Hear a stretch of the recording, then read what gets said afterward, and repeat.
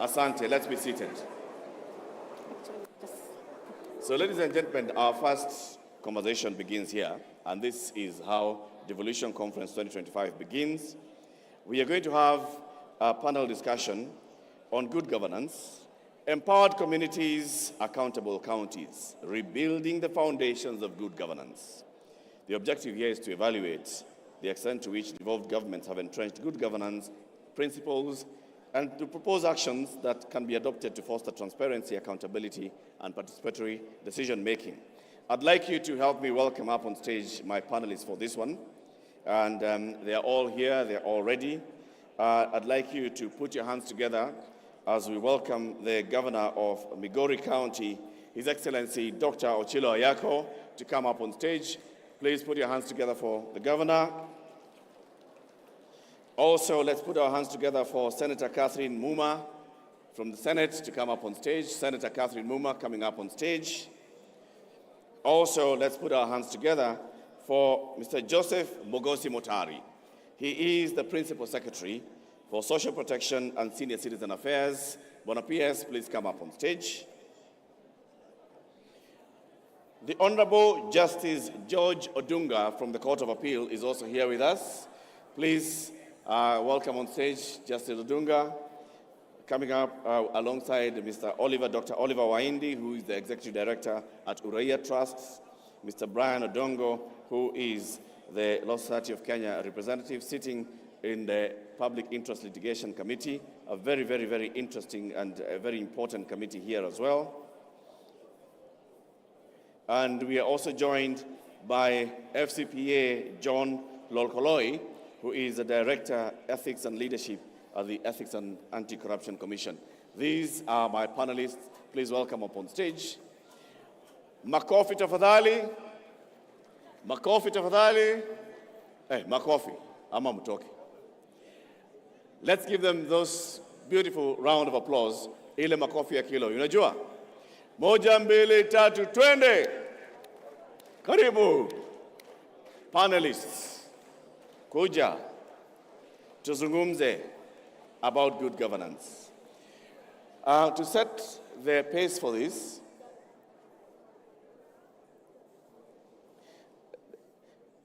don't worry, gentlemen, don't worry. There's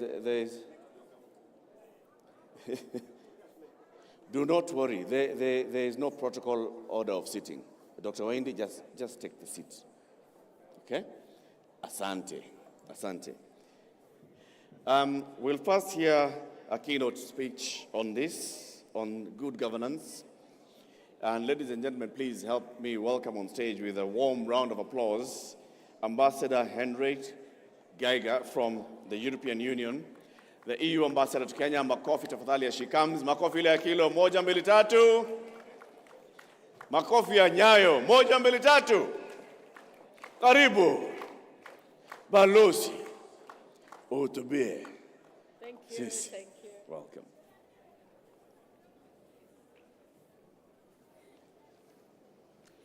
Good morning, ladies and gentlemen. I'm the European Union ambassador here to Kenya. My name is Henriette Geiger, and I have the difficult task to warm up this Devolution Conference. So, Excellencies, governors, members of the Senate, members of the National Assembly, members of the judiciary, speakers of the county assemblies, members of the county assemblies, colleagues, development partners, everybody is most cordially welcome. I have not missed any of the conferences on devolution since my arrival.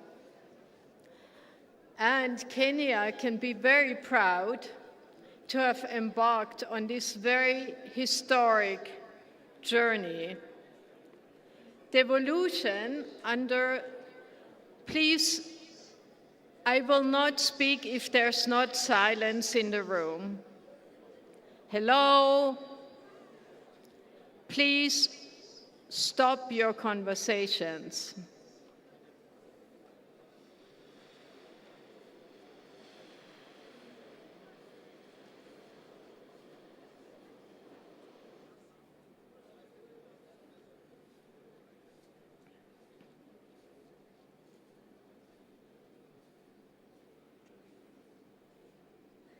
Thank you very much for your respect.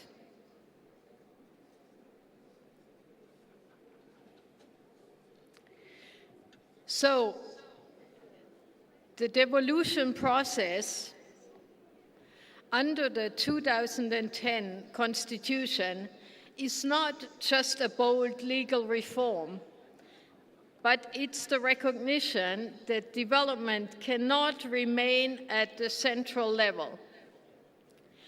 Kenya is not only Nairobi. Devolution must flow to every county, community, and household. And government services always land in a physical space. And that space is in one of the 47 counties. May I ask for silence, please? Hello? Please take your seats and be silent.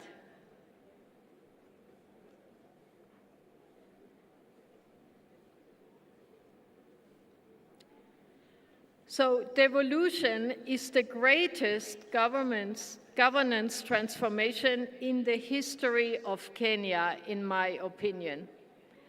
And it's intended to bring governance and government closer to the people and enable the government to respond directly to local needs and to reduce historic inequalities.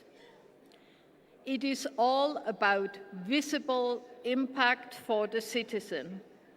So I would like to commend the county governors, the county assemblies, and their teams for the leadership and commitment in driving Kenya's devolution journey. I also would like to recognize the Council of Governors for their unwavering role as a unifying voice and a relentless advocate for governance at the national level as a coordination platform, but also to seek dialogue and advocacy with the national government. The European Union has been side by side with the actors of devolution since the start, from 2013 up to now, and we had strong programs to accompany the devolution process. Our first program, called IDEAS, has brought 28.6 million euros, over 4.43 billion Kenyan shillings, to 15 counties.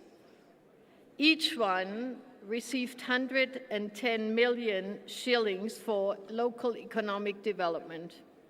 But in that journey, we found out that it's not enough to give money to counties.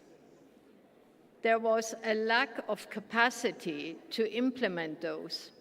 That's why in our new devolution support program, which is 2 billion Kenyan shillings, and we co-finance that with the German Development Corporation, and it's implemented by the GIZ, we are strengthening good governance at the county level.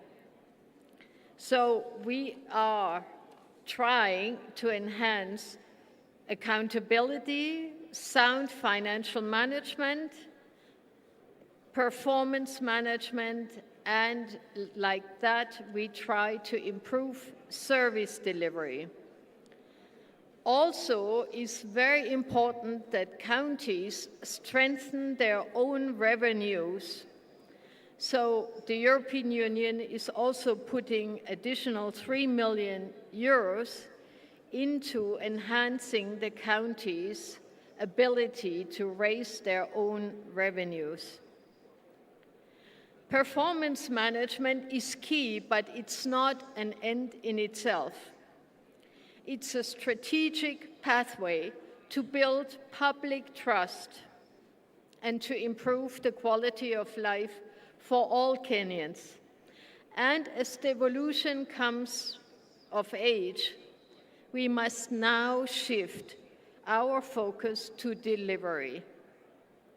And devolved governments and devolved governance can only fulfill its promise if institutions are accountable, staff are empowered, and systems function transparently and efficiently. So the theme of this year's conference, For the People, for Prosperity, Devolution as Catalyst for Equity, Inclusion, Social Justice, very much resonates with what is happening currently at the national discourse. We all know that our citizens here in Kenya are waking up. They are waking up and they are asking, where is my money? Where has my money gone? Is it in health, education, roads, or nowhere? This is the big challenge that we are facing, and the national government cannot do it without full commitment of 100% transparency and accountability at the 47 counties. So the last 12 years of devolution were dedicated to building the legal, institutional, and political foundations. And now it's about delivery. So this calls for commitment, collaboration, and determination to make good governance a reality. The European Union has recognized that at the county level, we also must build monitoring mechanisms. And that is why we have empowered, through a new program, NGOs, civil society, and journalists to monitor governance and county government performance and to call out corruption where it occurs. We do this by training, capacity building, and equipping with digital tools.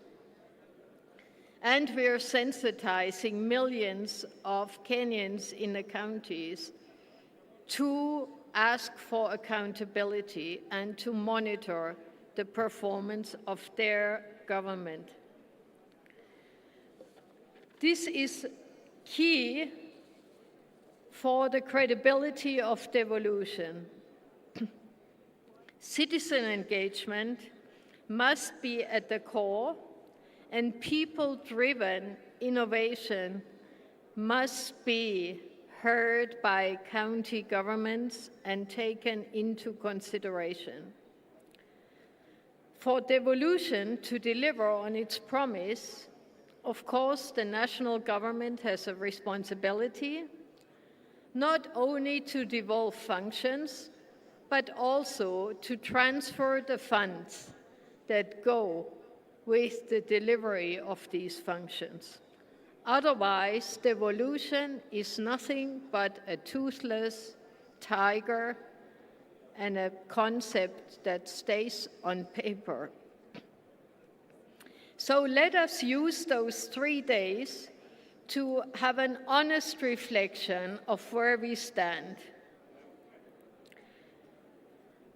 Let us use also the support of development partners such as the European Union. We are investing important amounts of taxpayers, European taxpayers' money, for example, by digitizing land records in all 47 counties of Kenya, in strengthening the blue economy, in building drought resilience. Only there, the EU has invested 2 billion Kenyan shillings in 23 ASAL counties. and has built the National Drought Management Authority with 12 billion Kenyan shillings since the inception of the National Drought Management Authority. We do many more things. For example, try to help mitigate conflict in the borderlands, where we invested 2.1 billion Kenyan shillings in Mandera to reduce conflict in the borderlands. But in concluding, I would like to say that we have to jointly honor the fathers and mothers of the Constitution and jointly make their dream a reality so that all Kenyans can benefit in equal measure, whether they are in Marsabit or live in Nairobi. Devolution can only work if it works for the ordinary citizens. And the citizens of Kenya must feel the impact in their daily lives. So if the European Union can contribute in some small measure to this successful rollout of devolution, then the taxpayers' money of Europe has been very well invested indeed, because a successful devolution translates directly into peace and stability in Kenya. So count on the European Union in the continued ambitious and bold devolution journey. Count us in, and we are counting on you. Asanteni sana.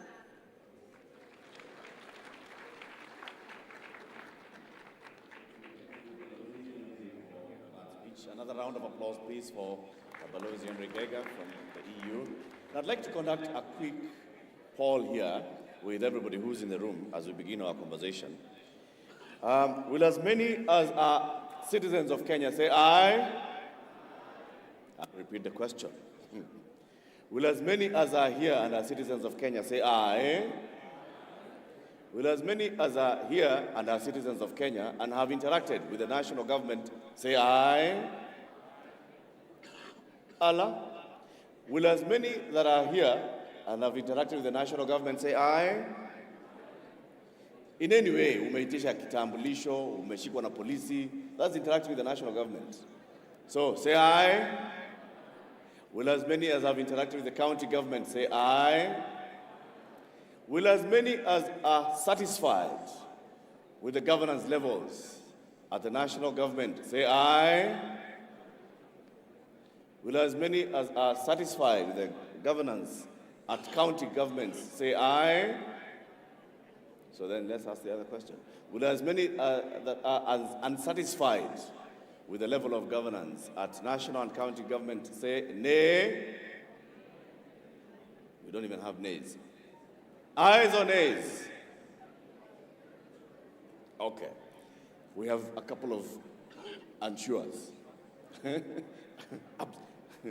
Some people have basically absconded.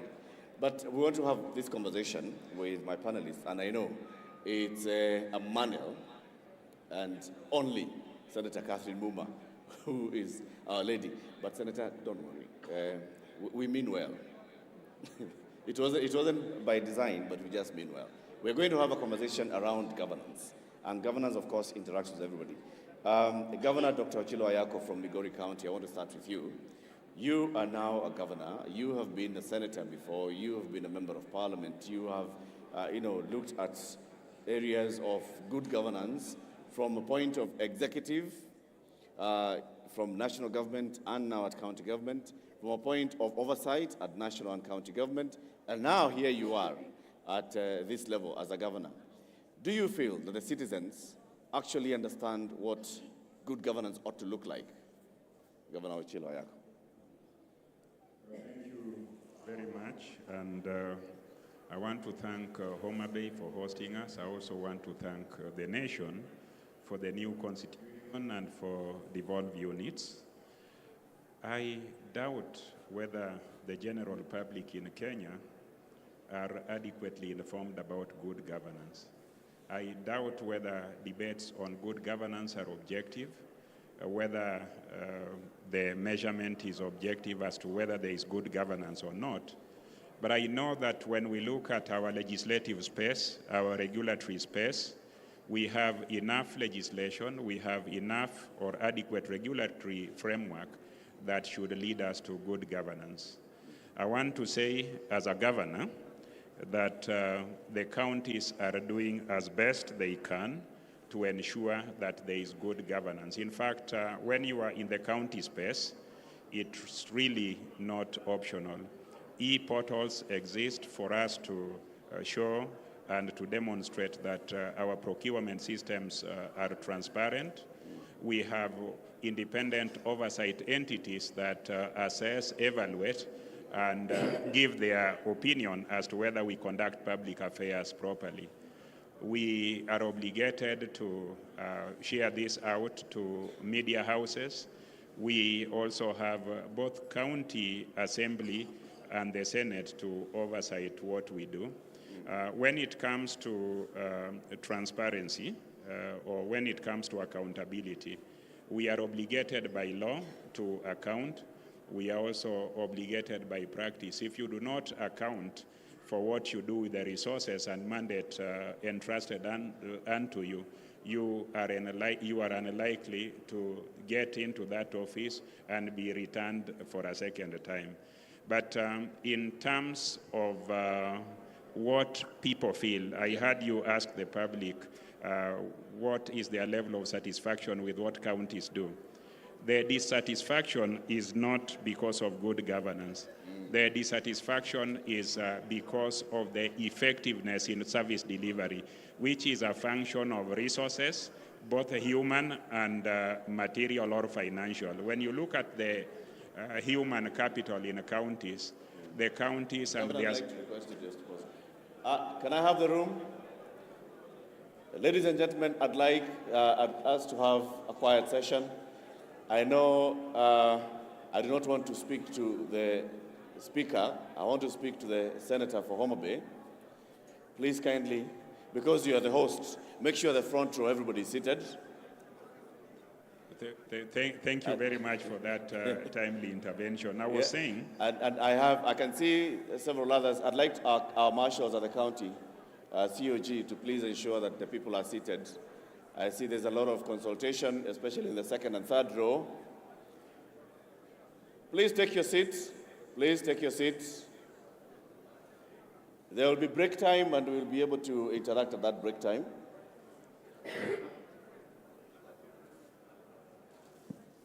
Yes, continue.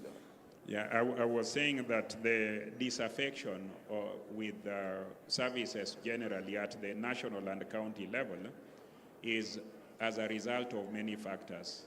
One of the major factors is the ineffectiveness in service delivery, which is largely as a result in counties because of inadequate resource allocation for the devolved functions. For instance, if you talk about county roads, in Migori County, we have roads that are 9 meters and below that have a total of 7,461. Roads that are 9 meters and above, 5,033 kilometers. If we are to maintain them in the 2 seasons in a year, we require in excess of 10 billion. That is just for roads. So when people say that roads are not done well, either in Homa Bay, Migori, or any part of the world, the culprit is inadequate resources that are dedicated to this. Some people who may want you out of office will say that you are practicing bad governance, but you become a victim of inadequate resources. If you look at our health facilities, we have a budget, an annual budget of 8.4 billion. We have about 167 health facilities in Migori. We have to have medical personnel and also commodities. The ideal amount of money required for this is in excess of 5 billion, which we do not have. Yeah. Yes, there are governance challenges, but I want to admit that there is enough regulatory framework. There is also enough media coverage and oversight by both the legislative arms at the county and national level and independent institutions. But the real concern of the public is good governance delivering good services. It's no longer an issue of whether we practice good governance or not. Is good governance delivering good services in hostels, good services in roads? The answer is no. And I think the culprit is largely inadequate funding and a lack of support. That is what I would say for now, preliminarily. Asante. So the argument here by the governor is that there is good governance, but the nexus between good governance and good service delivery is hampered by the resourcing of all the functions that need to come in, so the public can feel that they are involved. But then comes in the question, is it about inadequate resource allocation? Or even with that inadequate resource allocation, we agree that it's not sufficient. Is it being misallocated or being misapplied? Is the citizen being carried along? Senator Catherine Mumma, I want to come to you because now you're at the point of oversight where Governor Ochillo Ayacko was a couple of years ago. You're at that point of oversight and you're the one who looks at what the counties are working on and what they are delivering and mixing that with the feedback from the citizens. Do you agree? Is it about resource allocation? First of all, do you agree with the governor that there is good governance across board? And is that good governance then understood by the governors, the governments, and the citizens? And then the question of resource allocation. Senator. Thank you, Eric. Now, my view is that good governance is more about process, whether you have adequate funds or little funds. And our constitution has actually laid out a good broad structure and both hardware and software in terms of guiding those of us in governance on how we should move. In terms of structure, we have clear structures in terms of national and county governments. We have the three arms of government, the judiciary, the legislatures, and the executives. And we even have Chapter 15 institutions with independence to assist us in terms of monitoring to ensure that we have good governance. We have EACC, we have the Office of ODPP, which is an independent office. We have the Kenya National Commission on Human Rights, National Gender and Equality Commission, even a Cohesion Commission, many of them, National Land Commission, all intended to have independence and to help those governing to actually apply certain principles. Those principles are in Article 10, which clearly speaks of people-centered governance, speaks about transparency, speaks about accountability, speaks about equity and equality in the distribution of services and resources. So in terms of the law, I would agree with Governor that we have a good constitution, we have good laws, and we have structures. Do we have bad governance issues? Yes, we do, at both levels, both national and county level. We have issues of corruption. We have issues of misgovernance. We have issues of disrespect for the rule of law. Yep. And this happens at both levels. For those of us who are in the legislature, when we play our oversight role for counties, for instance, we have found instances where governors have deployed funds for bursaries in secondary schools, in universities, which is a function too of levels of education for social protection and senior citizen affairs. you implement several programs on social protection. Jamii, it goes to the elderly and disability. And disability. So those two are people who, because they are the ones who are then delivering the services that they should purchase with the 2,000 bob. Thank you, Eric, and thank you for having me. Yes, Eric, and also for the people with severe disabilities are domiciled down here at the county level. Before I go there, Eric, I want to let you know that if there's anything that is fully shared, it's social with the CECMs for the social protection. Therefore, we share quite a lot. There are counties that so far have done cash transfers very well. A county like Wajir that have done very well as well on policies. So we work very closely to make sure that there's no double dipping, such that the county governments, all the aides who are standing because the bosses have come in, please take a seat or move to the side. Hello? All the aides at the front guides to please help me usher them to where they ought to be seated. Yes. Remember what of social protection and cash transfer program, and we've given an example of a county that's already also running itself, its own program.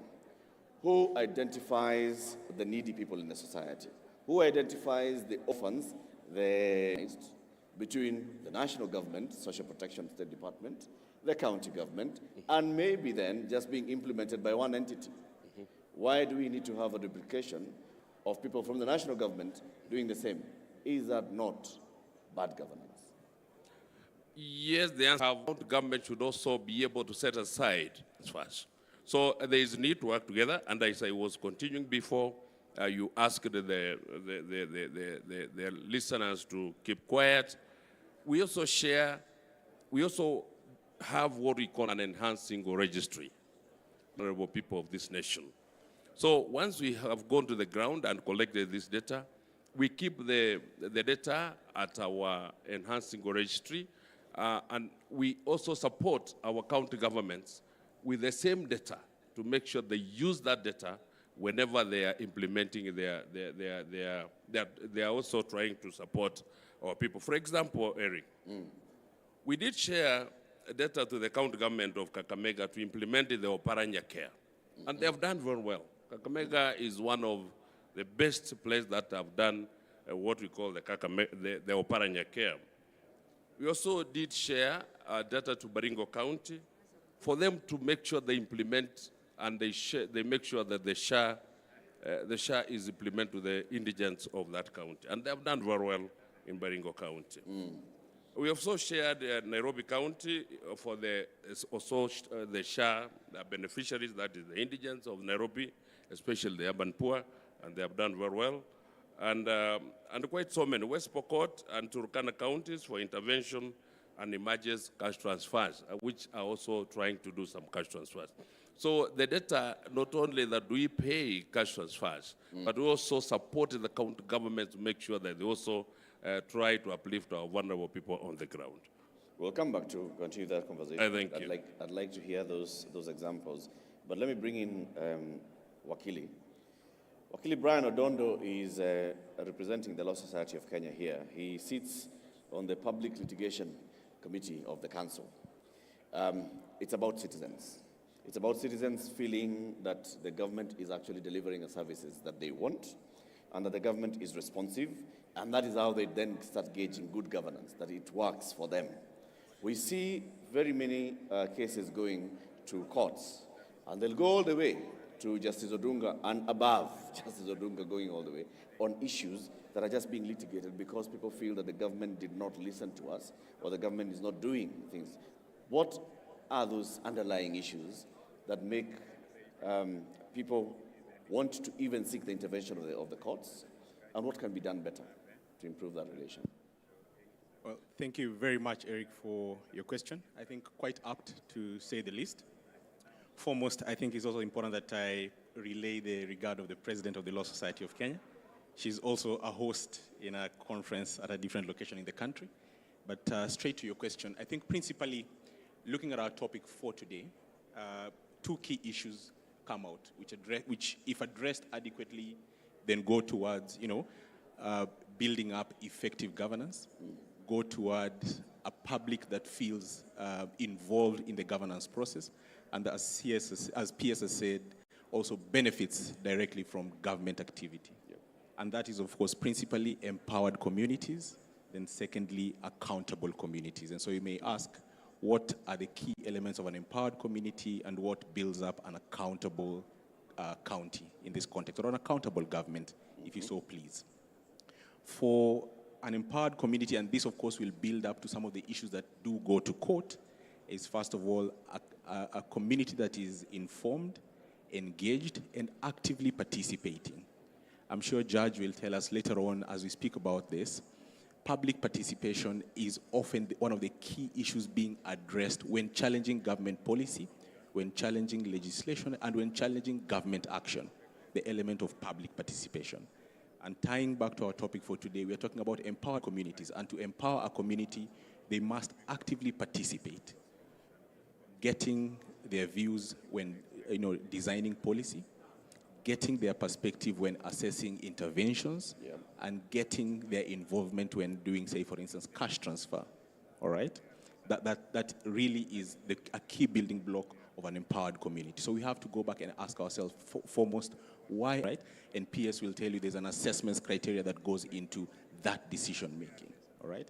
Then the second ambit of it is an accountable government. And what are the building tenets of an accountable government? One, of course, is a transparent government, all right? A responsive government, and critically, a government that upholds the rule of law. Often we make reference to the concept of the maker's manual. Anything that is built by man has a reference point, a manual. We go to mechanics because they've read the manual as appertains our motor vehicles, and so they understand what interventions to do to correct it, should it be broken. And in our context of the counties and the national government, we equally have a maker's manual. And as the Senator had initially alluded to, that is the Constitution of Kenya. Yep. So in fact, we are not devoid of a reference point when asking ourselves what are the right decisions to take. We are not devoid of a reference point when asking ourselves what are the right policy directives to give, and not devoid of a reference point when asking ourselves what is the best intervention to take, all right? As Governor asks himself in Migori County of the 7,000 plus kilometers of road vis-a-vis 5,000 kilometers of road of national government, which one to prioritize, there is a reference point, yep, all right? And he will be justified if he takes his decision on the basis of that reference point, all right? So at the risk of belaboring the judiciary with a lot of litigation, if we roll back to the starting point and take the right decision off of the reference point, then we do the right thing. Senator had alluded to, intergovernmental agreements.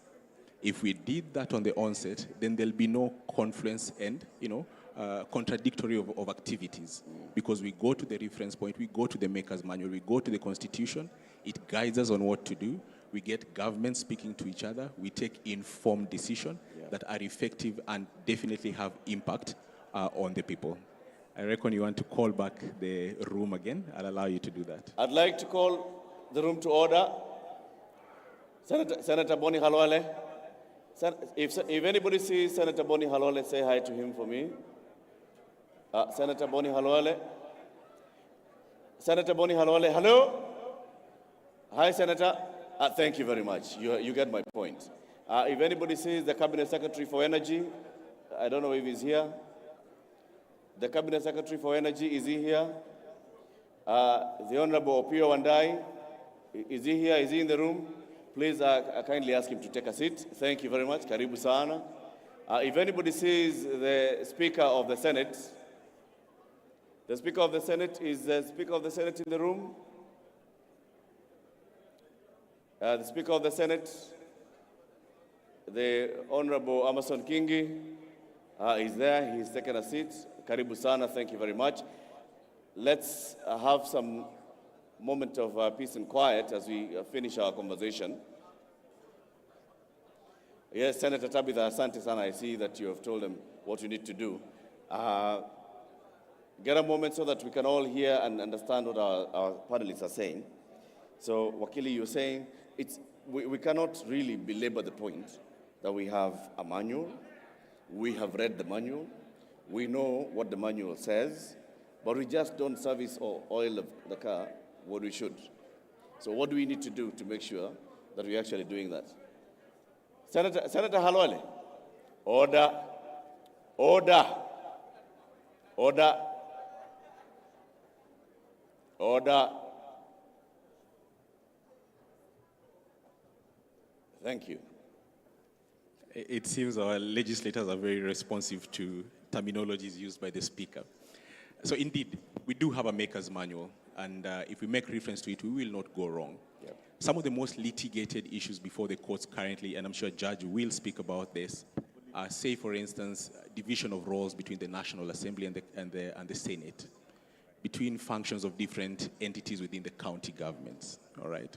And so the resolution really, in the eyes of the Law Society of Kenya, principally, of course, is asking us to go back to the Maker's Manual, because it is extremely prescriptive. In fact, our constitution is lauded across the world for being an extremely prescriptive constitution. Of course, it does welcome the place of primary legislation to support it, but that primary legislation also is not in a vacuum. It's in the prescriptive words of the constitution, and then, of course, together there with our policies that then back the primary legislation. So absolutely. Thank you. Thank you. Judge, I think I'll finish with you. Let's first talk to the Director for Ethics and Leadership at the EACC.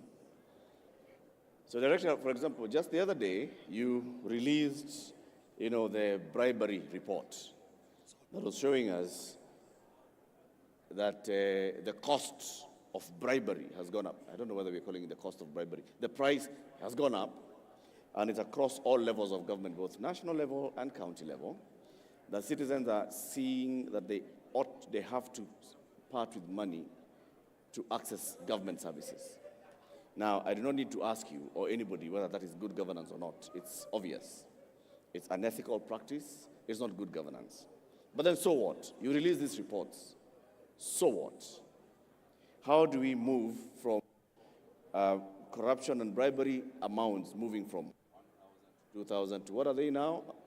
Rising 8 times, 8-fold over just a short span of time to actually stopping it. What do we need to do? Thank you, Eric, for that. Let me just reflect on the theme of empowered communities and accountable counties and submit that corruption, prevalence of corruption and unethical practices are actually becoming a big barrier to empowerment of citizens as well as to accountable governments. And when you look at the other limb of this theme, rebuilding the foundation of good governance, that is the call. And I do agree with you that we have released surveys indicating various forms of corruption, bribery, where people have to pay huge sums of monies to get employed. They have to pay sums of money to be given tenders. We have given institutions, public institutions. Please listen to the panelists. It's a bit disrespectful to go on speaking loudly when panelists are presenting. Kindly, please sit down and listen to the panelists.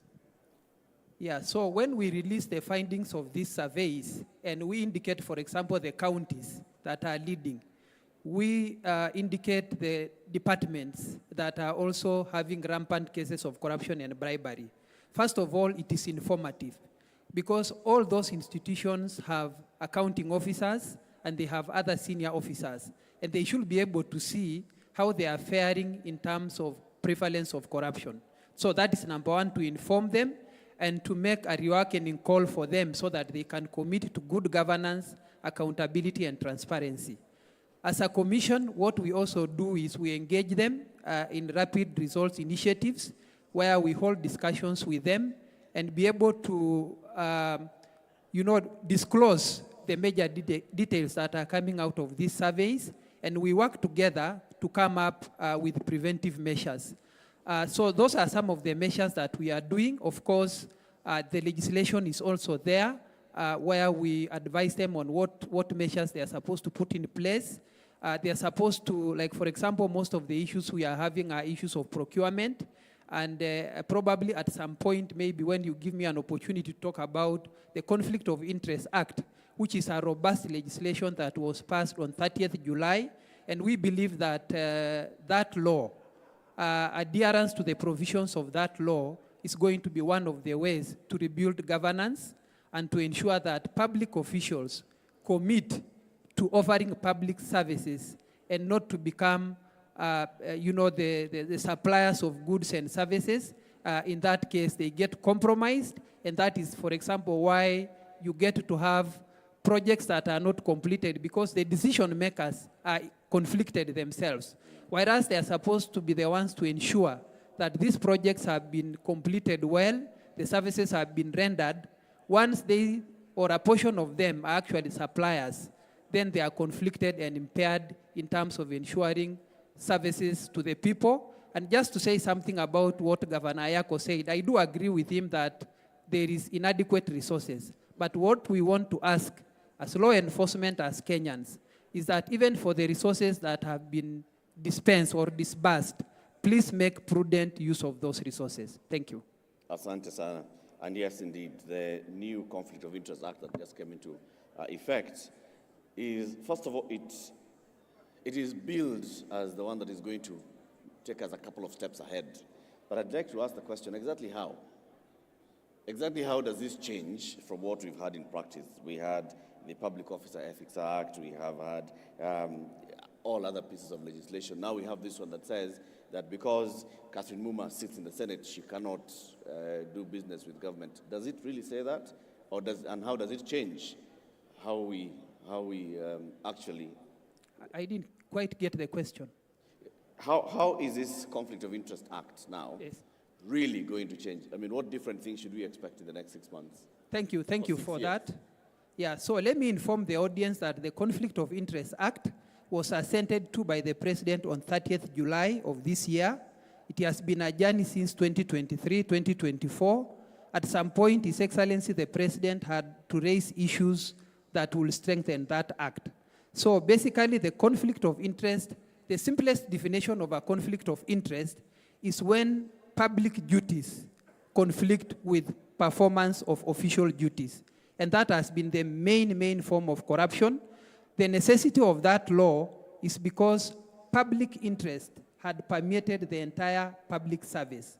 Public officials, like I said before, were now turning themselves to be suppliers of goods and services. So what this law has done, it has consolidated all the provisions of conflict of interest that were in different legislations, like the Leadership and Integrity Act, Anti-Corruption and Economic Crimes Act. So they are now into one law that basically now makes it very easy to implement the provisions.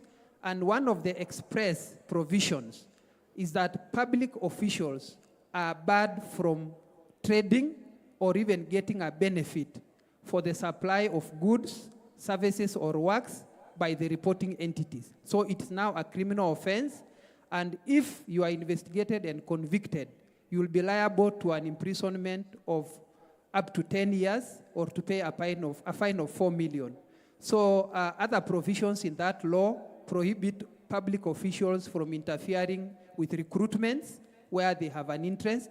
It also provides that public officials are not allowed to receive gifts, to receive complimentary treatment, and all those, or even to engage in other gainful employment while you are working with the current employer. So what is different is that most of those unethical practices have now become criminal offenses, and now the penalties are well spelled out. The other important issue for this Conflict of Interest Act is that it has now streamlined declaration of income, assets, and liabilities, because it has repealed the Public Officer Ethics Act to provide for offices where public officers are supposed to declare their assets. One last thing I need to mention, which is a key provision of that act, is that there will be, the commission will institute recovery of unexplained assets or even undeclared assets. So as a public official, if there are assets that you have acquired, but you do not declare in the declaration, and that comes to the attention of law enforcement will institute recovery of not only the unexplained, but even what you have not declared. Thank you. Thank you very much, John Lolokoroi, Director, Ethics and Leadership. Your Lordship, Judge George Odunga, people come to the courts usually as a last resort. It's because something is broken somewhere. They have tried local means of mediation. Maybe they have feeling that it's not working, and so they go to court to patane mbele. When they come to court, people ought to feel that they have confidence in the judiciary to actually be an impartial adjudicator of this particular issue. Now, when people come to court on issues of governance, they ought to feel that the judiciary will listen to them, and the decisions coming from the judiciary will also set precedent going forward. How can the judiciary, first of all, ensure that it retains its position as a trusted vanguard of our constitution and our systems?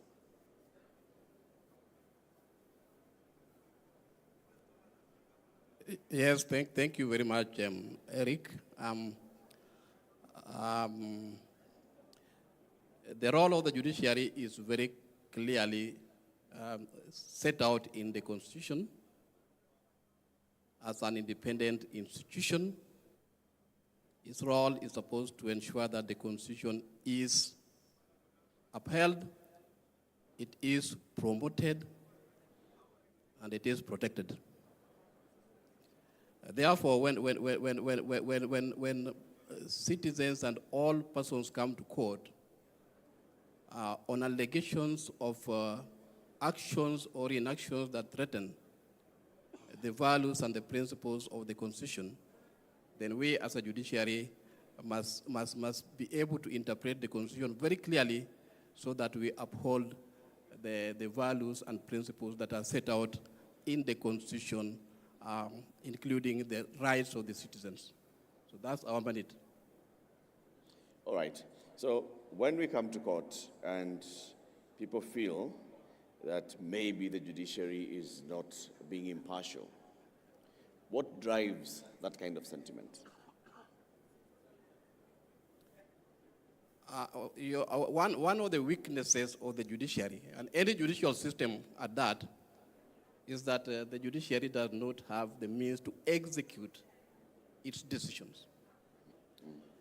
The decisions of the judiciary are majorly executed by the executive arm. And once we give decisions, then we expect them to be complied with. Now, the Constitution gives us powers to craft appropriate remedies. And in crafting appropriate remedies, we are required to ensure that the remedy that we met is a remedy that will be capable of being implemented. And therefore, you'll find that judiciary has crafted certain remedies, such as the structural interdict, which is a remedy whereby, instead of giving a direct order that this particular action be taken, you give an order requiring the person that is obliged to take that particular action to give you a report on the steps that are required to be taken so that that remedy can be meaningfully achieved. Occasionally, you find that that kind of a remedy, a structural interdict, takes a bit of some time because we have to keep on getting reports from the relevant authorities. How far have they gone in ensuring that the order is complied with? It's a back and forth thing, but sometimes it works very, very well, particularly when you are dealing with the matters socio-economic.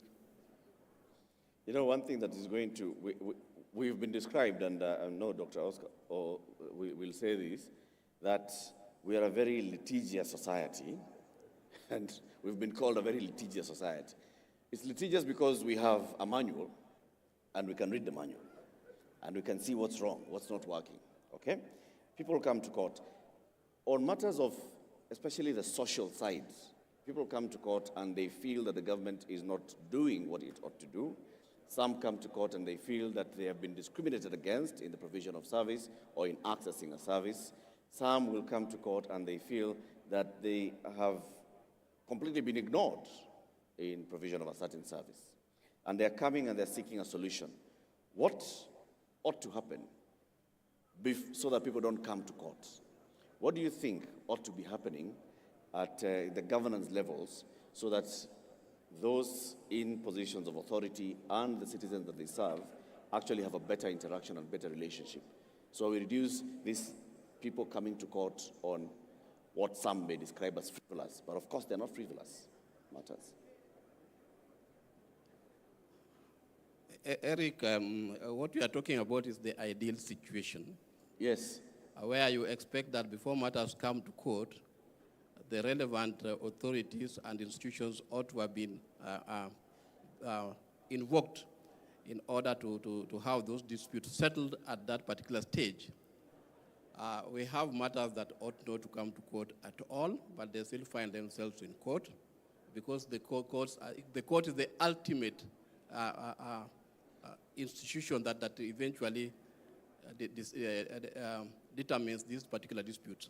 But we have bodies, we have intergovernmental relations authority that's supposed to deal with matters where there are conflict between various levels of governance. I'm not sure whether it's been properly used the way it should be. As a judiciary, what we have done is that we have engaged with that particular body when it comes to issue mediation. We expect that maybe going forward, some of these matters would be brought before the court, accredited mediators, so that they'll be able to help in settling these disputes before they come to court. Of course, when they come to court, they'll be heard by a judge, not by a mediator. But that's one of the areas that we try to encourage the citizens to take benefit of. Of course, there's mediation. Mediation is not only court annexed, but it's also private mediation, which should also be taken benefit of before people come to court. Let's bring in the voice of the citizen from the civil society. Oliver Waindi, Executive Director at Uraia Trust. For citizens to, and I think I'll just go into what the Governor had said earlier, citizens ought to understand the service that they should be getting from their governments and have a better understanding of that as well, and better understanding of the challenges before we go ahead and maybe fairly or unfairly judge those in executive. It's the role of the civil society, not really the role, but one of the things that the civil society does is engaging with the citizens to create civic awareness on matters of governance. Is our civil society actually doing that?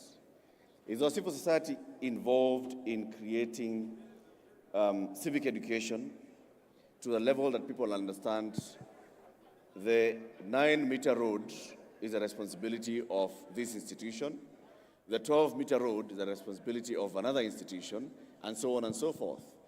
Is that what the civil society has been doing, or has it just been making noise? Thank you very much, Eric. First, maybe just to give a background that I think as a country we beat ourselves too hard because we forget that we are barely 13, 14 years into the process of devolution, and we have consistently seen huge improvement basically in every corner of this country. When you look at the first phase of devolved government, we had hotels sprouting every corner of the country, and all the hotels basically were getting owned by the governors or their employees, you know. So, and we are seeing less of that and more of engagement of the citizens. Now, the role of Uraia and other civil society organizations, of course, is to interface between the government and the people. And I can tell you that we are almost in a dilemma as a country because we talk of an empowered citizens, and the question here is, are we really prepared for that empowered citizens? Because when citizens are empowered, it is a risk to the government, you know, and the question is the government prepared for a really empowered citizens, both at the national and the county level? Yeah. Well, you've seen the agitation over the past 1 or 2 years, and if you remove politics out of it, the negative politics out of it, it's basically a product of a citizen that is extremely highly knowledgeable. And that is a risk because is our government system necessarily prepared for that? When you go around the country, young people are now directly interested in whatever is going on within the county government. And that's a plus for us. Uraia has got a very extensive network around the country, and our role is to incite the citizens, the 54 million Kenyans, to always demand for what is right for them. But not only do we incite them to do the right things, but we also ask them to uphold their responsibilities. Now, when you look at what's going on currently in governance, we have got counties that are perpetually under the look of the young people because of the work of the civil society. Baringo, Bungoma, you go to Kisii, Kajiado, where literally we have got every citizen being a legal expert. They know the law, they know the budget, and they demand for it. Yeah. And that's what we want to see for our country. It is a risk, but just like a spouse, I mean, if you can decide to go for a lousy spouse who is not necessarily very empowered, and you'll have peace. But when you choose to have an empowered spouse, it is to your advantage, to the advantage of your children, and to the advantage of the generations to come, because you can engage them at a higher intellectual level. And this is the risk that the government is seeing, but it's an opportunity that we want the government to see, both at the national and the county level. Yep. That the young people who are extremely engaged and knowledgeable are seen not as a risk, but as an opportunity. Because when they are knowledgeable, Yep. they love their country more. Just a couple of days ago, I was in our neighboring country, I won't mention which one, and they were asking me, Daktari, what the hell is it with you people in Kenya? Every day you've got all these issues in Kenya. I mean, what does it help wananchi to know about their budget? Here we don't care about our budgets. They go in the parliament, they come up with their budget, and they implement it. And we are peaceful. But I'm saying the budget is the right of every citizen to know. Honorable Senators, please. Order. Order. Honorable Senators. Honorable Senators, please settle down. Kindly. So, Eric and fellow panelists and the audience, we talk about an empowered citizenry as a base for good governance. And it's something that we truly, truly hope that will be the bedrock of the better Kenya in the future. It may look like a risk, it may look like noisy, but eventually a more knowledgeable population is better for this country. Now, I am so proud, I'm not a lawyer by profession, but I'm so proud that this country has got 54 million legal experts. Even if you go to the most remotest hamlet of this country, somebody will say, it's my right according to the Constitution. Yeah. They know this Constitution. Yeah. And the role of the civil society is to ensure that we permeate every corner of this country with the Constitution and constitutionalism. I can conclude by saying that the challenge that we have as a country, as has been exemplified by these panelists and really made open by a lot of discussions taking place in the media and out of the media, Kenya does not lack the legal frameworks. I think we have the hardware. What we don't have in Kenya is that software. And I don't know, I don't have the bullet, the silver bullet, what we can do to build the inner good about our 54 million Kenyans so that they can see the good in our country. The hardware is there. Everybody knows about the Constitution. Everybody knows about the legal framework. And maybe, like the director of ethics at EACC has said, maybe, I don't know, maybe like they did it on 30th of July, maybe we just need to pray about it. I don't know, but we have to get how to get the best out of us in the software of us so that we can love our country more and do the right things more. You don't need law to see women dying in the hospital because they don't have drugs, because you've taken all the money and taken your girlfriends and boyfriends out to Dubai. You don't need any law for that. That's just common sense and, human, the most basic of the human feeling. Yep. So if you have to steal and wait for EACC to come and parade you on TV, and you've left children dying in hospital because they don't have drugs, we don't need law for that. Maybe we need Oginde's prayers. Thank you. For the whole country. I think we are going to conclude our conversation here because shortly we'll be moving to the next session, which is the official opening. The president will be joining us shortly. He's making his way towards these grounds. So as we conclude this conversation, I'd like to nominate the only lady in the panel to give the closing remarks on behalf of everybody here on the conversation that we've had. Senator, we've discussed good governance, we've said. What's working, we've said. What's not working, we have said. Oliver has said the software is needed. How do we move forward? Conclude for us, Senator. Thank you, Eric. First to say that Kenya needed devolution. And in my view, every county is better off with devolution.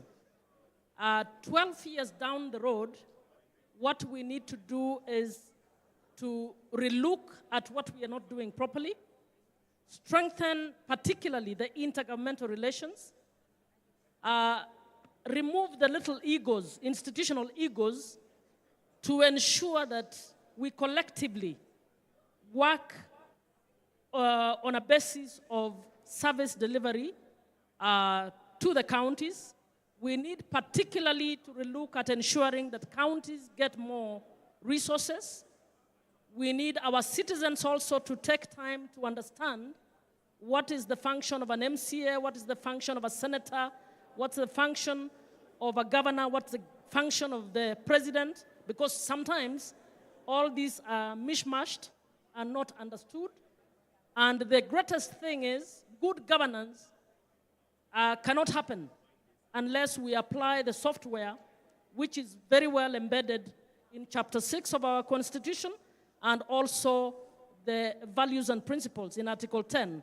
If those were to be applied, even if we said, let's do an experiment for 1 year where we just stay faithful to this, I believe we will realize we have a very good governance system in devolution. Thank you very much.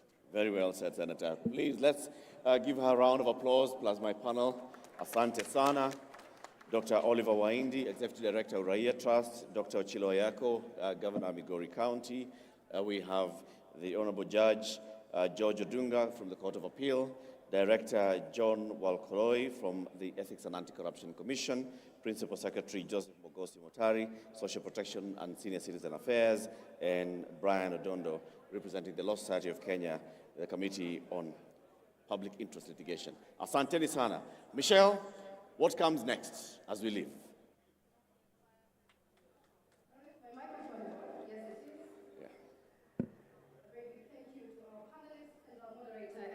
For that rich and candid conversation on good governance. And that is the theme of this first day of the Devolution Conference, good governance. Because without citizen participation, without accountability and transparency, there is little room for meaningful change. Now, ladies and gentlemen, let me call you to order as we begin the start of the official program. It is the discussions that we have in this room today will be shaping the commitments that leave this conference on Friday. So ladies and gentlemen, let's please quiet down and take our seats as we prepare for the next round of the program. Now, in the next few moments, we'll be honored with the arrival of His Excellency, Dr. William Samoei Ruto, who will join us for the official opening of the 9th Devolution Conference. We are also honored to acknowledge now the presence of more distinguished guests in the main hall who've joined us this morning, including governors from the 47 counties, honorable senators, members of the National Assembly, cabinet secretaries, principal secretaries, heads of independent commissions and state corporations, as well as development partners and esteemed delegates from within Kenya and abroad. Thank you all for attending what is undoubtedly the biggest devolution conference yet, with over 11,000 delegates expected in attendance. It is a proud, proud moment for the country. Now, as the President makes his way, Eric, what did you take away from your conversation on good governance, the theme for today? Good governance is, sounds like a moving target, yet it shouldn't be, right? Because we all know what we expect of our government, but we don't know what we expect from what player in the government. Right. So I think there's a big role to be played here on civic awareness and civic education, for civil society, for government, both national and county government, to allocate resources to engage more with the citizens, for public participation to not just being a tick-box exercise, but to be a meaningful exercise where citizens and government engage on decision-making and implementation of programs. And also for governments, just to come in and know that accountability, being called to account, is not necessarily being told that you're stupid or that you don't know what you're doing. It's just basically being told that please explain to me what you're doing and where you're going with this program. That's it. It's all about just all collaborating. And just like Senator Mumma has said, intergovernmental relations ought to be strengthened. So if we strengthen intergovernmental relations, where the national government is talking very well with the county governments, where even at the legislative level, where the National Assembly and the Senate are speaking very well and they are not fighting over what role it should play, where the county assembly is not fighting with the county executive on what role should be played by what organ. If all of these are just harmonized, and like Catherine Mumma, Senator, has said, we drop our little mini egos and know that the client is the one, it's going to work.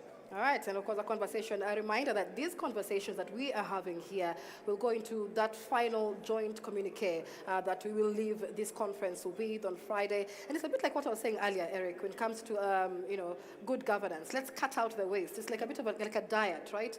Let's drink a little more accountability. Let's have a little more exercise, rather, a little more citizen participation. And that is what we'll be discussing here at the 9th Devolution Conference. Now, ladies and gentlemen, as we prepare for His Excellency President William Ruto to join us for the official opening ceremony, we'd like to invite you to turn your attention to the screens now for two special presentations. And one of them is a look at the story of this devolution conference. We have 8 devolution conferences so far. It's quite confusing for some people. As we say, 12 years of devolution, but it is the 9th devolution conference. Of course, COVID came. It's now a biannual conference. Indeed. But as we celebrate this 9th Devolution Conference, how far have we come? So let's turn our attentions to the screen as we look at the Devolution Conference 2025 documentary. Media team.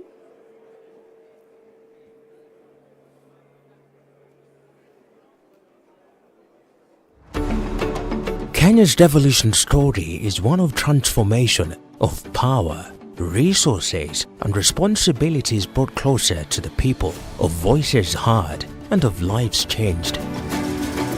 From the vibrant urban centers to the serene countryside villages, devolution has touched every corner of our nation. But what does it truly mean for the people? Devolution inamaanisha resources zimetufikia huku mashinani. Service ililetwa kutoka juu mpaka chini. Wale wamechaguliwa mashinani wanafika kwa ile sehemu kila pahali. Over the last 12 years, county governments have been at the center of service delivery, while significant for the arrival of His Excellency President William Ruto.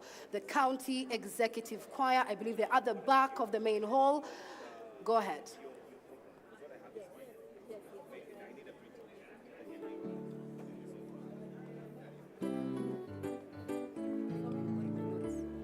I saw your message.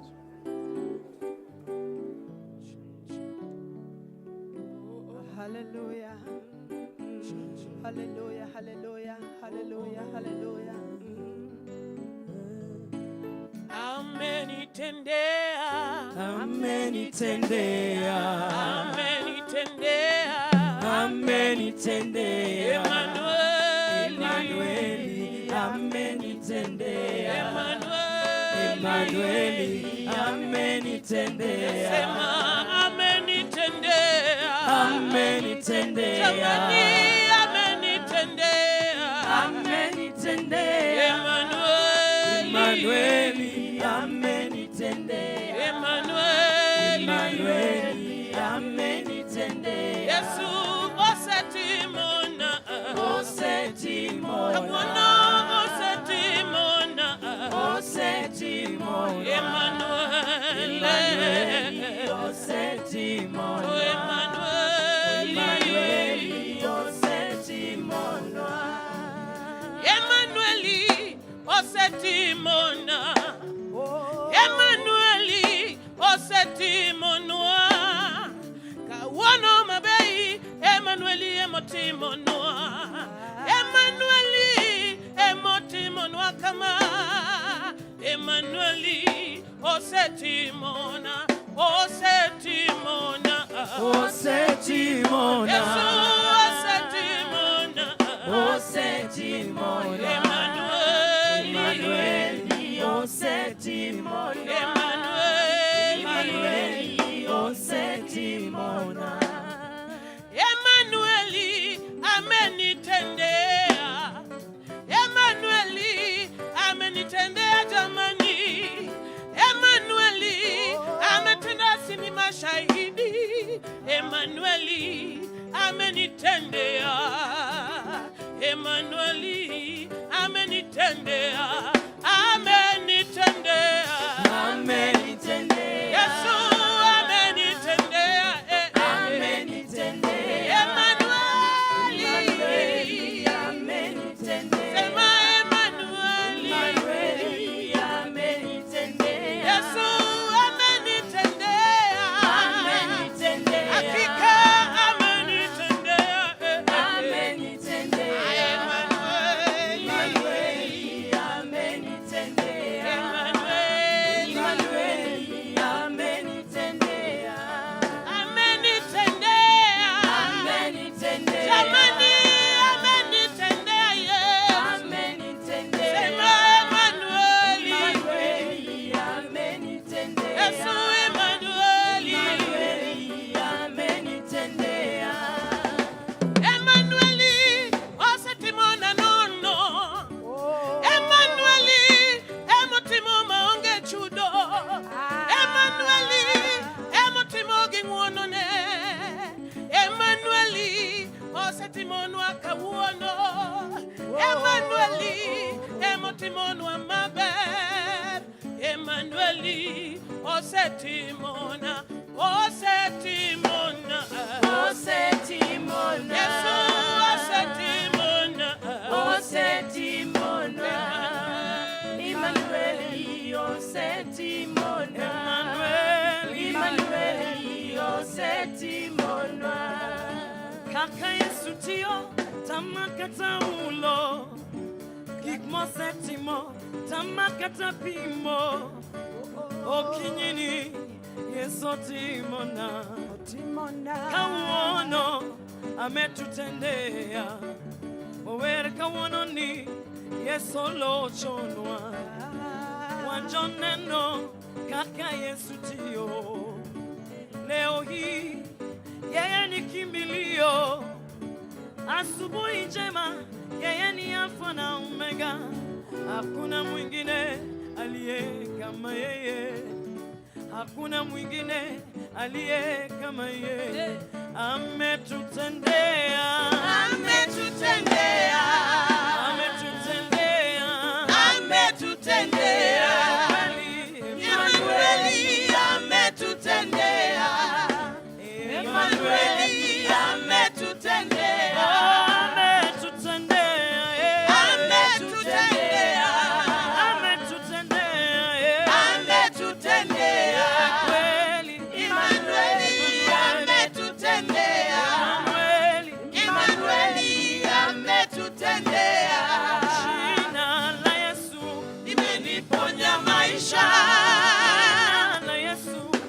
Nisamehe dhambi. Jina la Yesu limenitoa katika mikono limeniponya maisha. Jina la Yesu limenisamehe dhambi. Limenitoa katika mikono ya ibilisi. Sema jina la Yesu limeniponya maisha. Jina la Yesu limenisamehe dhambi. Limenitoa katika mikono ya ibilisi. Jina la Yesu likapata uzima, kanitoa matesoni akaniokoa, na sasa ninaimba kwa utukufu wake. Roho wake amenijaza, sasa niko huru, huru. Sema jina la Yesu limeniponya maisha. Jina la Yesu limenisamehe dhambi. Limenitoa katika mikono ya ibilisi. Kuwa katika shida sikuwa na rafiki, magonjwa na shida yakanisumbua, masomo ya watoto nikashindwa kulipa, hata pesa za nyumba nikashindwa kulipa, marafiki kanikimbia sababu ya shida. Nilipoita jina la Yesu nikapata msaada, deni zote akalipa, sasa nafurahi.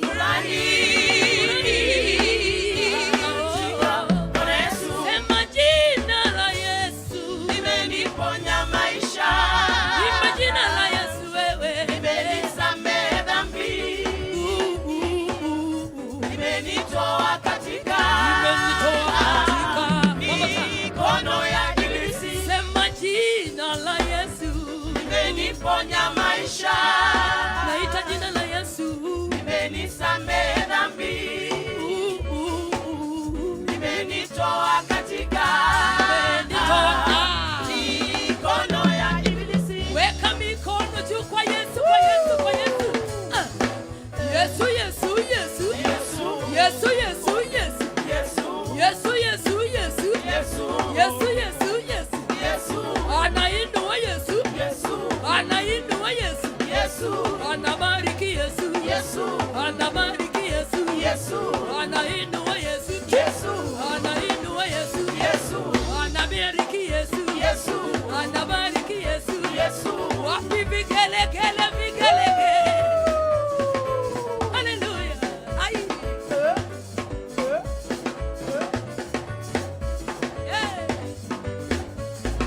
Waliinua jina lako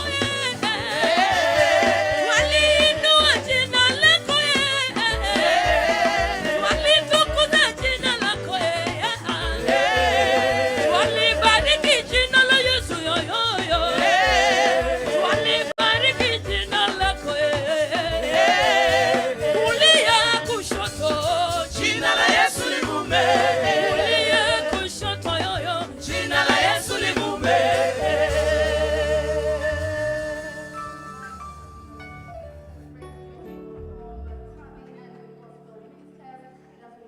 For the arrival of President Ruto, let's now hear from the County Executive Choir. Perhaps to remind us that devolution isn't just about policies and speeches, it's also about culture. Ladies and gentlemen, please give us a round of applause for the County Executive Choir, showcasing the rich talent of Homa Bay County.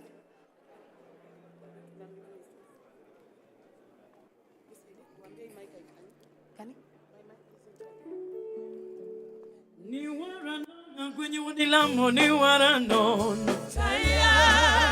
agoni tumaka wono ni warano baba hatingo nyingi malo ni warano kawono mabeika tabialo nyingi samiria lojo moko Yesu we mona diali kichoko Yesu we mona chogi analungi na kwenye wadilambo ni waro chunya nono ine magoni tuma kama ni warano ine magoni tuma kama ni waro chunya nono dine yelo jamoko Yesu dikora onge Uliniokoa bila malipo, wewe ni Bwana. Ndiposa leo asubuhi ninakuimbia. Sina mwingine tena, wewe ni mwanga. Hata nikiamka Yesu, wewe ni mwanga. Ndiposa leo hii ninakuinua. Sina mwingine tena, ye kando yako Bwana. Ni wana nona kwenye wodi la mowe mona sungie. Ni wana no no no no no no. Ni wana no no. Ni wana no no. Ni wana no no. Ero kama no baba. Ero kama no ni wana no no. Ni wana no no. Ni wana no no. Ero kama no. Ero kama no ni wana no no. Taya. Okumba ni wana no no. Rabi ine manilima wendo. Cheng jamono ine malungi kokiji. Kokiji, kokiji. Yesu yo ine maguni tumakawono yo yo. Kamalo yonge ai. Okuma yandi maka dalomana onge keno.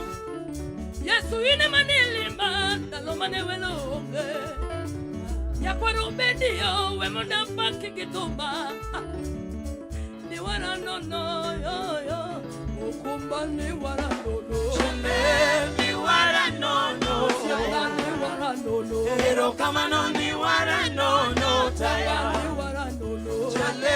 Ni wara no no. Taya ni wara no no. Ero kama no ni wara no no.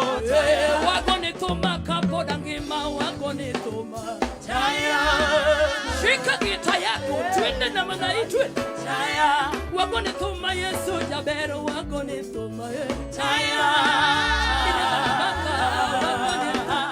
Taya. Wako ni tuma Yesu natego. Okay, hapo ni. Taya. Taya. Wako ni tuma ni makondo weta wako ni tuma. Taya.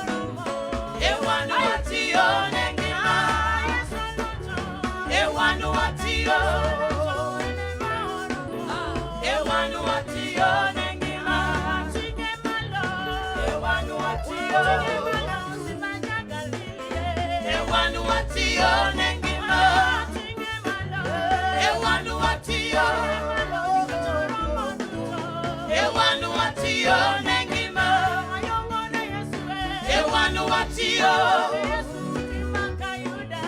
ewanu watio nengima ewanu watio ewanu watio nengima ewanu watio ewanu watio nengima ewanu watio ewanu watio nengima ewanu watio ewanu watio nengima. Jaribu kupiga makofi kidogo, jaribu kucheza kidogo. Okla, Jehova, okla, okla, Jehova, okla, okla kawuono. Okla, Jehova, okla, okla Nyasaye. Okla, Jehova, akoni okla Jehova.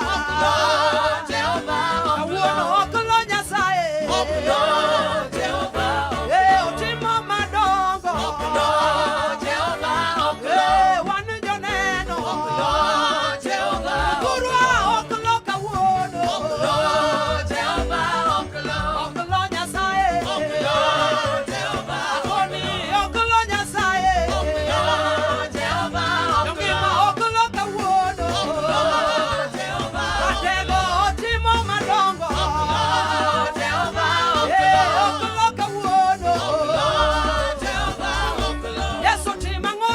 Omako jachie gimade orundo rundo rundo. Yesu yaye. No kitende okla. Yesu timango. Omako jachie gimade orundo rundo rundo. Otimo nade. No kitende okla. okla kawuono. Okla, Jehova, okla. okla kawuono. Okla, Jehova, jongima okla kawuono. Okla, Jehova, okla. Nyasachuani. Okla, Jehova, okla. Yesu timango. Omako jachie Wololo. gimade orundo rundo rundo. Otimo nade. No kitende okla. atego timango. Omako jachie gimade orundo rundo rundo. Otimo nade. No kitende okla. Haya basi tu. Jaribu kucheza kidogo. Sikiwe. Kamano. Lungodogo na Yesu Rabi. Cheza cheza cheza.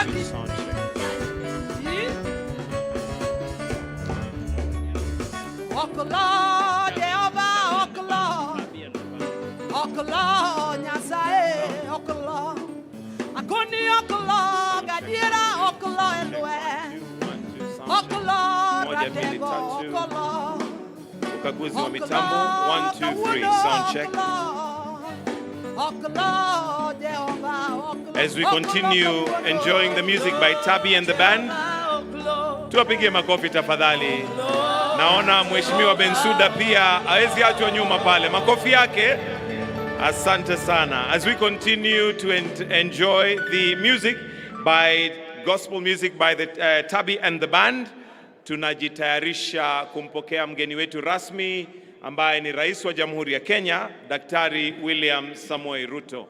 Naomba tafadhali wale ambao bado tunatembea tuweze kutulia ili tuwe tayari kumkaribisha mgeni wetu rasmi. A kind request that those of us who have not settled down to please find our seats and take our seats. We still have very many people at the entrance. I will request that we kindly take our seats. We've already had His Excellency received by the dignitaries, and therefore when he comes in, we'll really be expecting him to come straight into the auditorium for us to begin our session. And as it is the custom, we shall start with the two anthems, starting with the Kenyan National Anthem, followed by the East African Anthem. After which, we shall proceed to prayers, then we shall continue with the program. Kwa hivyo tafadhali naomba wale ambao hatujatulia tuweze kuketi ili tuwe tayari kumkaribisha Rais wa Jamhuri ya Kenya ambaye ndiye mgeni wetu wa heshima siku ya leo. Kwa sasa tutaendelea kwa burudani tukiwa na Tabi and the band wakituletea mziki wa gospel. Tuende kazi. ere machalo kodi. A Jehovah ere machalo kodi. Wapoinda loduto ere machalo kodi. A Jehovah ere machalo kodi. Wapoinda loduto.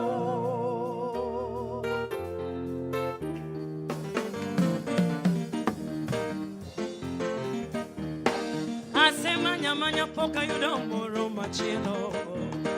Ase wote pingi mapoka yudo moro kako wila rateko. Ere machalo kodi baba. Awacho ere machilo kendo. Maluongo kakaida. Machogo kakaida. Madendo kakaida. Machogo kakaida. Madendo kakaida. Machogo kakaida, madendo kakaida, machogo kakaida, mawero kakaida, mahero kakaida, mawero kakaida, mahero kakaida, madendo kakaida, madendo kakaida, matingo kakaida, matingo kakaida, mawero kakaida, mawero kakaida. Ere machalo kodi, a Jehovah ere machalo kodi, wapoinda loduto ere machalo kodi, ere moro, a Jehovah ere machalo kodi, wapoinda loduto. Asema nyopoka yudo machielo, mapimo gi Yesu meja, inachielo manyaka chie, iwinjorika uono, ere machalo kodi, ere moro kendo. Jehovah ere machalo wapoinda loduto. Sijamwona mwingine kama wewe, wewe ni kimbilio. Nimetembea sijamwona, wewe ni yule jana na milele. Ere machalo sina mwingine. Jehovah ere machalo wapoinda loduto. Marafiki wanaweza badilika, wewe haubadiliki. Wewe ni yule jana na milele. Nani kama wewe Bwana? Ere machalo kodi. Sijamwona mwingine. Jehovah ere machalo mwingine. Wapoinda loduto. Ere machalo ki Yesu londanda. Boka yudo onge mapimo ki Yesu simba. Ere machalo ki Yesu londanda. Boka nuango onge mapimo ki Yesu. Apoinda loduto. Ere machalo kodi. Jehovah ere machalo kodi. Wapoinda loduto. Ere mapimo ki Yesu luandana. Boka nuango onge mapimo ki Yesu simba. Ere makedo ka Yesu luandawa. Boka nuango onge mapimo ki Yesu. Apakinda loduto te. Ere machalo kodi. Boka yudo. Jehovah ere machalo kodi. Wapoinda loduto. Sete moko losi mahu. Moko bendo chuegilowo. Moko bendo pagi kite. Baba ini neo kuchue. Ere machalo kodi. Jehovah ere machalo kodi. Wapoinda loduto. Sete moko losi mahu. Moko bendo chuegilowo. Moko bendo pagi kite. Baba ini neo kuchue. Ere machalo kodi. Jehovah ere machalo kodi. Wapoinda loduto. Ere machalo ki Yesu. Boka yudo ere machalo ki Yesu luandawa. Ere mapimo ki Yesu. Boka neno onge mapimo ki Yesu. Apakinda loduto te. Ere machalo kodi. Jehovah ere machalo kodi. Wapoinda loduto. Unacheza pole pole.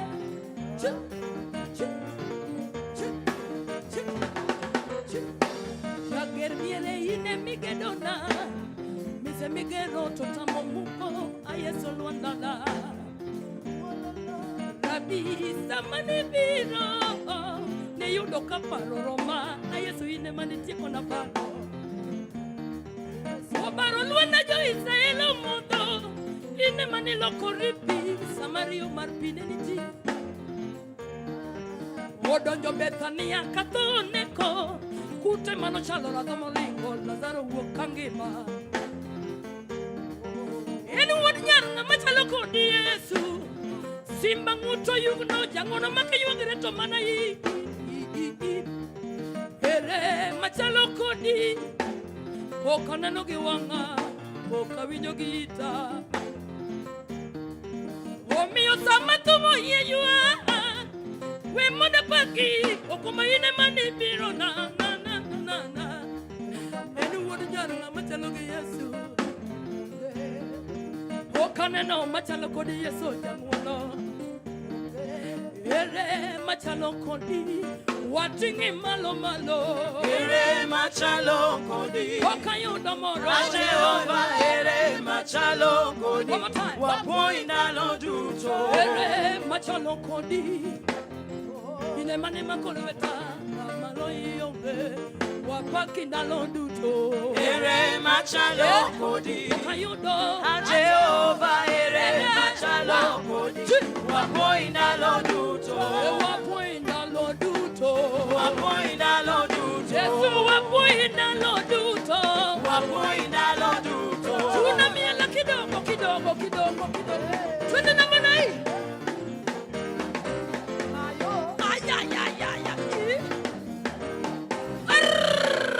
Kamata miguu moja mbele mikono miwili nyuma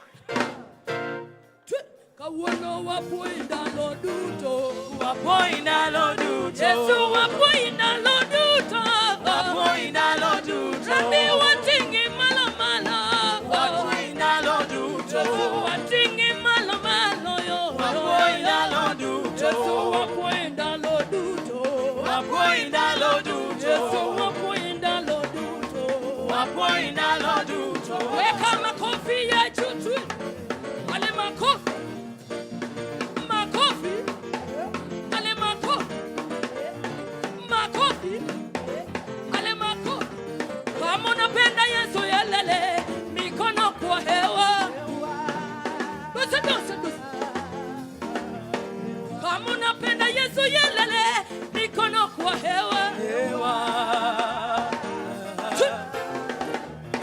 Kama unapenda Yesu yelele mikono kwa kichwa Weka kwa kichwa Kama unapenda Yesu yelele mikono kwa mabega Kama unapenda Yesu yelele mikono kwa tumbo Kama unapenda Yesu lelele rudisha kwa hewa Toa kwa hewa Aweka kwa kichwa Unatoa kwa kichwa Weka kwa mabega Unatoa kwa mabega Weka kwa tumbo Unatoa kwa tumayo Rudisha kwa hewa Weka juu Wapi sigalagala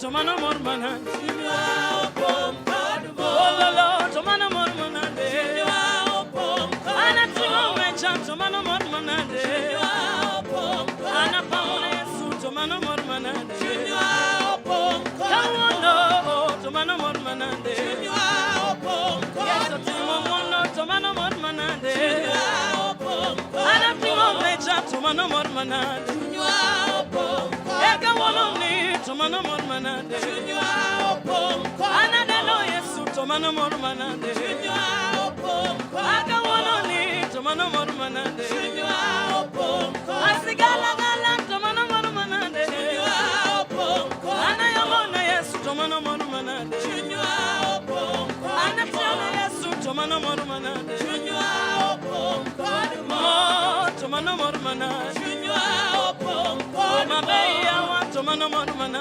Junior Pompado Yesu timo Tomano mormana Junior Pompado Ana delo mecha Tomano mormana Junior Pompado Denga tomorrow matingo ka Yesu Junior Pompado Wololo Tomano mormana Junior Pompado Ana delo Yesu Tomano mormana Junior onge ng'ato moro mapimo gi Yesu. Ruto wichore to mano moro manade. Kawuono to mano moro manade.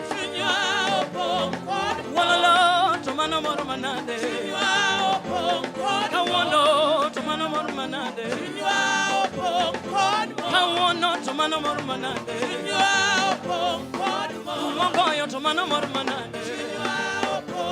Ayakita you want to mano moro manade. You want to mano moro manade. Kawuono to mano moro manade. Wana pamana Yesu to mano moro manade. More echunya mano mor mi wor echunya sama welo riedo kama e Homa Bay County ka mano mor mi woro echunya ngama ne ong'eyo ni gima kama nyalo timore koni mano mor mi woro echunya kawuono ni more mara iri yo mano mor mi woro echunya sama welo riedo kama mano mor mi woro echunya kawuono ni yo wabiro bedo joneno mano mor mi woro echunya. This morning we are happy to hold such a kind of an event mano mor mi woro echunya. What God has done in Homa Bay, we are a testimony. Mano mor mi woro echunya. It was Madaraka, okay. Now Devolution, yeah. Mano mor mi woro echunya. We are happy from our hearts. We are so happy we say mano mor mi woro echunya. Mano mor mi echunya. E wala lore mano mor manade. Woto timo wana mano mor manade. Wana miela mano mor manade. Sama mine yongo mano mor manade. Sigala mano mor manade. Yesu timo babe mano mor manade. Wana no mano mor manade. Yesu limo waka mano mor manade. Yesu limo ema mano mor manade. Yesu timo ono mano mor manade. Yesu makonwe mano mor manade. Yesu keno mano mor manade. Ana winjo teko mano mor manade. Ana winjo ono mano mor manade. Yesu makonwe mano mor manade. Hallelujah to Yesu kimanu kama. Pama kimanu. Ay. Hallelujah to kimanu. Hallelujah to kimanu. Hallelujah to kimanu. Hallelujah to kimanu. Hallelujah to kimanu. Hallelujah to kimanu. Hallelujah to kimanu. Hallelujah to kimanu. Era sigala.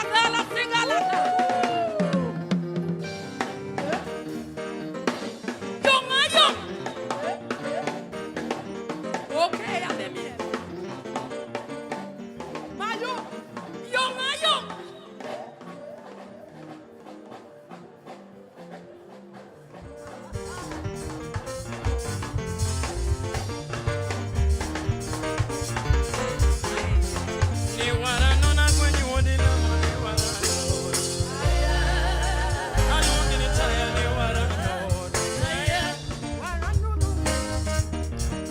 Weka makofi kidogo ya juu hivi.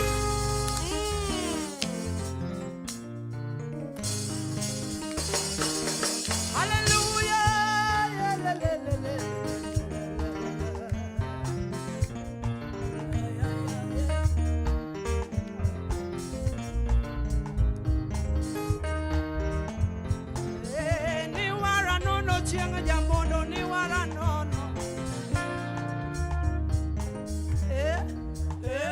Taya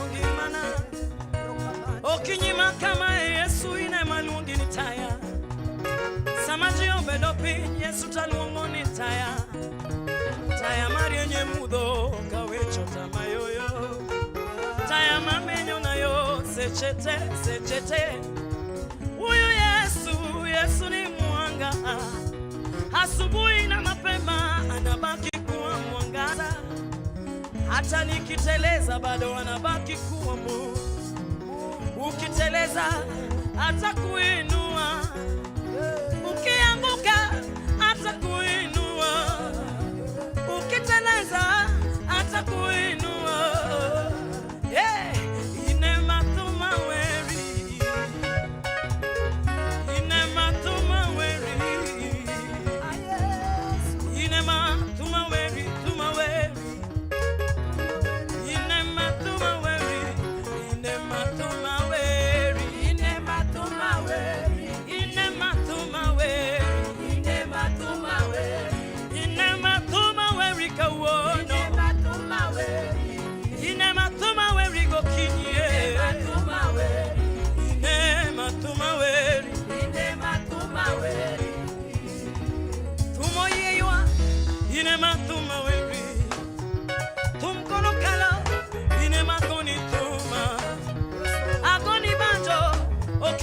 Chalo kama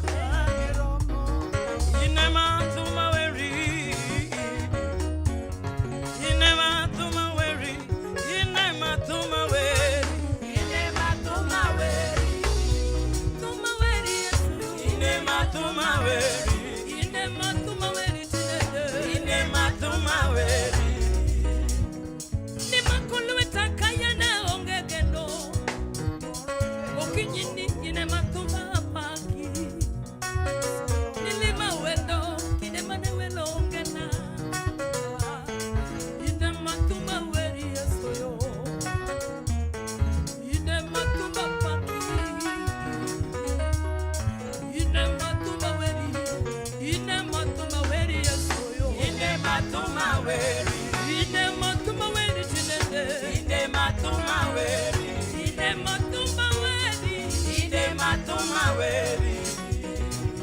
alungi komeko ni makolweta kaongekeno provider na ikelo kigoma yanda kombo kapet makawuono ine manikelo na kikomana kombo yesi miamulo gilweta kama ine matuma weri tine cheza kidogo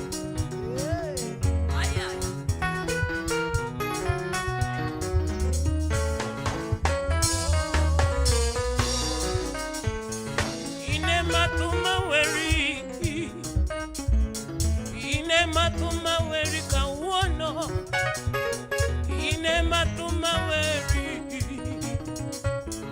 ine matumaweri ine matumaweri ine matumaweri ine matumaweri ine matumaweri so ine matumaweri ine matumaweri yesu ine matumaweri kawono ine matumaweri yesu ine matumaweri kama ine matumaweri ine matumaweri ine matumaweri piga makofi ya tunamdai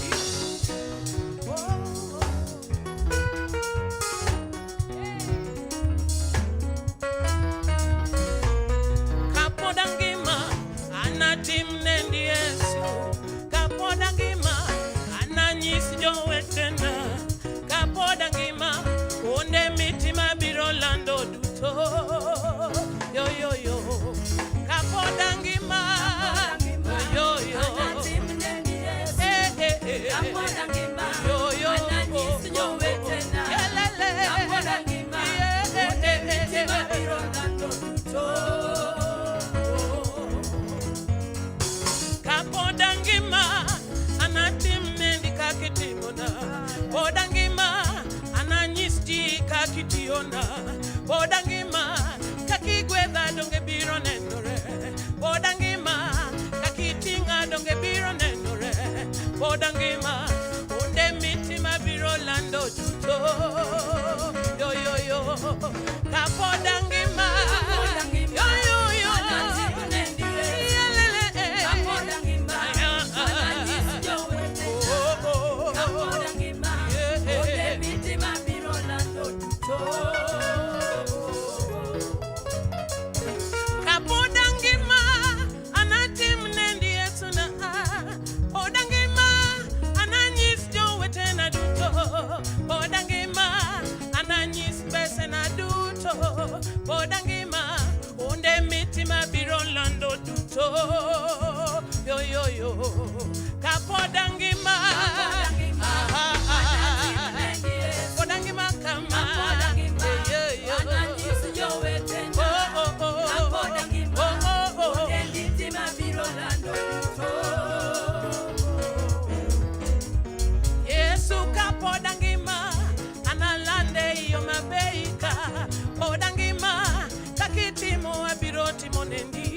Podangima, Kakigweda, Biroti Meneno, Podangima, Tonde Mitima, Birolando, Yo, yo, yo, Kapodangima,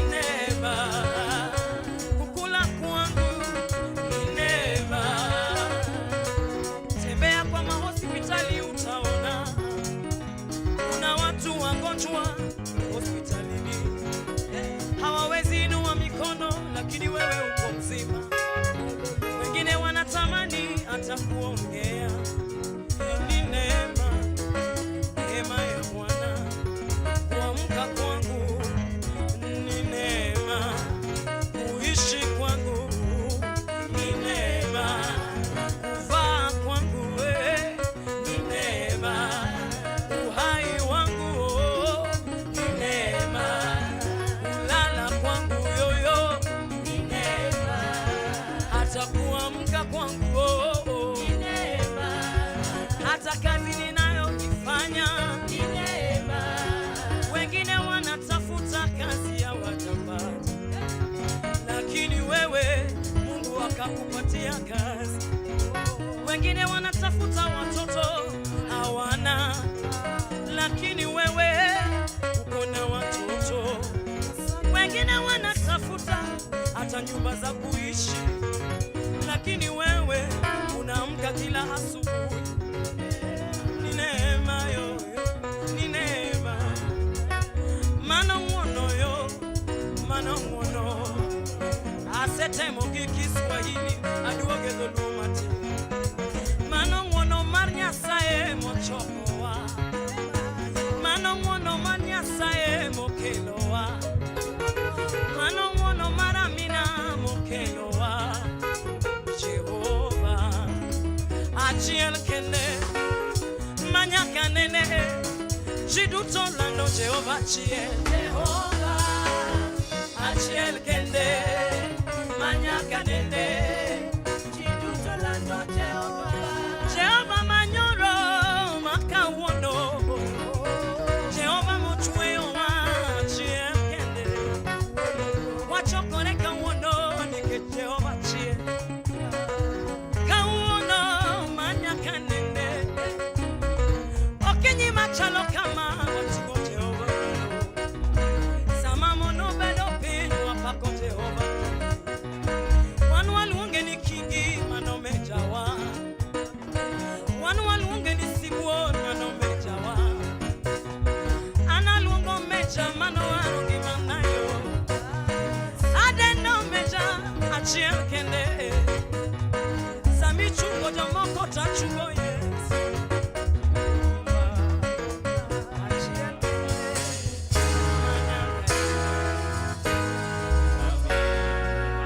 Wapigie makofi tafadhali. Asanteni sana waimbaji wetu kwa burudani tosha mchana wa leo. Kwa wakati huu Mheshimiwa Rais wetu wa Jamhuri ya Kenya angali katika matembezi ya exhibition centers, na kwa muda usiokuwa mrefu ataweza kuungana pamoja nasi kwenye ukumbi huu kwenye hafla ya siku ya leo. Niombe tafadhali kuwakumbusha kwamba tafadhali weka simu yako kwenye silence mode, na baada ya Mheshimiwa Rais kufika hapa kwenye ukumbi tutaomba sisi wote tuweze kusimama ili tuweze kumkaribisha Mheshimiwa Rais kwenye ukumbi huu, na baada ya kusimama utaweza kupata wimbo wa taifa ukifuatiliwa na maombi, na kisha ratiba yetu itaendelea kutoka hapo. Kwa sasa tunasubiri tu kuwasili kwake mgeni wetu rasmi, Rais wa Jamhuri ya Kenya, ambaye kwa muda wote sasa ataungana pamoja nasi kwenye ukumbi huu. Tunaendelea tu na burudani fupi. Kwa hivyo nitaomba waimbaji wetu wasiondoke kwa sababu bado tunawahitaji. Tukisubiri kuwasili kwake mgeni wetu rasmi, Rais wa Jamhuri ya Kenya. Tutaendelea tu kuwa watulivu. Wale ambao bado tunatembea kule ndani tuhakikishe ya kwamba tumetafuta mahala pa kuketi ili wakati Mheshimiwa Rais anaungana pamoja nasi sisi sote tuwe tayari kumkaribisha kwa shangwe, furaha na nderemo. Niwaalike tena wanatabi and the band wakiendelea kutupa burudani mchana wa leo tunaposubiri kuwasili kwake mgeni wetu rasmi. Karibu sana wanatabi and the band kwa sehemu ya burudani.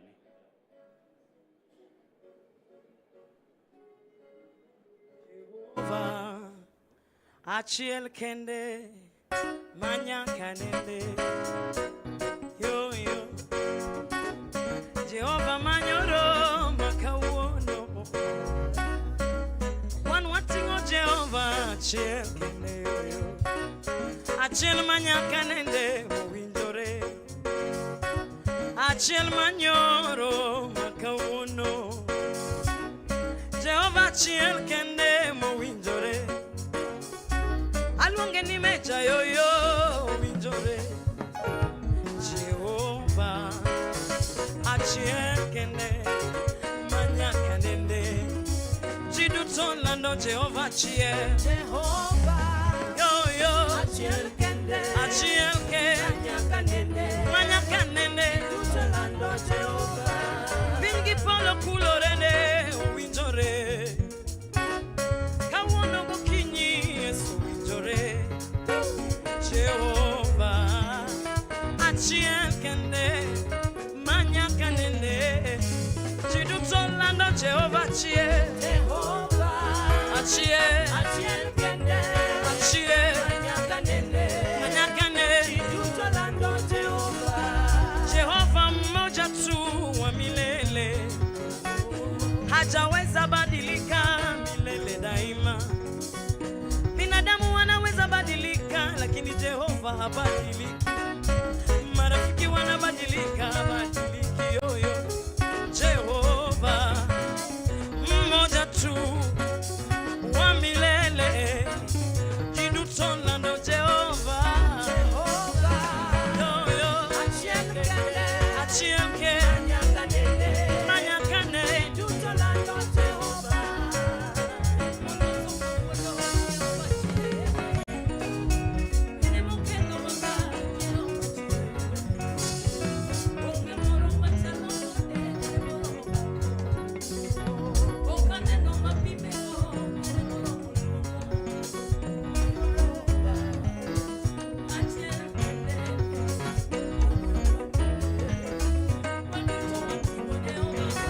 Jehova achiel kende manyaka nende ji duto lando Jehova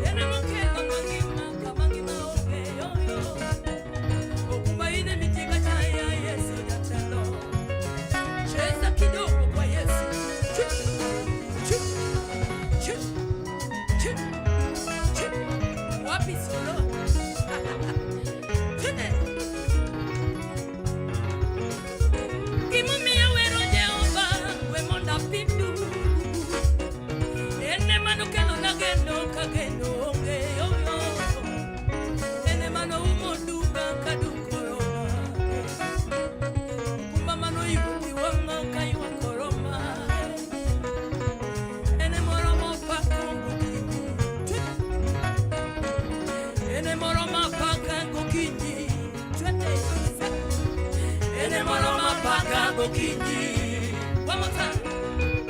Ene moro mapaka gokinyi. One more time.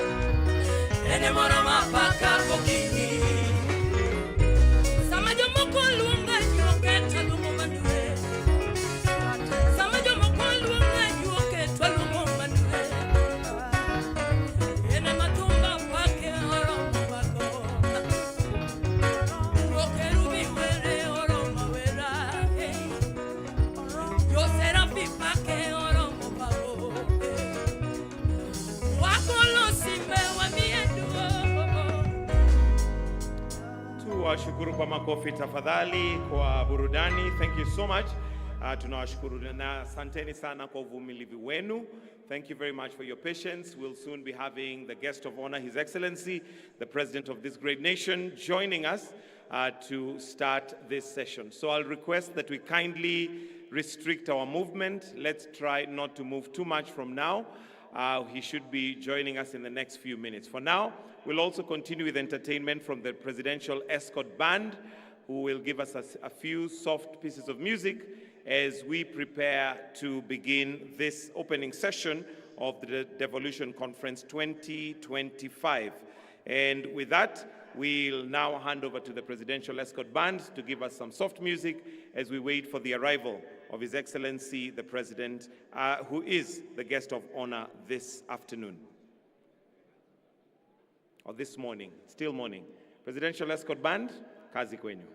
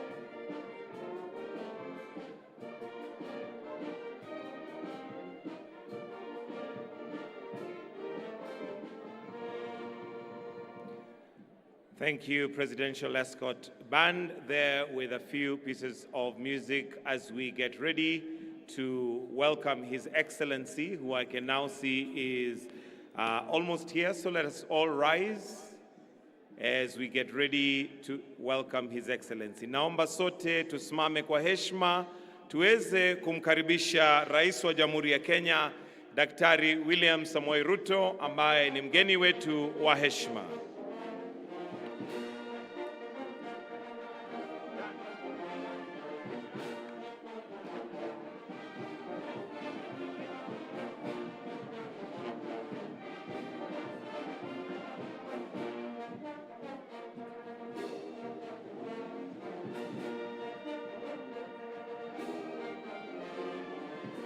Karibu sana Mheshimiwa Rais wa Jamhuri ya Kenya. Tumkaribishe kwa makofi. Welcome, Your Excellency. Karibu sana Mheshimiwa Rais to Devolution Conference 2025 held in the great Homa Bay County. Karibu sana Mheshimiwa Rais.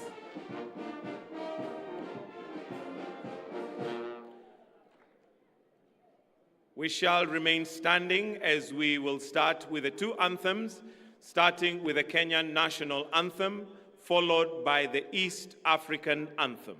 The anthem.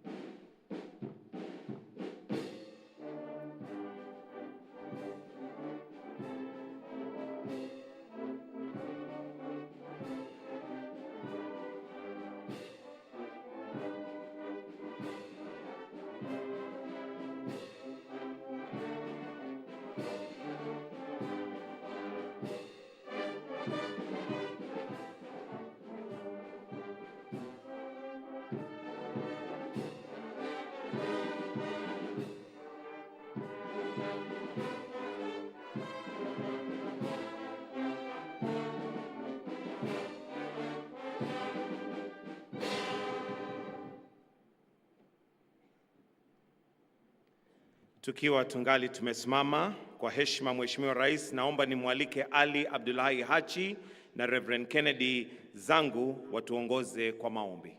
Karibu. Bismillahirrahmanirrahim. Naanza kwa jina la Mwenyezi Mungu mwingi wa rehema na mwenye kurehemu. Ya Rabbi, tunakushukuru kwa kutufanyia ufalisi wa hafla muhimu ya maendeleo ya taifa letu kwa kupitia ugatuzi. Ewe Mola wetu, mfalme wa watu, muabudiwa wa watu, tunakuomba kwa utukufu lako lote, ya Allah, kwa sifa zako njema, ubariki taifa letu. Ya Rabbi, utulinde wakati yote, utupe amani. Ya Rabbi, utupe salama, utupe mashikamano, umoja.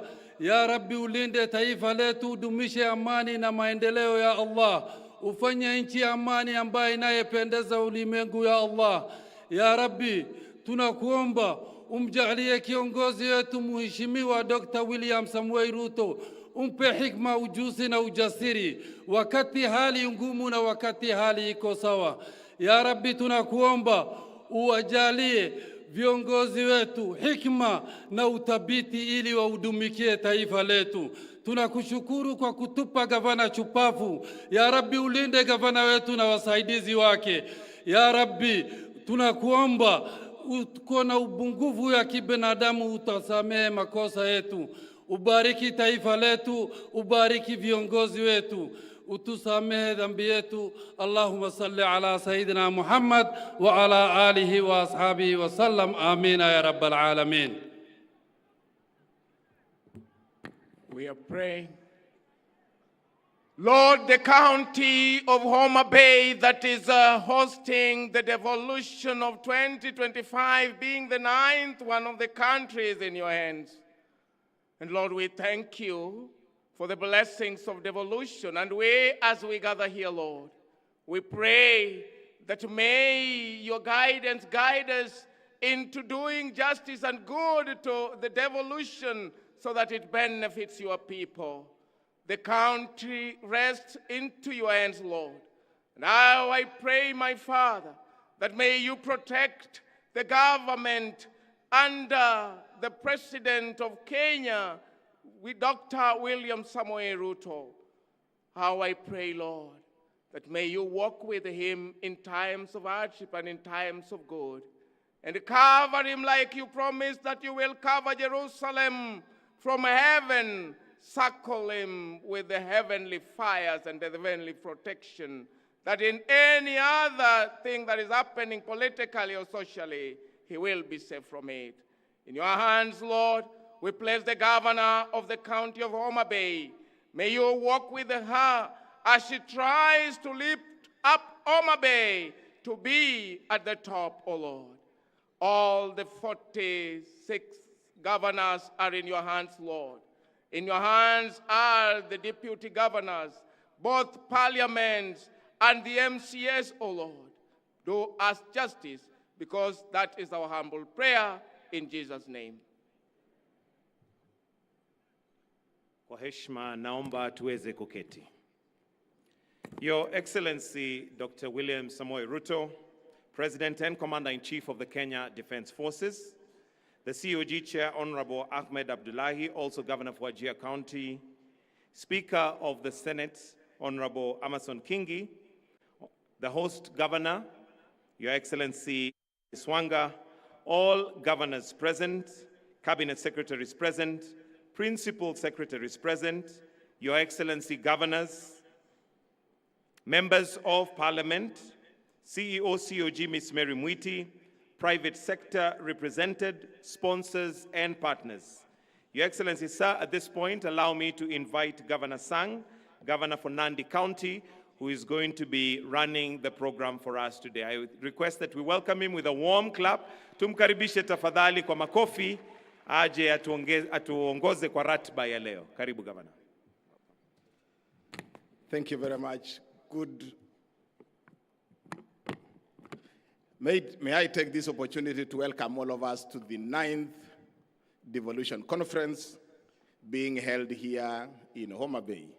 And I want to take this opportunity, Your Excellency, the President of the Republic of Kenya, Dr. William Samoei Ruto, all dignitaries present, all the delegates, karibuni sana. Devolution, hoye! Your Excellency, before we start this devolution conference, we always have, as by history, pre-devolution conference activities. Many of them were undertaken in the last 2-3 days, and Your Excellency, the climax of those pre-devolution conference activities were the sporting activities that we had yesterday.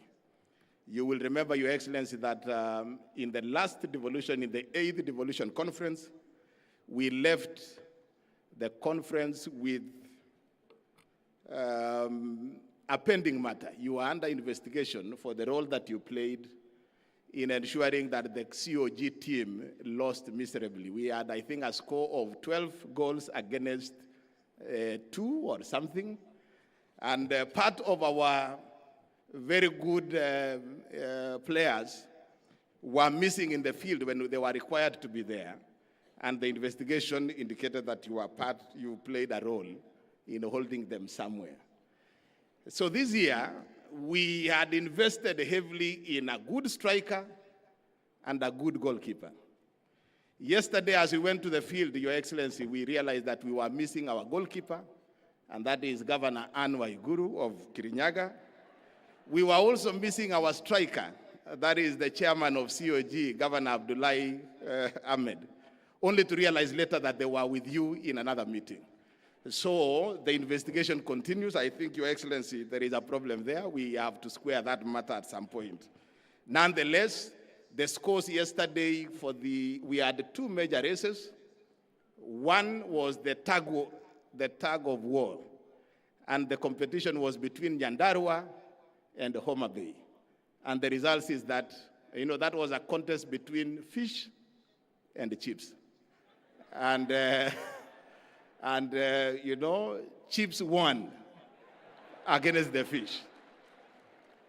Again, in the football game, the Senate, and this time around they enlisted some of the professional players in the National Assembly. And therefore, the Senate won 5-0. But Your Excellency, that is a huge improvement. From 12-2, 5-0 is fairly a good start. So we are very grateful, and we look forward to the 10th Devolution Conference. And we will now plan properly, knowing that the President of the Republic could still work against us. So on that one, we have to work on ourselves. So welcome to the 9th Devolution Conference. We are going to have a few remarks, starting with our sponsors, and we have 3 of our platinum sponsors. Each of them will have 2 or so minutes to speak to us. Kenya Commercial Bank. And on behalf of Kenya Commercial Bank, Director John Ochillo, can you be... Let's appreciate Director Ochillo, our platinum sponsors. He will have 2 minutes, and then Safaricom, be ready, another 2 minutes. And our other platinum sponsor, Jospong Group of Companies, Chairman, be ready. Karibu sana, Bwana John.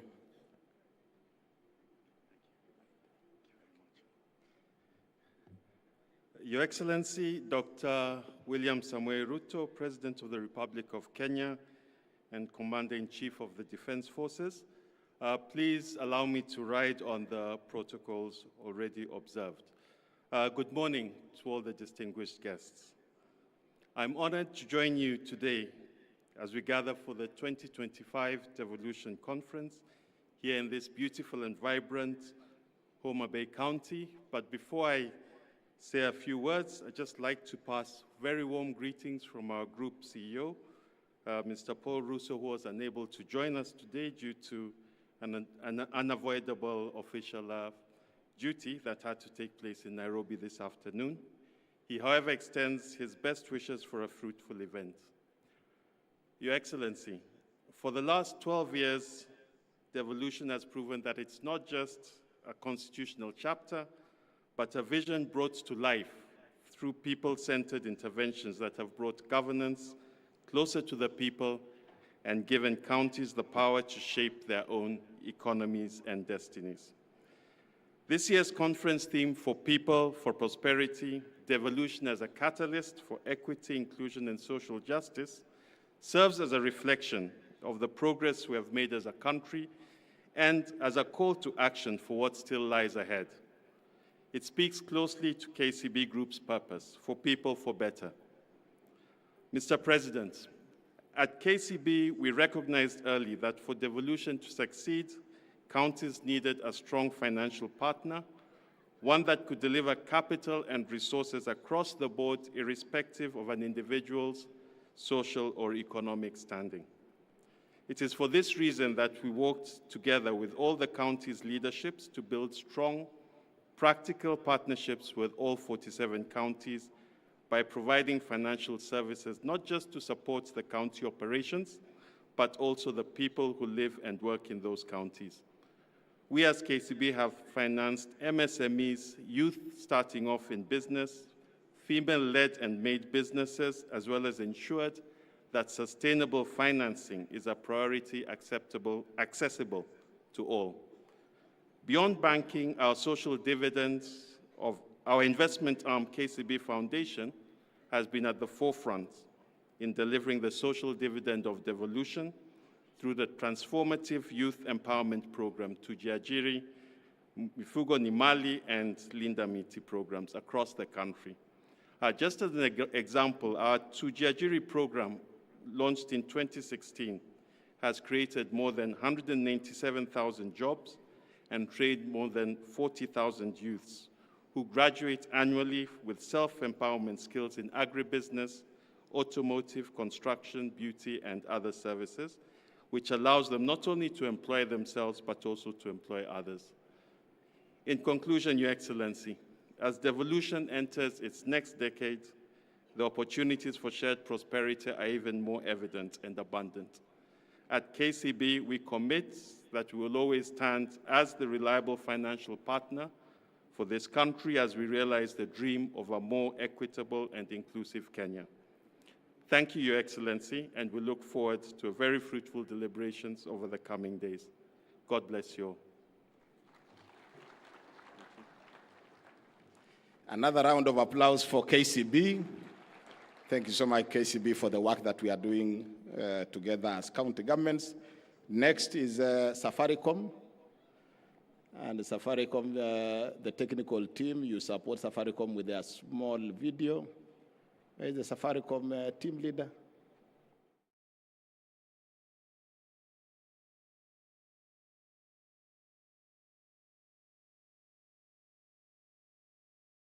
To the bustling city streets, you see the true heart of Kenya. It is in the quick exchange of goods and greetings, in the shared laughter over a cup of chai, and in the quiet resolve of people working together for the fundamental right to build a better life. The heart of Kenya beats with the rhythm of Harambee, a powerful spirit of unity, self-reliance, and collective action. It's how our communities build schools, raise families, and drive our economy forward. It's the power of the group. From the smallest chama to the largest cooperative, groups are the backbone of our society. But for too long, their growth has been held back by manual processes and a lack of digital tools. This struggle is real. In Makueni County, the groundbreaking Tetheka Fund was established to empower residents who couldn't access loans from traditional banks. It was a lifeline, but its manual paper-based system became slow and inefficient, leading to defaults and a halt in lending. The dream was alive, but the system was failing. Makueni County, driven by its commitment to its people, refused to give up. They engaged Safaricom to help them re-engineer the fund, fix the system, and bring the fund back to life. Groups Connect is a digital hub. It is designed to meet the needs of every kind of group, from a small savings club to a large county-wide fund. It is a secure, user-friendly platform that digitizes everything about a group. Groups can create an identity and register their members and manage members' activities seamlessly. Group members can save together for short-term or long-term. Group members can access and manage their loans. Groups can invest together in various schemes, for example, ZD. Group members can administer emergency and social funds. Safaricom has been working closely with Makueni County over the past year to create a tailored solution that has slashed loan approval times from months to just 24 hours. Now, the Makueni County Empowerment Fund is back, digitized, efficient, and accountable. In Homa Bay, the county government is interested in Groups Connect to help it identify and organize its various groups in order to understand how to empower them. Today, Homa Bay County has no clear visibility into the groups operating across the region. And without its visibility, it becomes nearly impossible for the county to plan, support, or even partner with these groups in a meaningful way. But imagine if every group in Homa Bay was registered on Groups Connect. The county would finally have a full view of the landscape, allowing them to design better programs, deliver farm inputs, equipment, training, or even access to loans and capital directly to the groups that need them most. When we make the groups visible, we make the county viable. At the same time, groups themselves get something valuable. a digital footprint, a clear identity, and a connection to a larger network that can open doors to partnerships, funding, and long-term growth. It's time to bring your group into the digital future to build a better life.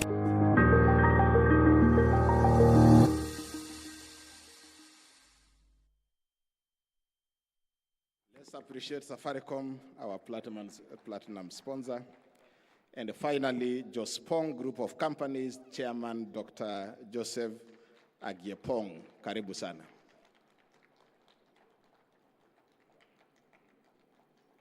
Karibu Bwana Chairman.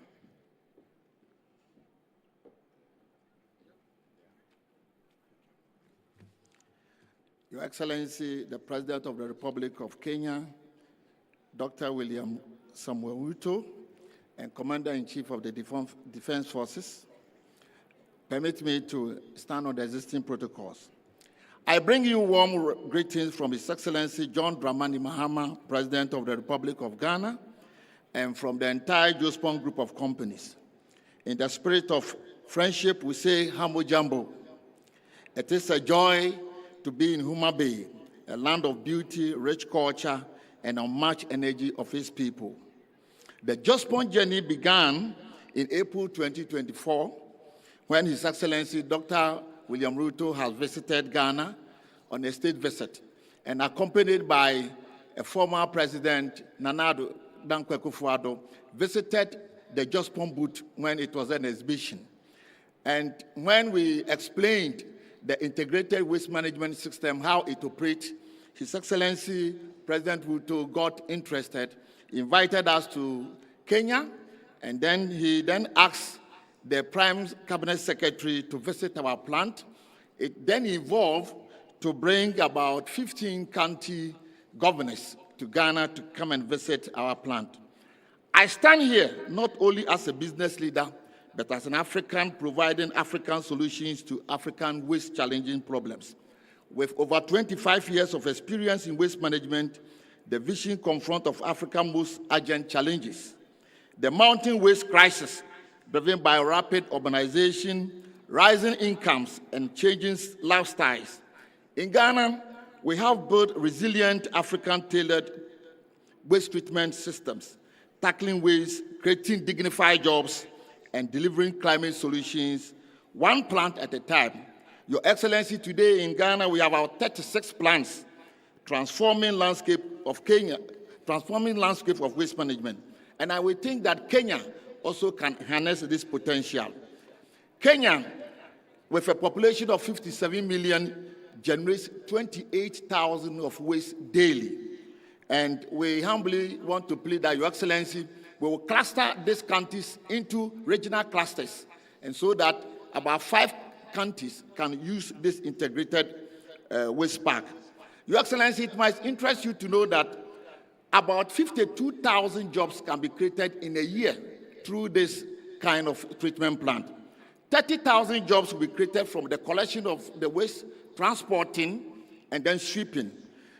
21,000 jobs will be created by the integrated waste management plant, and 1,800 will be created through the green jobs, data collection, monitoring, and validation of the carbon market. This year's theme for the People for Prosperity, that's the Devolution 2025, is inclusion and social justice. It's more than a slogan. It is a call for action to put people at the center to ensure that progress is fair, inclusive, and transformative. The African is capable of managing his own affairs. The mission goes beyond business and is about turning African waste crisis into a driver of jobs, climate action, prosperity. Together, Ghana and Kenya can build and sustain with waste management resources in the countries. There's nothing like waste. It's a misplaced resource. Just place it up, and then you'll be able to recycle it. Today, I am confident that the next DEFCON 2027 will be able to talk about evidence of plant installed in all the countries. Your Excellency, kindly humbly permit me to watch a 1-minute video of the glimpse of how the equipment operates. Asante sana. Thank you.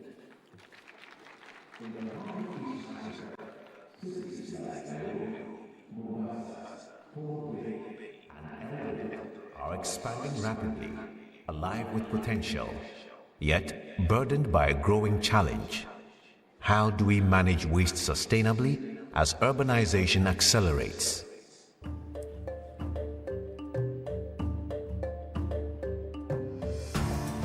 At the Jospong Group of companies, we have walked this path in Ghana. We have learned that real change begins on the ground. The trucks comes in there and then offload the waste onto the bay. The wheel loader goes in there and scoop the waste from the receiving bay and then push it through to the apron feeder. The material flows through the shredder or the terminator. Then from there, it's also moved into another conveyor which runs through into what we call the trammer screen. There are human intervention whereby they try to sort out all the other materials that we need in terms of segregation of the waste. Matured compost is bagged on site. This compost is excellent organic fertilizer for agriculture and horticulture. K-Cup can produce 3,000 bags of finished 50 kg compost daily. At the Plastics Recycling Center, the plastics undergo washing, shredding, extrusion, and pelletizing. The pellets are bagged and sold to plastics products manufacturers as raw material. Metals and paper are also further sorted by type and billed for customers in the metals and paper industries, respectively. This isn't just a plant. Behind these walls, we mine the black gold. We came here as team governors.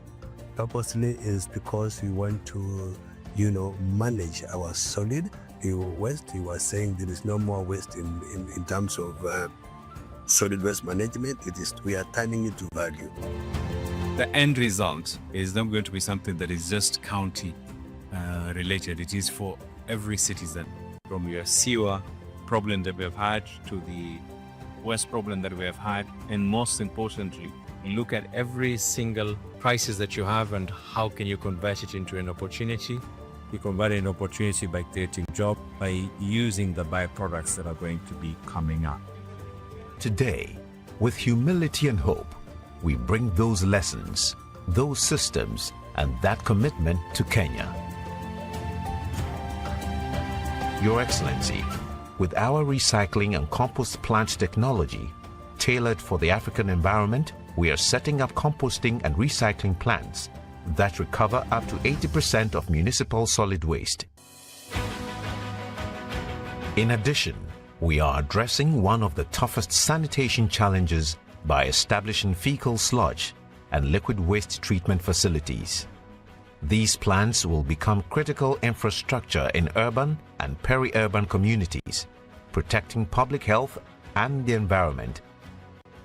These are not just projects for us, they are partnerships and a shared dream of turning waste into opportunity. But our proudest achievement isn't the technology or infrastructure, it's the relationships we are building. We've walked side by side with our Kenyan partners, sharing knowledge, building capacity, and investing in people. We extend our heartfelt gratitude to the President of Kenya, His Excellency President William Ruto, the Council of Governors, and the good people of Kenya for their unwavering support. We deeply value this collaboration that promotes development and strengthens the ties between our two great nations.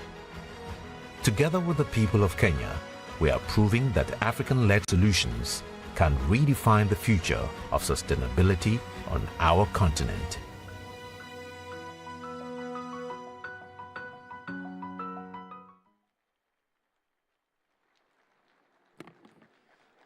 Thank you very much, Jospong, an African solution to an African problem. Thank you very much.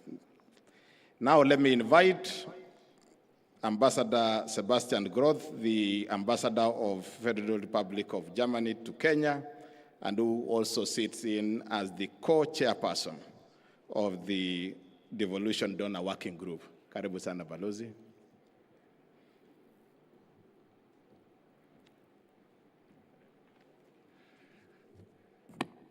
Asante sana Bwana MC, Your Excellency President of the Republic of Kenya, Dr. William Samoei Ruto, Chairman of the Council of Governors Ahmed Abdullahi, my dear friend Gladys, Governor of Homa Bay, who is hosting us today, all the other governors, members of the Kenyan government. I've seen Waziri Opiyo and his colleagues, PS, members of parliament, my fellow diplomats. Good morning and hamjambo. It's a great honor to join you at this year's Devolution Conference, and I would like to congratulate all the decision makers that chose Homa Bay for this year. I come often to this region, to Kisumu, to Migori, Siaya, and Homa Bay. And the more often I come, the more I love the region, the people, and also the food. Ahero rech, gikuon, gi osuga. And I sincerely thank you for the invitation to this important gathering and for the opportunity to engage with you. It is my deep belief that the counties, the governors, the MCAs, the local administrations are the real champions of Kenya's devolved system of governance. And devolution truly has transformed Kenya in the last decade, bringing decision-making closer to communities and expanding opportunities for citizen engagement. From health to infrastructure to agriculture and climate resilience, the impact of devolution is tangible across the country. As development partners, we commend county governors and county assemblies for your leadership in advancing this transformative agenda. We also salute the Council of Governors and the State Department for Devolution, the Office of the Deputy President, for its vital role in fostering coordination among counties and the national government. The Devolution Conference is the central platform for recommitment to deepen and further develop devolution. And I think the theme of this year's Gathering for the People for Prosperity, Devolution is a catalyst for equity, inclusion, and social justice, powerfully captures what is at stake. After more than a decade of institution building, time has come to focus on devolution's ultimate purpose, improving the lives of the citizens, of the wananchi of this beautiful country of Kenya. And we have seen in the last month and 1.5 years the importance of listening to the voices of these wananchis, especially the young people who are invested in the future of their country, and creating meaningful spaces for engagement and responsiveness, including and especially on the county level, remains essential to building trust and strengthening democratic governance. Germany, through our technical cooperation agency, GIZ and KfW, is pleased to co-chair the Devolution Donor Working Group together with UNDP. And as development partners in the devolution space, we, the Devolution Donor Working Group, we would like to highlight a number of critical areas to the further success of the devolution. Firstly, as partners, we are convinced that the timely transfer of funds from the national to county governments is essential. Reliable resource flows are essential for counties to effectively deliver on their mandates and meet citizens' expectations. And I can tell you from the German experience that we know that this is not a very easy task. We have very rich regions like Bavaria and poorer ones in the northeast of the country. And every year there's a struggle for resources because in our constitution, we have an obligation to equilibrate the conditions of living in the whole country. But of course, you give from the one and take from the one and give it to the others is always a very complex discussion, and also on the level of the federal government to the 16 regions that we have in Germany.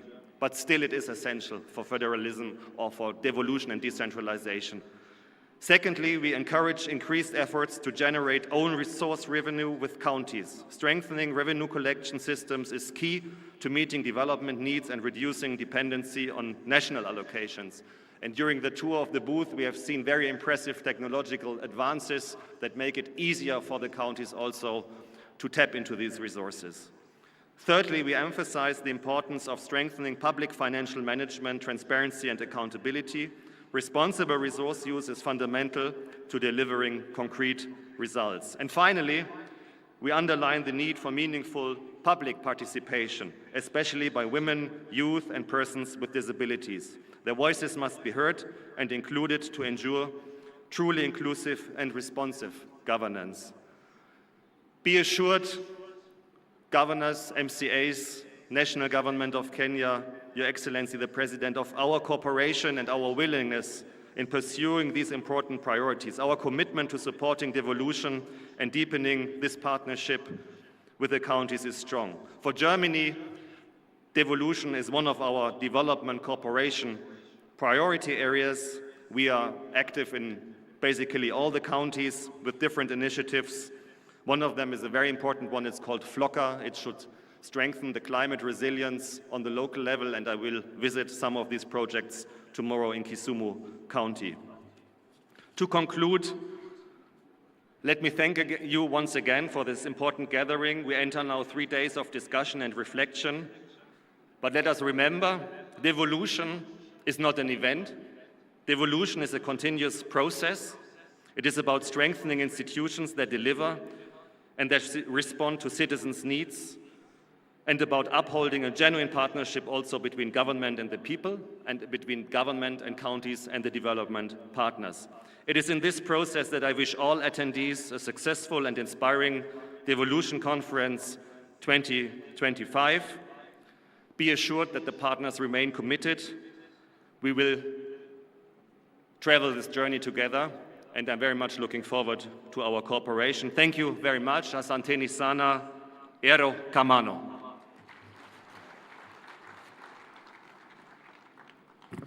Thank you very much, Balozi. Another round of appreciation for Balozi. Your Excellency, county assemblies play a very critical role in the devolution family, and I now want to invite the chairperson of the County Assemblies Forum, CAF, Honorable Seth Mwatela, to come and make his remarks, but also recognize the County Assemblies members present. Karibu sana, Bwana Speaker.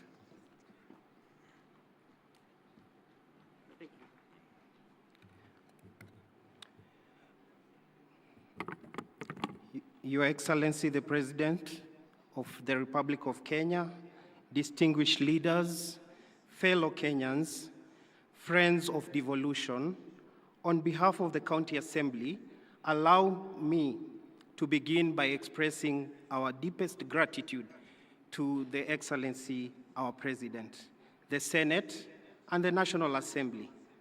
The recent passage, which is just today in the morning, of the County Public Finance Law Amendment Bill 2023, which we witnessed today in the morning, marks a historic turning point.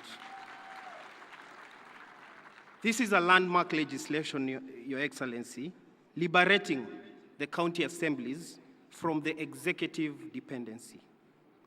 It empowers us to fulfill our roles without fear or favor. Your Excellency, if I don't say this, the MCAs will discipline me. Your Excellency, this is a promise delivered, and we thank you. Your Excellency, the county assemblies are the heart of the soul of devolution. We are the most direct link between the government and the people. Our roles go beyond mere administration. They are fundamental to the success of devolution and the devolved governance. We are the ones who enact the law tailored to unique needs of our communities. And so far, it is important to note the county assemblies have enacted over 2,000 legislation since 2013. We have been providing oversight to ensure county executive is accountable and that the public funds are used wisely, and lastly, champion the interest of our constituents, ensuring their voice is heard and their concerns are addressed. Your Excellency, we As we celebrate the devolution milestone, we must also acknowledge that there is more to be done to truly empower county assemblies and the people we serve. As County Assembly, we humbly request your support in the following critical areas. The first is the Ward Development Fund. The Ward Development Fund is the lowest unit in the development of our governance structure. The Constitution of Kenya is currently being amended to anchor CDF, NGAF, and the Senate. Oversight fund must be the Oversight Fund, but unfortunately, the Ward Development Fund was left out. We therefore request your support, together with the Senate and the National Assembly, to support so that we can secure the Ward Development Fund in the same amendment bill to ensure similar treatment is also accorded to the MCAs, just as the national legislators. This is not about us. It is not about us. It is about giving the MCAs the tool to address the development needs at the ward level, ensuring that no community is left behind at the corners of this country. Your Honor, Our Excellency, the second is the pension for the MCAs. The work of an MCA is demanding, often taking a significant personal role. After years of service, our members deserve the security of dignity and dignified retirement. We appeal for your support in providing a comprehensive pension for the MCAs. The current legislation that has been forwarded to the National Assembly by the Senate does not address the pension needs of our members. Lastly, is to improve the remuneration of our members. We have engaged severally the SRC on many occasions and even developed a job evaluation for our members as agreed in March 2024. Our grading has never been done to reflect our job. We remain at the same level since inception of devolution, while other state officers, both at the county and the national level, have moved substantially. We therefore ask for your intervention to secure our remuneration commensurate to our constitutional duties. Your Excellency, distinguished guests, ladies and gentlemen, as we deliberate in the Devolution Conference, let us be bold in our resolution by reaffirming our commitment to oversight, accountability, and financial independence, not as mere aspiration, but as fundamental pillars of our democracy. The strength of devolution lies in strong independence and well-resourced counties. I want to stop there. I want to thank you, Your Excellency, the National Assembly, the Senate, and may God bless Kenya and the spirit of devolution. Asanteni sana, erokamano.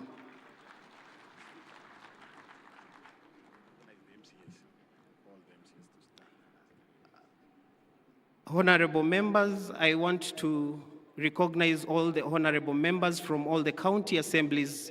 They can just stand so that we can recognize all of you. Your Excellency, I can assure you, we have 47 members from the county assemblies represented herein. We thank you and asante sana. Thank you. Let's appreciate the chairman of CAF.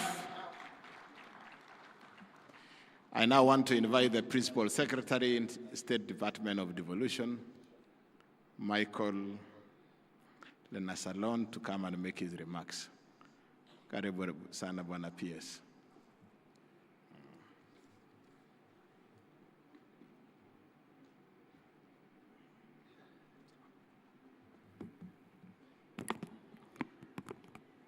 Kenya, Dr. William Samuel Ruto, CGH. honorable governors, cabinet secretaries, principal secretaries, senators and members of parliament, speakers and members of county assemblies, development partners, distinguished delegates, ladies and gentlemen, good afternoon. Jodurua Maso, Umor, I'm honored to join you in Homa Bay, the county of endless potential, for the 9th Devolution Conference and the 2nd biennial conference, united under the powerful theme, for the people, for prosperity, devolution as a catalyst for equity, inclusion, and social justice. This year's theme resonates with the objects of devolution, which are fundamental ideas on which our devolved system of governance is anchored. Devolution is about equity, inclusion, and social justice. It is about ensuring that no Kenyan is left behind, regardless of their geographic location, gender, ethnicity, disability, status, or socio-economic background. Since inception, devolution has transformed our governance landscape. It has brought public services closer to the people, accelerated development at the grassroots level, especially for initially marginalized communities, and provided opportunities for participatory governance. Yet, as our sub-theme challenges us, we must now re-engineer county governments to go further. That means to innovate, collaborate, and dismantle the stubborn socio-economic divide that persists. This way, the potential of county governments shall be fully harnessed. Ladies and gentlemen, the State Department for Devolution remains committed to supporting the effective implementation of devolution by empowering county governments to deliver services optimally. One of the key initiatives that the State Department is currently implementing is the second Kenya Devolution Support Program. The program supports counties to improve service delivery, resource management, and institutional accountability. KDSP2 will help boost Kenya's fiscal sustainability by supporting mechanisms for enhancing county-owned source revenue management and improving public expenditure transparency and effectiveness.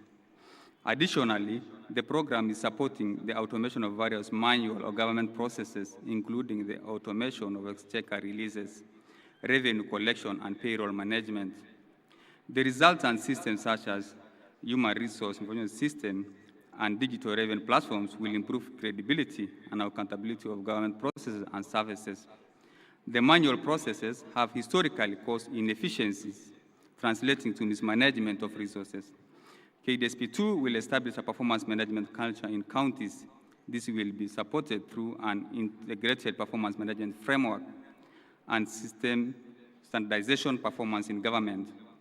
Counties will be incentivized to undertake monitoring of performance contracts and cascading of the performance contracts to the lowest level. To strengthen participation of citizens in governance, the program aims to support the quality of citizen participation and feedback mechanism on service delivery, thereby improving the quality of life for the people of Kenya. The investment dashboards being supported by KDSP2 will facilitate the tracking of county projects implementation and provide an opportunity for real-time citizen feedback. Another key initiative by the State Department for Devolution is the Strengthening Good Governance in Kenya program. Together with other stakeholders and development partners, that is the EU and GIZ, SDD will employ innovative methods through incentivizing county government to instill the culture of good governance. Central to good governance is performance management, which must be rooted in credible evidence that guides county planning, priority setting, and decision-making. Through this program, standards and norms that are critical to harmonization of service delivery across the devolved units will be established. Since citizens are the center of performance management, this program is supporting civic education to empower them in oversighting the government in service delivery. Additionally, the crucial role the county assemblies play in oversight, ensuring that resources are used as intended, will be strengthened by building their capacity in budget scrutiny. Ladies and gentlemen, the full potential of devolution calls for reimagining and rethinking governance through opportunities that are available all there with the advancement of technology. Firstly, I will list some of them: embedding performance culture, institutionalizing performance management across county operations, and linking budget execution directly to service delivery outcomes.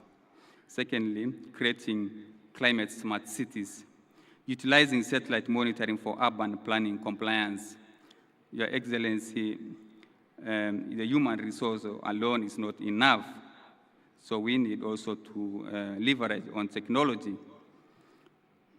and also transforming waste management systems into circular economies, as already outlined by previous speakers. Scaling wetland and river restoration, like the model, Nairobi River model, which is on track and very effective. Your Excellency, the rule book for cities should also be re-engineered, because with a big rule book, then, for example, the Nairobi Rivers, the vision and the citizen involvement and the action is just what's needed, not the. So the governance needs also to be re-engineered for the county cities. Advancing agricultural innovation. 3, establishing county-based food production systems, ecosystems, and implementing spatial planning for sustainable land use.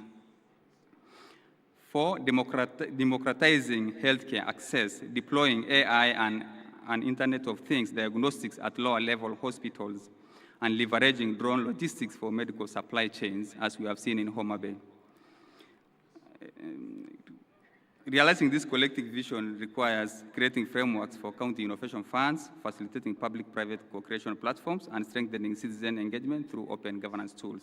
This conversation continues with the enhancing coordination of national devolution programs, peer learning, and multi-stakeholder technical support frameworks for the people, for prosperity, and for collective future. Asanteni sana na Mungu abariki. Asante sana, tumpigie makofi Bwana PS. I now want to take this opportunity to invite the host senator, Senator Moses Kajwang, to come and make his remarks. Karibu, Bwana Senator.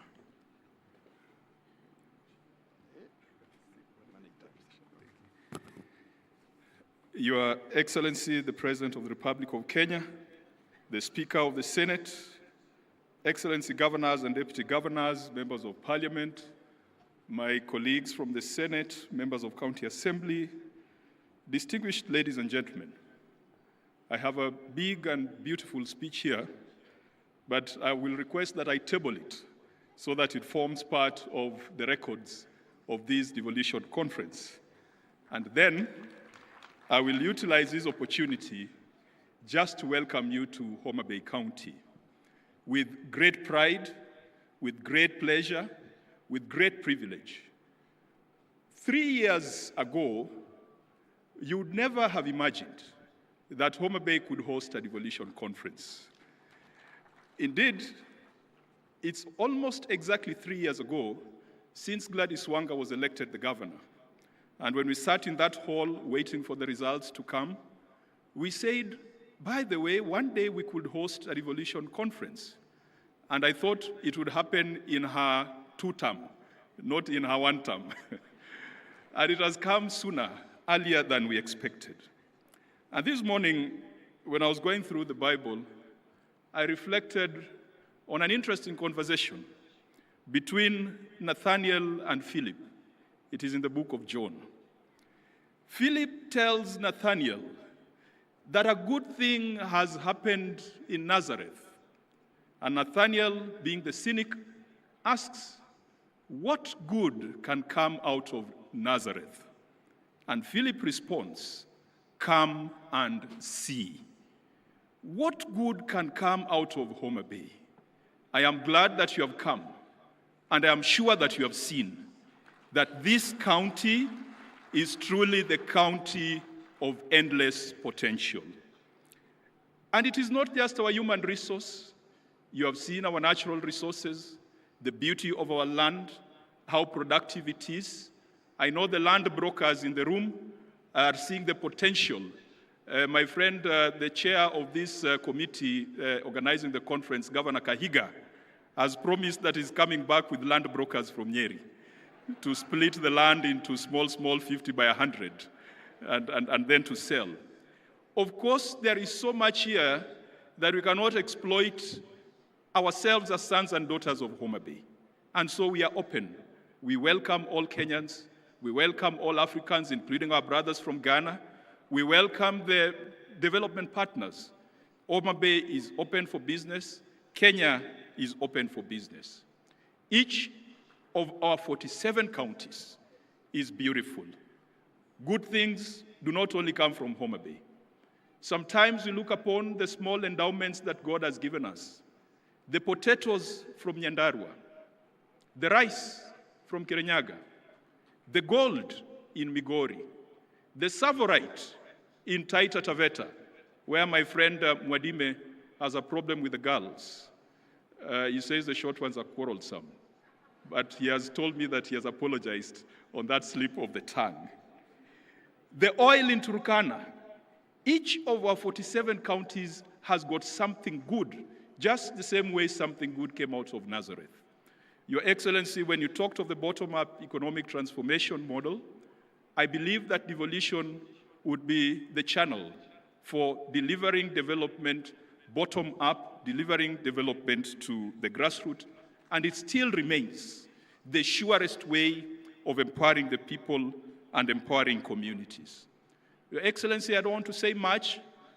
The Speaker of the Senate is present and will make the formal presentation and will also introduce the senators present because he's the head of the institution. The Governor of Homa Bay is present and she will also introduce and acknowledge all the leaders who have come from Homa Bay County. All the elected members of Parliament, National Assembly and Senate from Homa Bay are here. We have given Governor Gladys Wanga full, unlimited and unconditional support. And that is why she has been able to host Madaraka Day and host Devolution Conference with so much success. Allow me to apologize if there has been any indiscretion, if there's been anywhere or in any way we have fallen short of your expectation. I apologize on behalf of the people of Homa Bay. For a long time, this county, this region, has been the black sheep of the family called Kenya. Past governments have looked at this region, have looked at this county with the cynicism of Nathaniel, and they've always asked, what good can come from Nyanza? What good can come from the people of Homa Bay? And what good can come from the people of Luoland? Perhaps I might not tell them to come and see, but I will tell them to wait and see. Because President Ruto, you have made it your business to come and find out the good in this region. And you have just not been talking, you have done things. When you drive around this Homa Bay town, for those who are here for the first time, 3 years ago, we didn't have 90% of the tarmac you are seeing here. 3 years ago, we didn't have 90% of some of the public infrastructure you are seeing here. We thank you, Your Excellency. Good things will come from Homa Bay. Just wait and see. That's all the politics I'm doing today. And when it comes to matters of policy, I will allow the Speaker of the Senate to do so. But Your Excellency, just allow me, because the Devolution Donor Working Group have spoken, I thought they would talk about how fast we process some of the instruments that are required to draw on donor support. I want to commit and I want to promise the Devolution Donor Working Group that we have had a conversation as a Senate, and we had that conversation with CS Mbadi last week, that we must find a more efficient way of processing conditional and unconditional grants so that counties can draw on them in a timeliest manner. Your Excellency, I'm glad that in this financial year, we never fought over DORA. DORA was assented to on the 30th of June. Perhaps that's a record, because in the first year of DORA, we even had to go to court. This gentleman here called Sang is the one who led us to court, and it was very contentious. For the first time, the formula for allocation of revenue amongst county governments was not contentious. It was passed very fast. For the first time, CARA has been processed very swiftly.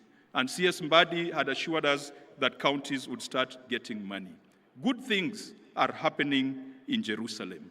To the county assemblies, the president has assented to a bill which was privately sponsored by Senator for Meru, the deputy speaker. Senator Kathuri is the originator of that bill that has provided autonomy to county assemblies. Mr. President, again, history has been made that bills have been assented to in Homa Bay for the first time. I don't know whether that has ever happened before. Something good is happening in Nazareth.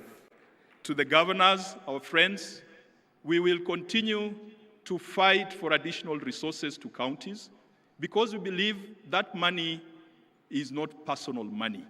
It is money that goes to the people. We in the Senate call for greater efficiency, greater focus on service. We must have a conversation with a few of our friends or a few counties which are beginning to look like payroll stations rather than development centers. That is a conversation that we must have. And finally, to my friends in Parliament, we must hold the executive to account. Parliament is not a branch of the executive. We must be bold, whether the experts are our friends or not. We have passed legislation, and Your Excellency, if you look at even the health laws, the Senate passed the 4 laws when you are sitting in Turkana. We went for Senate Mashinani in Turkana. We are the ones who have passed the legislation. So we should not be mourning like the common man, yet we are the ones who came up with the framework. Our job is to call the ministers. And Your Excellency, if Duale cannot fix this thing, if Olunga cannot fix this thing, if Dr. Nyikal, chairing the health committee, cannot fix this thing, then we've got a problem somewhere. We must make these things work. It is our duty, it is our responsibility. They are laws that we passed, and we must make sure that it works. To the Council of Governors, I can also promise you a proper thrashing at the next Devolution Conference. May God be with you, and may you enjoy, and it's a thrashing in football. It's in football, let me qualify that. And may you enjoy the beauty and the warmth of Homa Bay County. Thank you. Another round of applause for Senator Kajwang, one of the most popular senators among governors. It's now my humble responsibility to invite our host, Governor, Her Excellency Governor Gladys Wanga. Let's appreciate Wanga. She has pulled Kenya to Homa Bay. Karibu sana, Gladys. Thank you very much, Governor Sang. Your Excellency, President of the Republic of Kenya, Your Excellency Dr. William Samoei Ruto, the Speaker of the Senate, Honorable Amason Jaffa Kingi, the governors present, led by the Chair of the Council of Governors, His Excellency FCPA Ahmed Abdullahi, the Vice Chair, His Excellency Mutari Kahiga, members of Parliament, Senate and the National Assembly are present, Cabinet Secretaries and Principal Secretaries, members of the Judiciary, Constitutional Commissions and Independent Officers present, Deputy Governors, County Executive Committee members, members of county assemblies and speakers, members of the Diplomatic Corps, development partners, private sector, academia and civil society, my one and only first gentleman there, Mr. Wanga, distinguished guests, ladies and gentlemen. God is good. I'm really, really delighted to welcome you all to Homa Bay. Your Excellency, when Governor Sang was talking about how governors lost to the Senate yesterday, we didn't only lose the match, I also lost my voice in the process of cheering the governors who are not winning anyway, after all. Your Excellency, allow me to introduce the local leaders present here. This hosting would not have been possible without the support of the leadership of this county, of this region, both in the National Assembly, Senate, and County Assembly. So I'd ask those members to please rise so that I can introduce you and just acknowledge you. members of parliament from the region. This hosting is not for Homa Bay alone. It is for this entire region. We have Honorable Rosa Buyu, MP for Kisumu West, Honorable Dr. Ivo Bara, MP for Kabondo Kasipul, Honorable Whip of the National Assembly, Honorable Millie Mabona, MP for Suba North, Honorable Peter Francis Masara, Member of Parliament for Suna West, Honorable Dr. Christine Ombaka, Member of Parliament for Siaya County, Honorable Fatuma Mohammed, Member of Parliament for Migori County, Honorable Martin Owino, Ward Chief, Member of Parliament for Ndiwa, Honorable Adipo Okwome, Member of Parliament for Karachuonyo, Honorable Dr. Joyce Osogo Bensuda, Member of Parliament for Homa Bay County, Honorable Mark Nyamita, Member of Parliament for Uriri, Honorable Sam Atandi, Chair of Budget Committee and Member of Parliament for Alego Usonga, Honorable Peter Opondokaluma, our host MP for Homa Bay Town Constituency, Honorable Catherine Mumma, Senator nominated from Kisumu County, Honorable Senator Eddie Okech, Senator for Migori County, Honorable Senator for Homa Bay, who has spoken, Senator Kajuang, Honorable Dr. Lillian Gogo, Member of Parliament for Rangwe. Thank you very much. Please be seated. I saw our majority leader and speaker in the crowd there, Honorable Speaker of the County Assembly of Homa Bay, Polika Pokombo, and Honorable Majority Leader Oginde Tipo. Your Excellency, it is my profound honor to welcome you to the Lake County of Homa Bay, the county of endless potential. We are privileged to host the 9th Devolution Conference 2025, a vibrant platform for innovation and measuring progress for devolution in Kenya, in line with the theme of the conference, for the people, for prosperity. We sincerely thank the Council of Governors, my colleague governors, for the opportunity to host DevCon 2025. It was not an easy decision, but we thank you for believing in Homa Bay, despite the fact that we might have been considered one of the counties that may be too small to host. We thank you for the vote of confidence.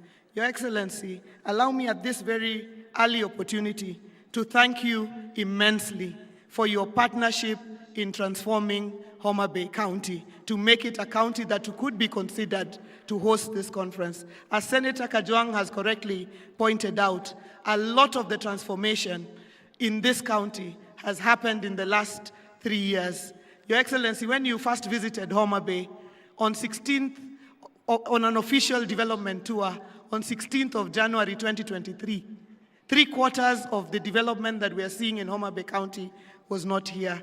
Your Excellency, at that point in time, there was no broad-based government, there was no partnership. I was an opposition governor, you were the President of the Republic of Kenya, but you made it clear to the people of Homa Bay that you had no intention of leaving Homa Bay or any other part of this country behind, simply because of how we voted in the election in which you are elected as President of the Republic of Kenya. Your Excellency, the transformation has been in partnership with the national government. Your Excellency, today as we drove to the county headquarters and we were coming back, I could see 2 lines of vehicles on one side and 2 lines of vehicles on the other side. The dueling of the main highway in this Homa Bay town, which would have not have been something we would have dreamt about, Your Excellency, because of your support. Whether it's the lakefront, where I invite all delegates to go and have a sumptuous meal of fish, the transformation at that lakefront has been because of the partnership that we have had together. Your Excellency, all the roads and infrastructure that we see in this town and beyond. Thank you, Your Excellency, for your partnership. And I'd like to say to all the delegates here, karibuni sana Homa Bay, arwako u Homa Bay County. Your Excellency, in reflecting on our journey, 15 years ago, devolution was enshrined in the Constitution 2010 as a transformative force to bring development and services closer to Kenyans. If devolution were a person, it would be a spirited teenager, vibrant, curious, and occasionally challenging. The impact of devolution is undeniable, with stories of progress written across our 47 counties. Devolution is a key pillar of our Constitution, and it is befitting that this DevCon is held here in Homa Bay, the home of Dr. Odhiambo Mbai, the architect of the Devolution Committee during the constitutional review exercise. And Your Excellency, we thank you because this morning you met the family of Dr. Odhiambo Mbai as we unveiled a plaque, a commemorative plaque at the Arboretum. Our task is to make devolution work for all Kenyans, deliver equity, inclusion, and social justice, closing the socio-economic divide, delivering on the sustainable development goals of leaving no one behind. As we celebrate devolution during DevCon, we celebrate the national unity and diversity of Kenya as one nation.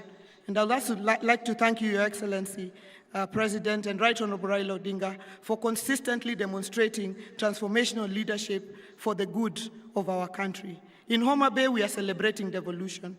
When I assumed office in August 2022, I knew the public expected results as I ran on a Genoa manifesto of hope.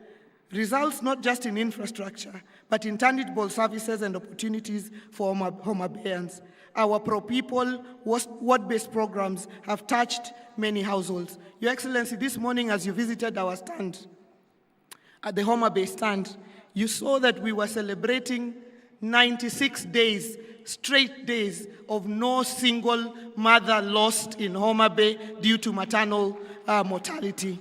Your Excellency, this is due to the intensive programs that we have invested together with your government in community health promoters, coming all the way to a robust SHA program, Your Excellency, and an MPDSR program, a weekly review program of any mother that dies in any facility. Your Excellency, every Tuesday morning, and this program was borrowed from Uganda through a partnership with the Council of Governors, every Tuesday morning, we have a meeting where any mother lost is discussed. It has to be explained why that mother was lost, how she was lost, and doctors and the healthcare workers review among themselves and help themselves. And I'm really, really proud that the 96th day has reached without us losing a single mother, because one life lost is one too many. Your Excellency, we have used our on-source revenue that we grew by over 700% to about 859 million in the financial year 2022-2023, and over 1 billion in 2023-2024, and a high of 1.7 billion in 2024-2025 to fund critical services. We are constructing a 5-story accident and emergency block at the Level 5 hospital at the Homa Bay County Teaching and Referral Hospital, set to be operational by year end, reducing referral times and improving trauma care.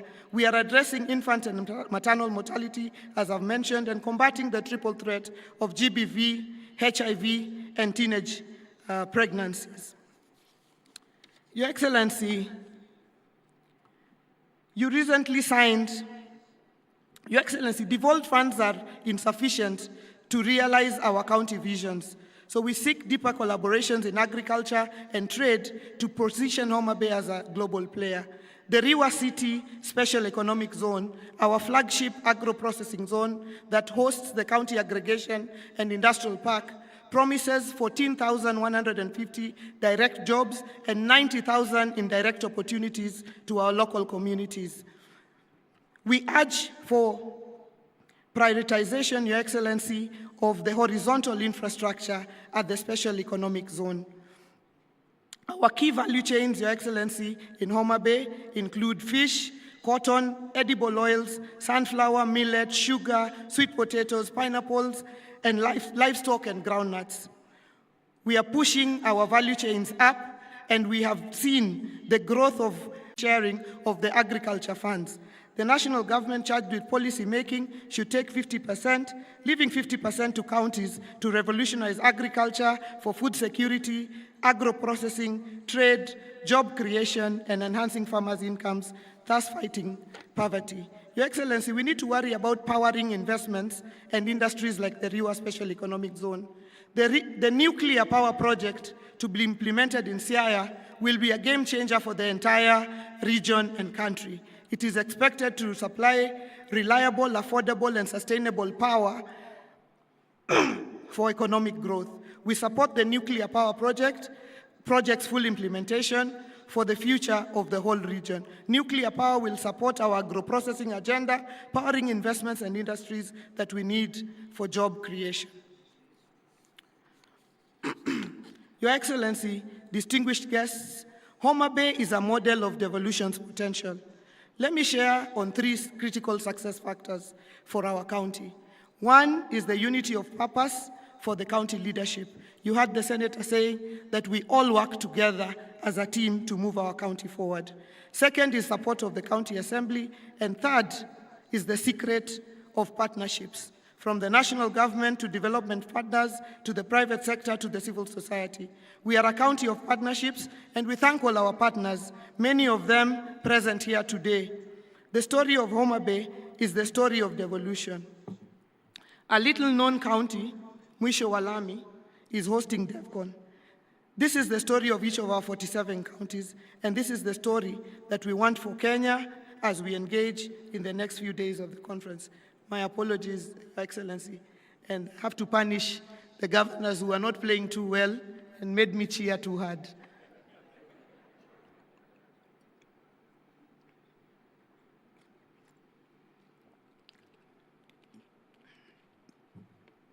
In implementing devolution, we have revitalized Homa Bay, positioning it as a hub for business and investment with ambition to achieve city status in the next decade.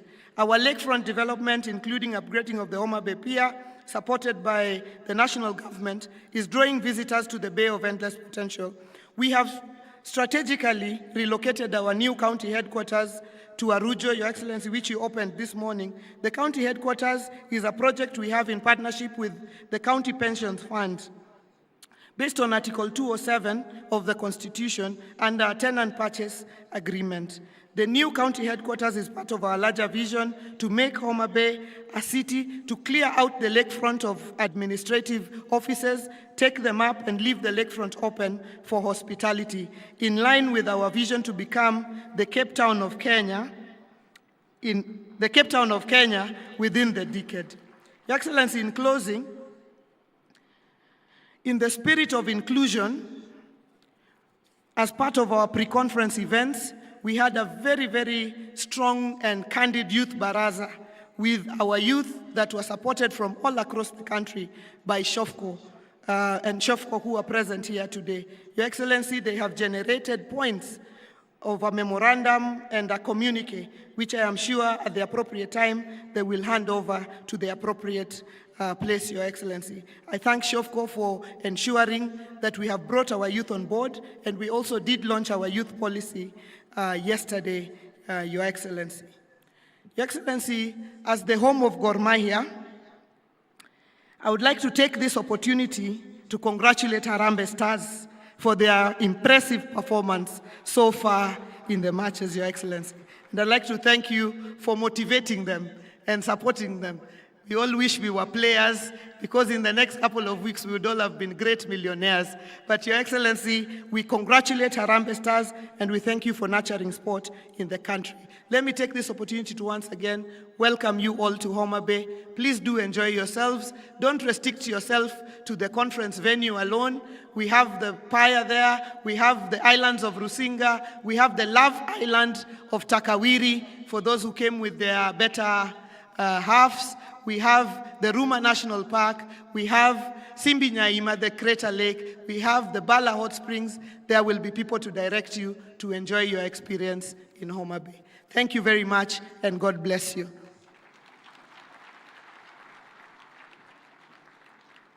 Another super applause for our host. Asante sana, Governor Wanga. It's now my honor to invite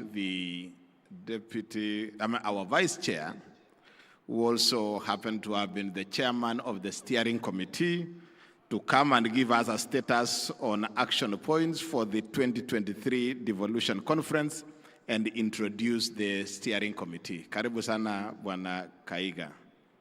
Daktari Geiger, Governor Nyeri. Thank you very much, our whip, Governor Sang. Your Excellency, Honorable Dr. William Samoei Ruto, the President of the Republic of Kenya, the Honorable Amason Kingi, Speaker of the Senate, Excellency Governors and Deputy Governors, Cabinet Secretaries, Honorable Members of the Senate and National Assembly, representatives of constitutional commissions and independent offices, leaders of Homa Bay County and the Greater Nyanza region, ambassadors and high commissioners, principal secretaries, members of the county assemblies, all national government and county government representatives, private sector and civil society representatives and development partners, international delegates, distinguished ladies and gentlemen, good afternoon. On behalf of the entire 2025 Devolution Conference Steering Committee, I take this opportunity to welcome you, Your Excellency, President William Ruto, to the 9th Devolution Conference and the 2nd Biannual Devolution Conference. I also take this opportunity to extend a warm welcome to my fellow governors who are present with their deputies and respective county leaders. Your immense support to make Devolution Conference 2025 a reality is appreciated. To all the national executive representatives attending this conference, your presence in Homa Bay County is proof that Kenya's devolved system of governance is rooted in consultation, cooperation, collaboration, and coordination. I know that the legislature at both levels of government is represented here too. Your voices in the anticipated discussions will be crucial, since for us to entrench equity, inclusion, and social justice, the public purse must be distributed to the lowest levels and reach the most vulnerable of populations. Your Excellency, this year, the participation of the civil society organizations has been much more than previous conferences. This was deliberate so that this event can begin to be more inclusive.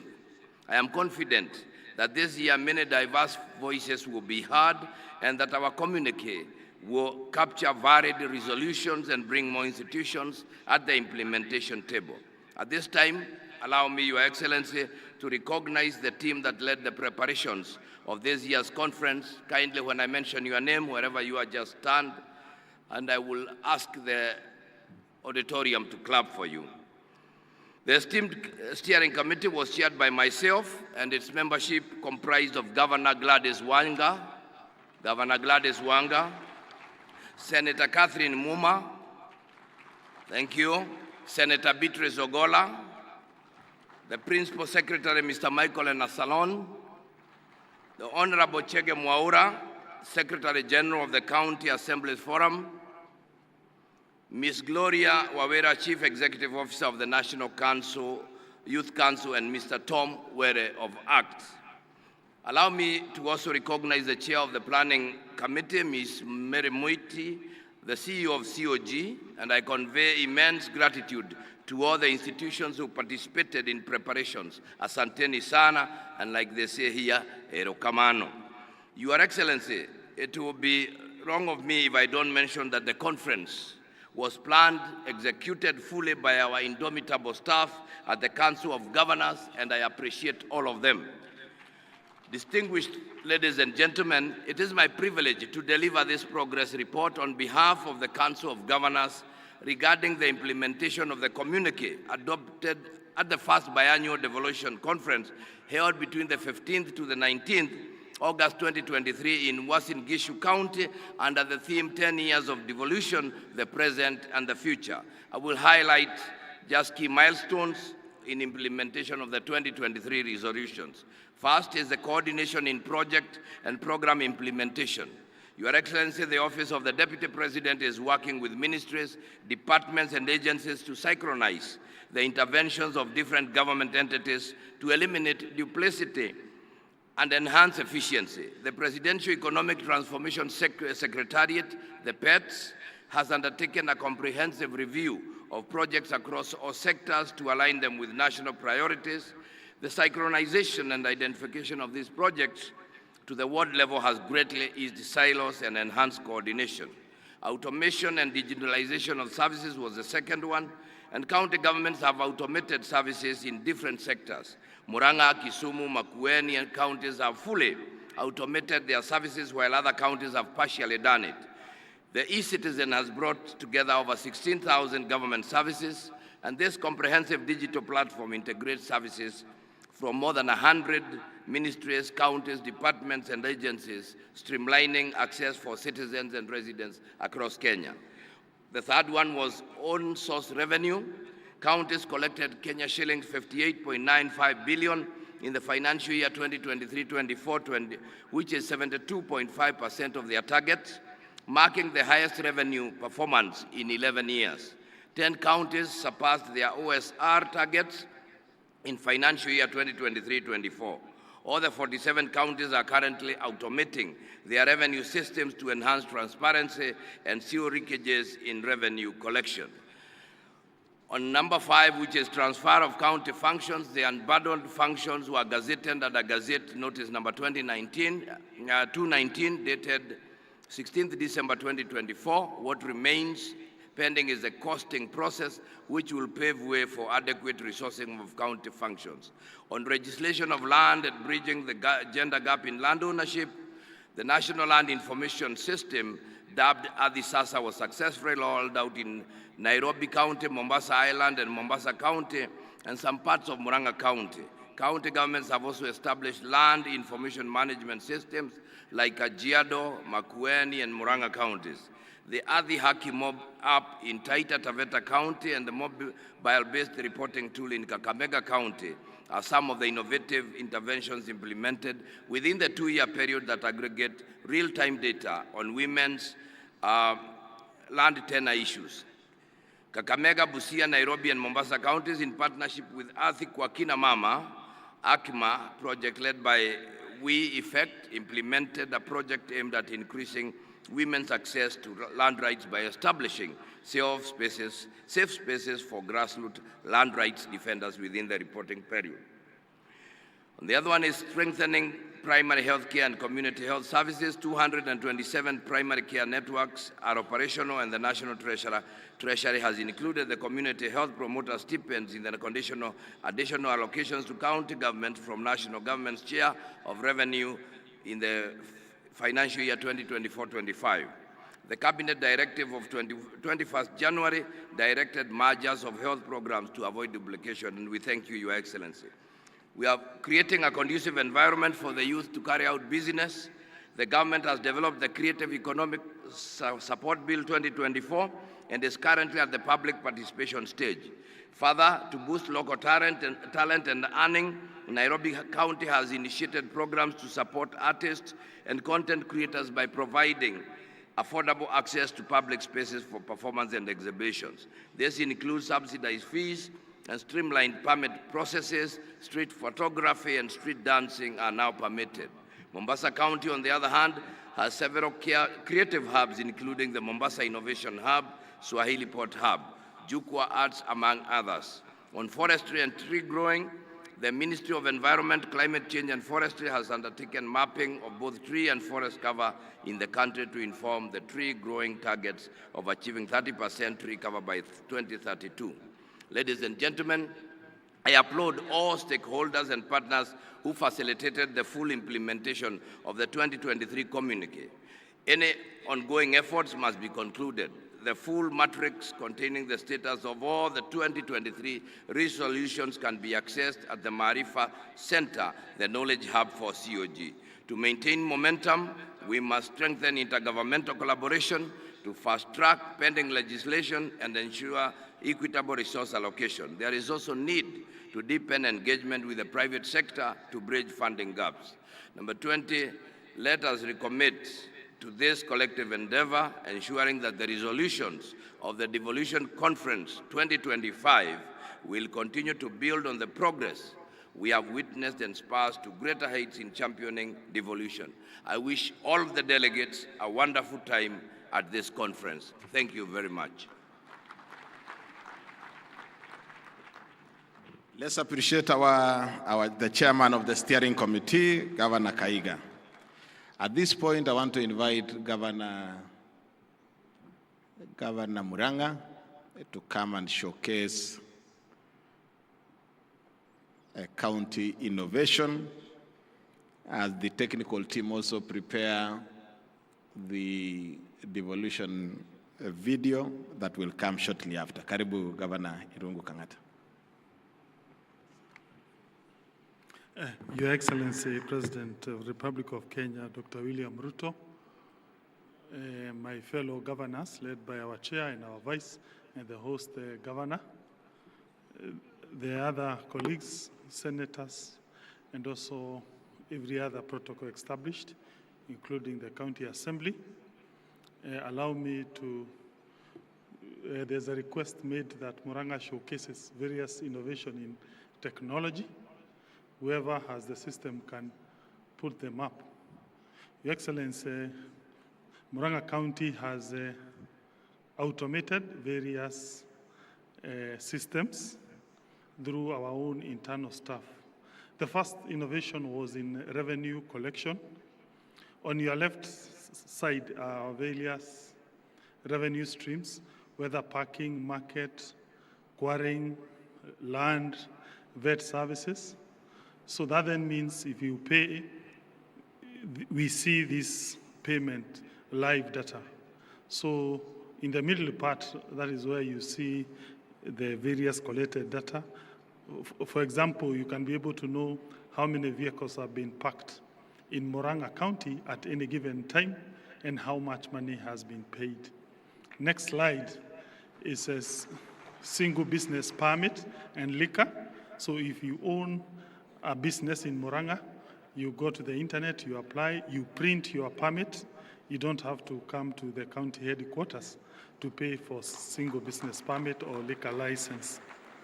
The third one, Your Excellency, is a land management system. Anyone who wants to pay for building permit, lease, subdivision, transfer application of any plot, again, you go onto the internet, you load in your documents, including your architectural designs. We process this via internet, and then you print your document, and you go home, and you're able to see how much money has come to the county of Murang'a. The other one, Your Excellency, is on fleet management. Murang'a County, just like other counties, has about 100 motor vehicles. So we put this system to monitor where they are. So if you overspeed, we are able to monitor you. If you enter into a pub, we just send a text and the vehicle stalls. We are able, if there is an accident, we can play back whether you are on the right track, you are overspeeding, and we are able to get that evidence. This has led to the reduction of number of accidents and also improved drivers' behavior. The other one is Inua Mkulima. Your Excellency, this one was made in partnership with Cooperative Bank of Kenya, where we give our farmers, those who are in milk and mango, subsidy money, so that when they go to a pre-qualified shop, they are able to redeem certain farm inputs. For example, animal feeds, even food stuff. So it is a technology that is mobile-based. So when you go to a certain shop, this is the card we give them. So you give it, if you're a member of that program, your money will be deducted, which has been preloaded in that e-wallet. That supports milk and mango value chains in Murang'a. The other one is a file management portal. This is our own internal system in the county government. We have another one for hospitals.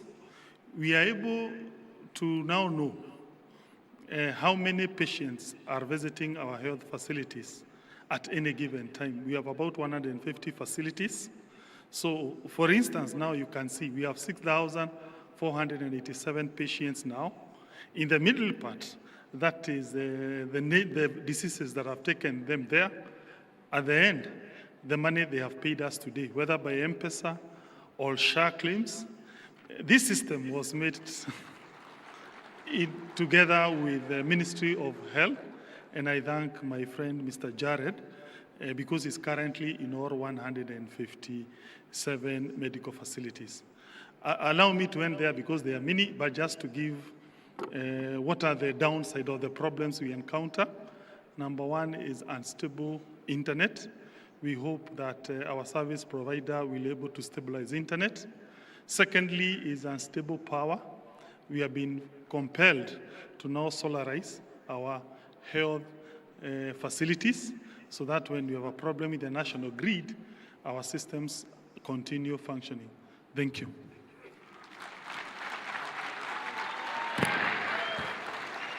Another round for applause to Irungu Kangata. It's now my pleasure to invite Right Honorable Speaker of the Senate, Amason Jeffa Kingi, to come and make his remarks and address us. Karibu sana Bwana Speaker.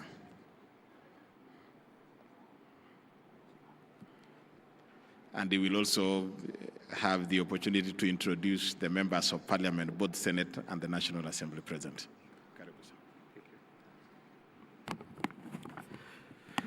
Your Excellency, the President of the Republic of Kenya, Dr. William Samoei Ruto, in the interest of time, allow me to adopt the protocols already established by the speakers who spoke before me. Your Excellency, before I make my brief remarks, allow me to introduce the team from the Senate, and I hope my eyesight won't fail me. We'll start with the Deputy Speaker and Senator for Meru County, the Honorable Senator Kathuri Murungi, the host Senator, Senator Kajwang Moses Otieno, the Senator for Nandi, Senator Samson Cherargei Kiprotich, Senator Dr. Boni Khalwale, Senator for Kakamega, Senator Faki Munyehaji, Senator for Mombasa, Senator Eddie Okech for Migori, Senator Catherine Mumma Muyeka, Senator Maureen Tabitha Mutinda, Senator Hamida Ali Kibwana, Senator Julius Murgo, Senator Montate Batuli Betty, Senator Kisang, Senator Esther Anyeni Okenyuri, Senator Beth Siengo Kalunda, Senator Jackson Mandago, Senator Danson Buya Mungatana of Tana River, Senator Abbas Sheikh Mohammed, Senator Mbugua. Those are the senators who are with us here today. Further, Your Excellency, before I make my short remarks, I have been given a request that I should place before you. In keeping with your generosity, Your Excellency, that has been witnessed by Kenyans for the past couple of weeks, where you extended some appreciation to the national team, Harambee Stars, for every match that they win. The Senate team, having beaten the governors,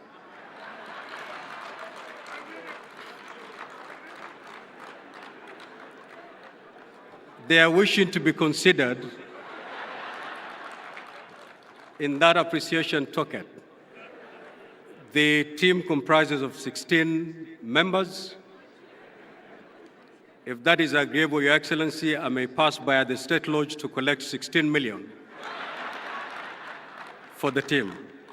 And I know it's possible. Thank you, Your Excellency. Distinguished participants, I join you with pride today as a firm believer in our country's most transformative governance shift since independence. That is devolution.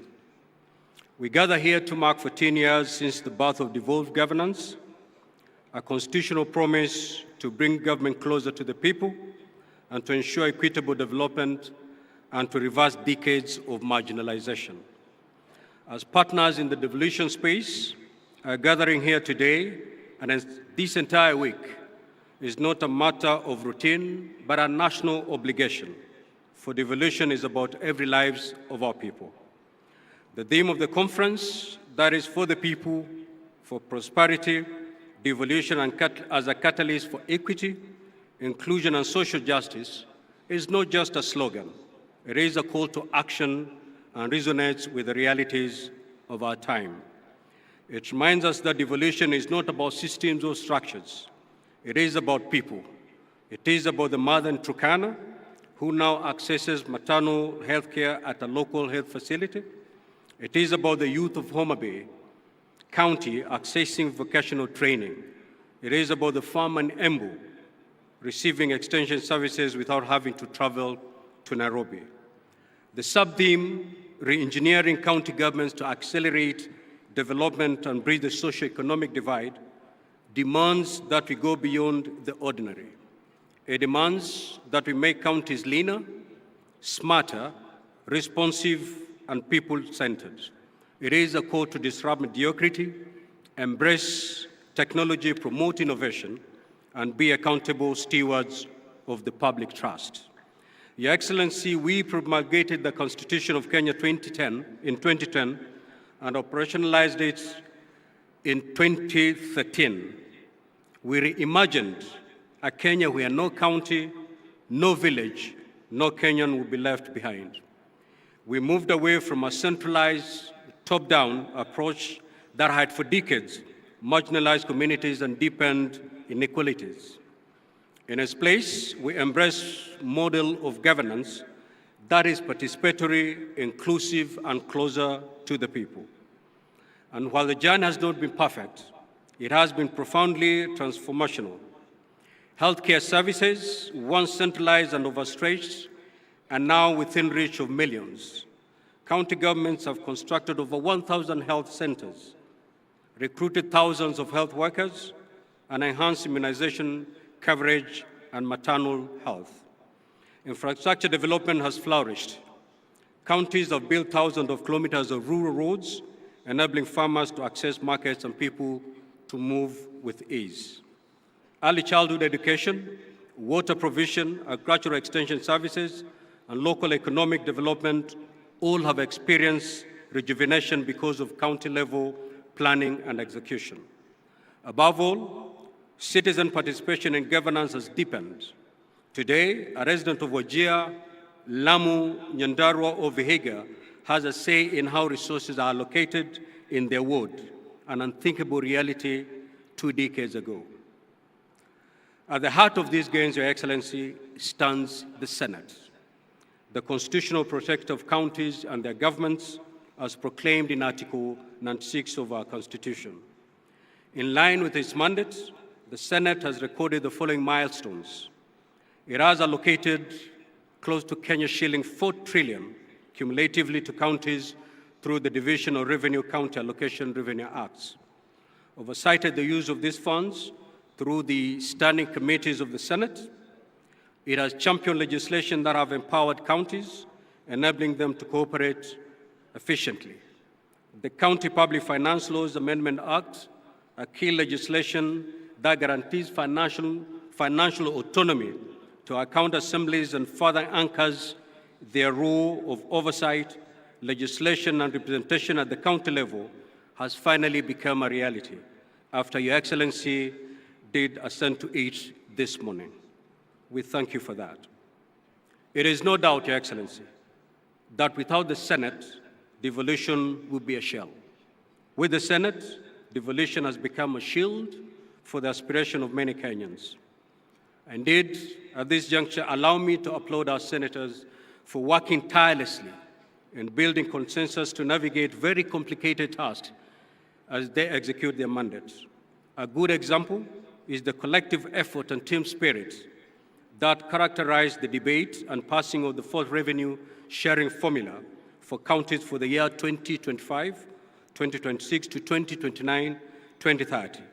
This was a profound departure from the past when such an exercise was riddled with acrimony and laced with political differences.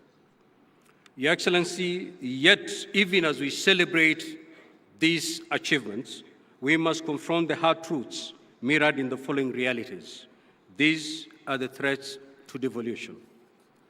1, corruption and weak accountability systems in some counties continue to threaten and erode public trust in devolution.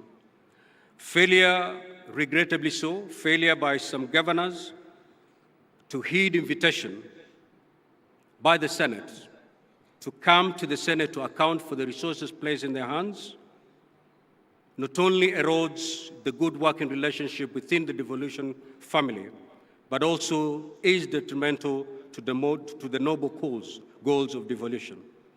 Regrettably, Your Excellency, we have seen cases where Senate committees have had to encounter hostilities when they visit counties in exercise of the oversight mandate. Very regrettable. Duplication of rules and power struggles between national and county governments undermine efficiency and cooperative governance. Inadequate on-source revenue mobilization by counties has left them over-dependent on the exchequer, limiting innovation and self-reliance. Wrangles within the county assemblies, which sabotages work delivery. Your Excellency, a case in point is the county of Nyamira, where at some point we had 2 county assemblies, 2 clerks and 2 speakers. Delayed disbursements of funds to counties and politicization of county development priorities, which often sidelines community needs. Your Excellency, to secure the next decade of devolution, we must act decisively and collectively to deal with these threats. Distinguished participants, devolution was never meant to be a destination. It is a continuous journey, one that requires vigilance, courage, and commitment. Let us not allow short-term political interest to dilute the long-term vision of equitable development. Let us recommit to the devolution dream by ensuring it lives and blossoms in every ward, in every village, and every heart. For the greatness of a nation lies not in the glitter of its capital city and its urban centers, but in the dignity of its villages. May God bless our counties, and may God richly bless our land. Thank you, Your Excellency.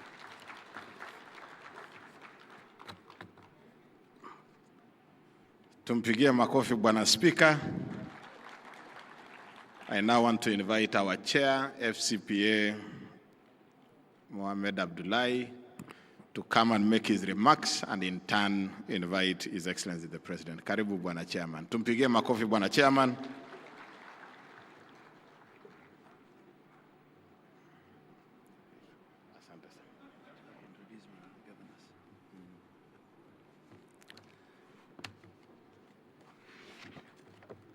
Thank you very much, our whip. Your Excellency,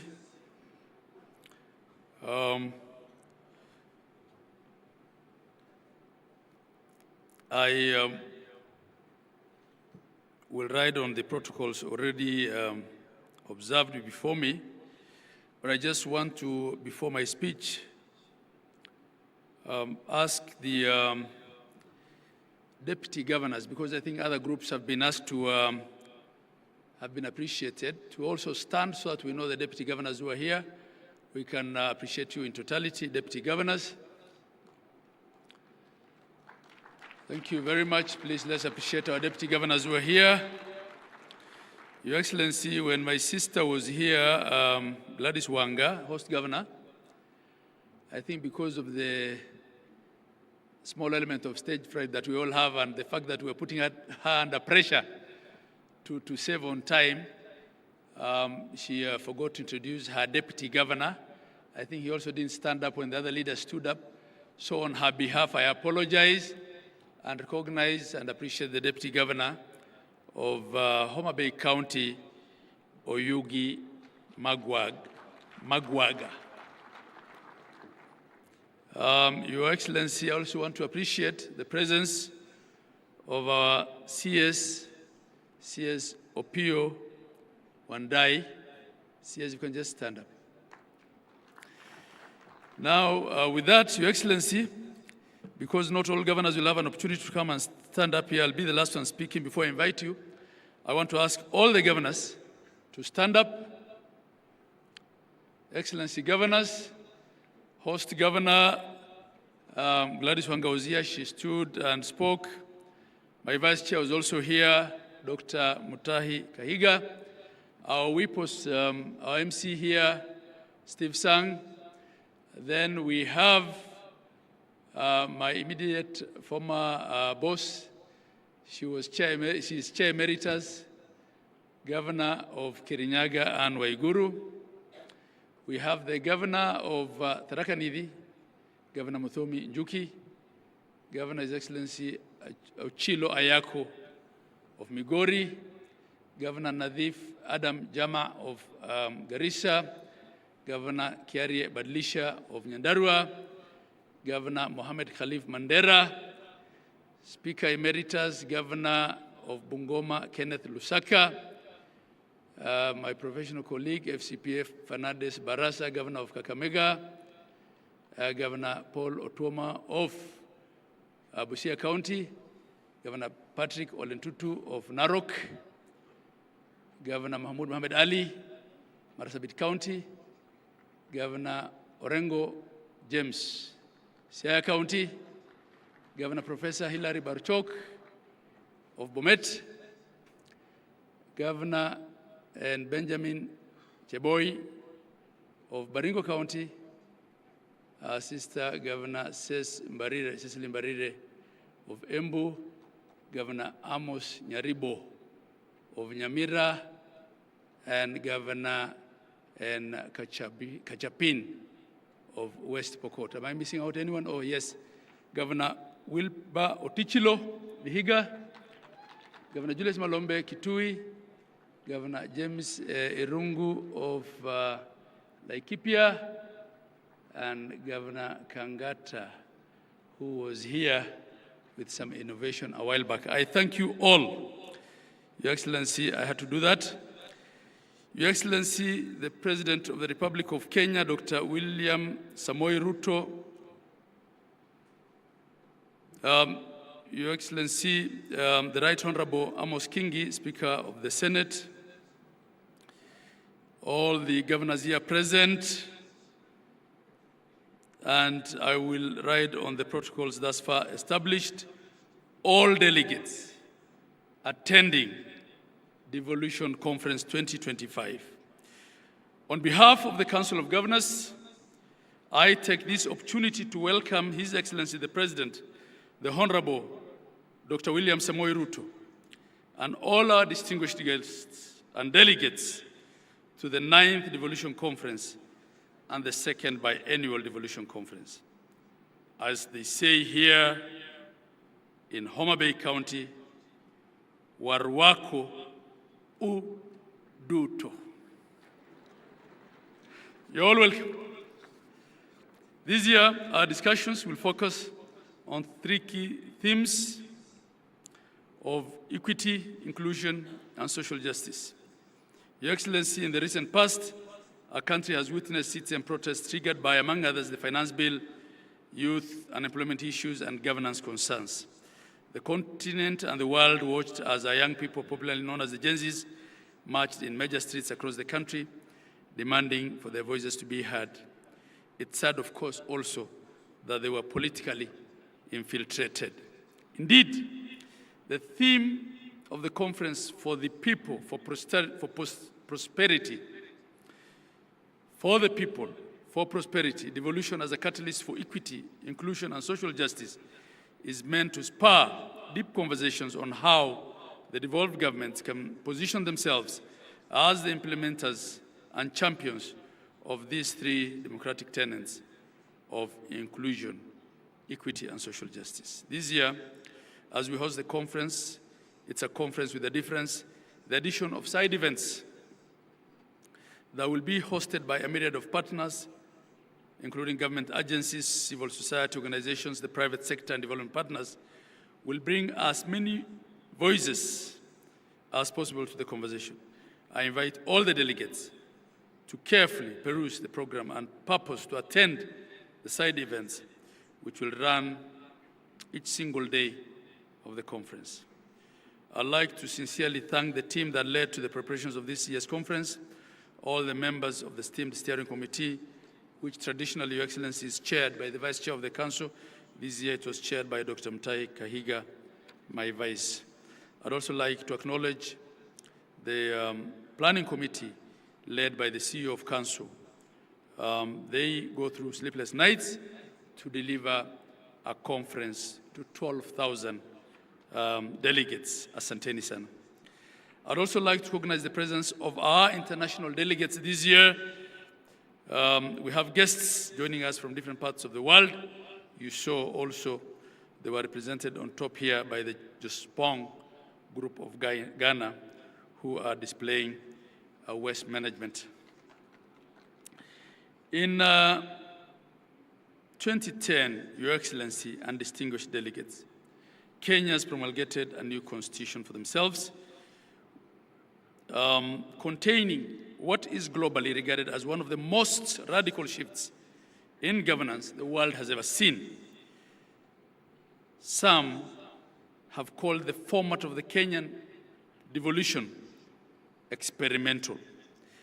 The new system created distinct and yet independent governance through the national government and 47 county governments, which are constitutionally mandated to deliver on key services through locally elected leadership and representatives. We are all in agreement, all of us here, that devolution, notwithstanding its challenges, real and perceived, remains an exemplary case of meaningful reform and the best gift that Kenyans accorded themselves in 2010. The main purpose of devolution was creating units that would secure equitable distribution of development in the country, that every Kenyan is then guaranteed a dignified and a quality life with access to public goods such as healthcare, water, housing, food, education, and transport at the local level. Creation of administrative units beyond the county governments in wards, villages, and planning committees is further meant to ensure that the communities are heard and that the citizens' needs are met no matter where they are in Kenya. Article 174 of our Constitution captures this very succinctly by laying out the objects and the purpose of devolution. And there are 9 of them, and they include, among others, to promote democratic and accountable exercise of power, to foster national unity and recognize diversity. I'll not read all of them, but you can refer to Article 174. And in fact, in that article, Your Excellency, it's only one, really, and the object that explicitly refers to economic development under F, which says social and economic development and the provision of proximate, easily accessible services throughout Kenya. So through devolution, we were dealing with development, but we were also dealing with equity and social justice that is uniform across Kenya. From the above, ladies and gentlemen, the architecture of the Constitution anticipated that devolution would not only be concerned with economic development, but it will also foster national unity, democratic and political inclusion, and facilitate the decentralization of power, responsibilities, and resources, all aimed at bringing decision-making and services closer to the people. The establishment of the devolved governments was thus our ambitious way as a country of reversing centralization as a basis of both political and economic development. It is both an economic imperative. Devolution is an economic imperative, but I believe it was also a political settlement. Devolution is indeed the truest and the most progressive definition of bottom-up social, economic, and political transformation. 12 years ago, Your Excellency, under the first election, under the new constitutional dispensation of 2010, we set up the first cycle of county governments. We ushered in 47 new county governments. And these governments, unlike the former local authorities, were created through the statutes. They had constitutional protection. They were established in line with the Constitution, and they enjoy both institutional and financial safeguards directly from the supreme law of the land. The fourth schedule further splits the functions between the national and the counties. Your Excellency, we've come a long way. At the Council of Governors, we appreciate that in 2014, on the 16th of December, you unbundled through a Gazette notice a lot more functions and component of functions. And this has been something that has been outstanding for long, and we don't take it for granted. But we still seek the further unbundling and costing of the few remaining functions, that they be completed to finality in full compliance with the letter and the spirit of the Constitution, and that the attendant resources of all functions already transferred will all follow. As I make this speech, Your Excellency, I'm a second-term governor, having served in the first cohort of the first phase of county governments between 2013 and 17. In my view, devolution, again I say, has come a long way. The journey has not been easy. We've had policy, legal, and administrative challenges that have threatened the very foundation of devolution. But I am convicted, I'm convinced here that counties and in general devolution has moved from strength to strength. Counties have recorded countless success stories that reveal that devolution is uplifting the lives and livelihood of Kenyans. According to the 2024 Gross County Product Report, which was released by the Kenya National Bureau of Statistics, KNBS, county governments are making significant and transformative contribution to the national economic performance. Essential investments, be it in financial, material, and technical, is being made towards the devolved sectors, and this is contributing substantially to the national growth and development. I'll just give a few, very few examples. Data from the period that devolution existed shows, say, in the provision of healthcare, which is one of the most important services that any county government must deliver, between 2014 and 2025, Kenya has recorded notable improvements in key maternal and reproductive health indicators. The proportion of women with at least 4 antenatal care visits has risen from 58% to 66%, and skilled birth deliveries has increased from 61% to 82%, reflecting the expanded access to skilled birth attendants as a result of devolution. At the onset of devolution in 2013, Your Excellency, there were 8,466 health centers and dispensaries across the country. And these, I'm only referring to public health centers and dispensaries. Robust and intentional health investment by county governments in collaboration with the national government and private sector has resulted in increasing these to 14,710 operational health facilities across Kenya. Public facilities account now for over 45% of all health facilities in the country, with the rest being faith-based and private. The majority of these public facilities are level 2 and 3, while level 4, 5, and 6 account for about 7% of all public facilities. When you look at the headcount of healthcare workers, Your Excellency, we only had 874 medical doctors in district hospitals before devolution. We also had 6,620 nurses. Today, this has expanded to 4,651 medical doctors in public facilities in counties. We also have 34,000, up from 6,000, 34,220 nurses in county facilities, 7,877 clinical officers, 4,686 lab technicians, 1,942 nutritionists, among other healthcare workers.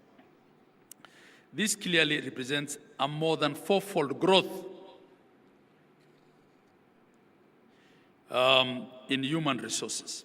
At the community level, partnering with the national government, we now have 831 community health workers.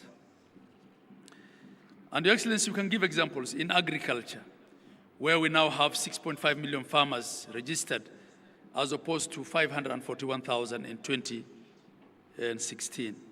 We can give examples in ECD, where we now have from nearly zero staff in payroll of ECD teachers in counties to over 30,000 ECD teachers across the 47 counties, and 48,700 ECD centers. There are many. But in the interest of time, I will just highlight the key. Distinguished delegates, ladies and gentlemen, the story of devolution is dotted with many successes, and we can speak to it in every single county. Every single county has a story to tell, but I'll end it there. That notwithstanding, Your Excellency, there are numerous challenges. Challenges abound. The debate on functional integrity of the two levels of government, the quantum of resources allocated to devolution, delays of disbursements and releases of funds, and administrative action that leads to clawback, policy, laws, especially subsidiary instruments that predate the 2024 Constitution that are not then compliant with devolution still remain a challenge. And Your Excellency, I will note that in spite of the month-on-month delays of disbursements of funds, for the 3 years that you've been in charge, 2 out of those 3, at least the last shilling, was released to the CRF, the County Revenue Funds account, by midnight, the 30th of June of that fiscal year. And we don't take that for granted. It was not always the case, Your Excellency. So in line with the conference theme, county governments must also ensure that resources are distributed equitably, even within the counties, that services are available and accessible to the most vulnerable populations that are marginalized, minority groups, and that there is meaningful participation in decision making. It's time for action, not for talk. As leaders who are gathered here, we've been called upon to serve. Let's heed this call with integrity, humility, and selflessness. Our Constitution expects us all here that we will conduct our affairs in the fullness of good governance practices and respect of human rights and in social justice, while ensuring that there is equity and inclusion at all levels. On the overall, Your Excellency, and I'm winding up, devolution has been and it will continue to remain a journey. It's not an event, it's a process. I can say as stakeholders we have done well, we can all do better, and that's why we're here with all the stakeholders and partners. We are ready to listen to what interventions we can apply to make devolved governance even better and stronger. As I conclude, let me take this opportunity to appreciate all our stakeholders who have supported this conference. I convey our heartfelt appreciation of the national government through the presidency, the Senate, and all the 47 county governments for their support and participation. A special thanks to our platinum sponsors and partners, the Kenya Commercial Bank, Safaricom PLC, and the Jospong Group of companies. Those were our 3 platinum partners this year. To all our other partners, this could not have happened without you. Devolution has brought 12,000 delegates at DEFCON 2025 to Homa Bay County. This could not have been done without our partners. We appreciate and value all of you. Your support has made this event a reality and a big success. We cannot thank you enough. Continue to work with us as we keep the devolution fire blazing. I wish you all fruitful discussions in the coming days of the conference. It is now my duty and pleasure to invite His Excellency, the President of the Republic of Kenya, the Honorable Dr. William Samoei Ruto, to come and address us and officially open Devolution Conference 2025 for us. Thank you, and God bless you all. Thank you very much, Your Excellency.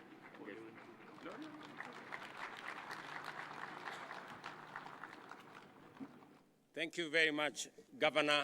Ladies and gentlemen, let's take our seats. Thank you very much.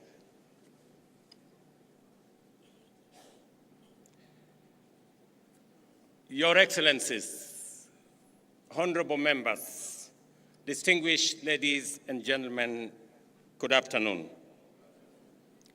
I am delighted to be back in Homa Bay, the county of endless potential and possibilities, a place whose promise mirrors that of our great nation. Vast possibilities, many opportunities, awaiting bold action as we steadily unlock the full benefits of devolution. Our counties are critical frontiers and the powerful drivers of both national and local growth.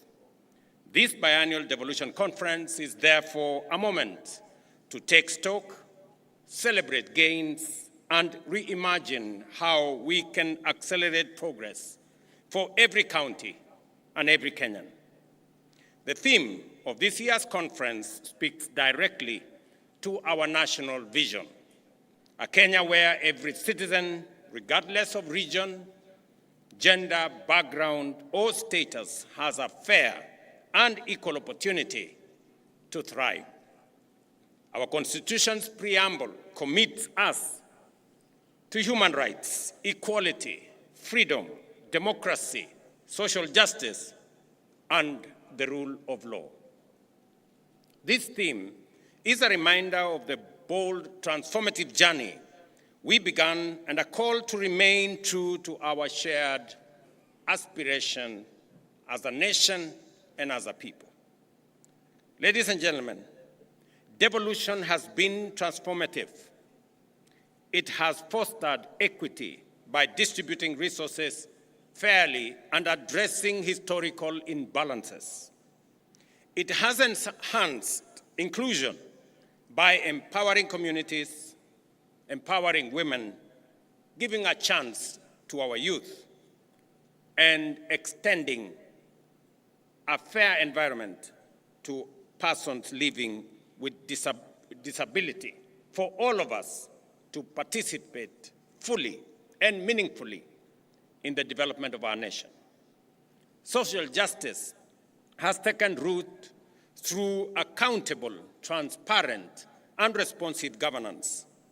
The national government is proud to have invested heavily in making these principles a reality.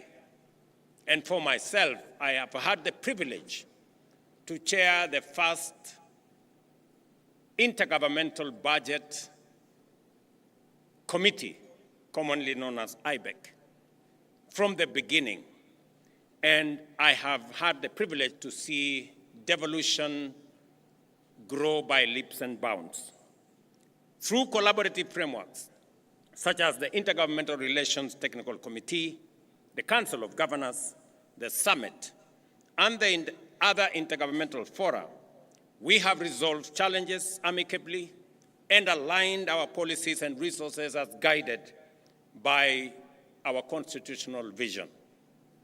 From the very first day of my administration, I affirmed that devolution is not merely a constitutional provision, it is the ground jewel of our democratic governance and the proudest achievement of the people of Kenya in our constitution-making process. I pledged to accelerate the full transfer of all outstanding devolved functions as assigned in the 4th schedule of our Constitution, together with the requisite resources. This commitment was formalized during the 11th National and County Government Coordinating Summit held at State House, Nairobi, on the 16th of December 2024, as has been alluded by the earlier speakers.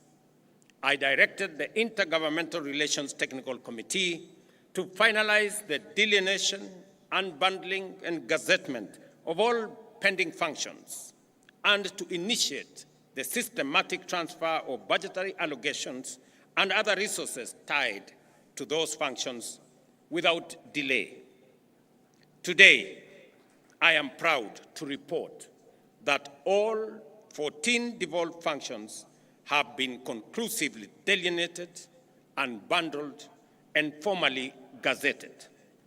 This milestone has eliminated decades-old ambiguities that hampered service delivery and fueled intergovernmental disputes.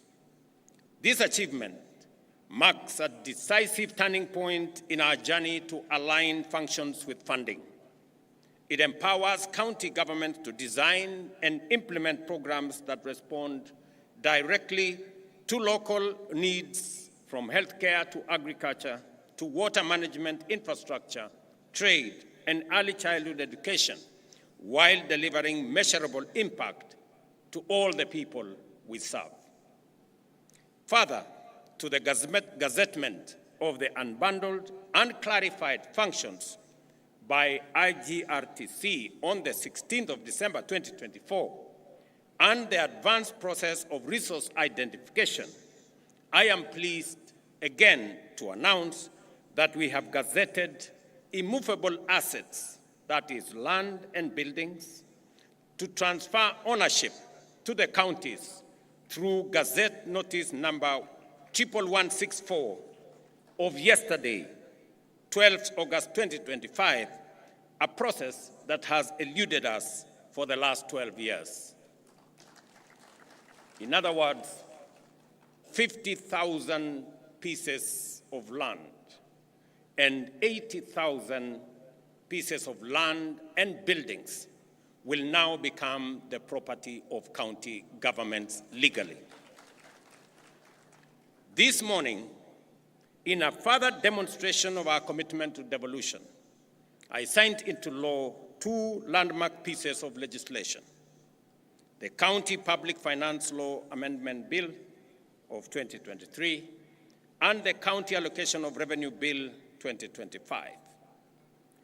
These laws cement the place and the principle of horizontal revenue sharing among counties and consolidate the place of county assemblies while clearly defining the respective responsibilities of both county and national governments. Let me say this, that I had the honor in Homa Bay to finally guarantee by law the independence of our county assemblies. This is a commitment that I made. This is an engagement that I did with the county speakers and county assemblies, and it was a merited request and a merited ask that the same way we have independence of the legislature at the national level, we must also have independence of the legislature at the county level.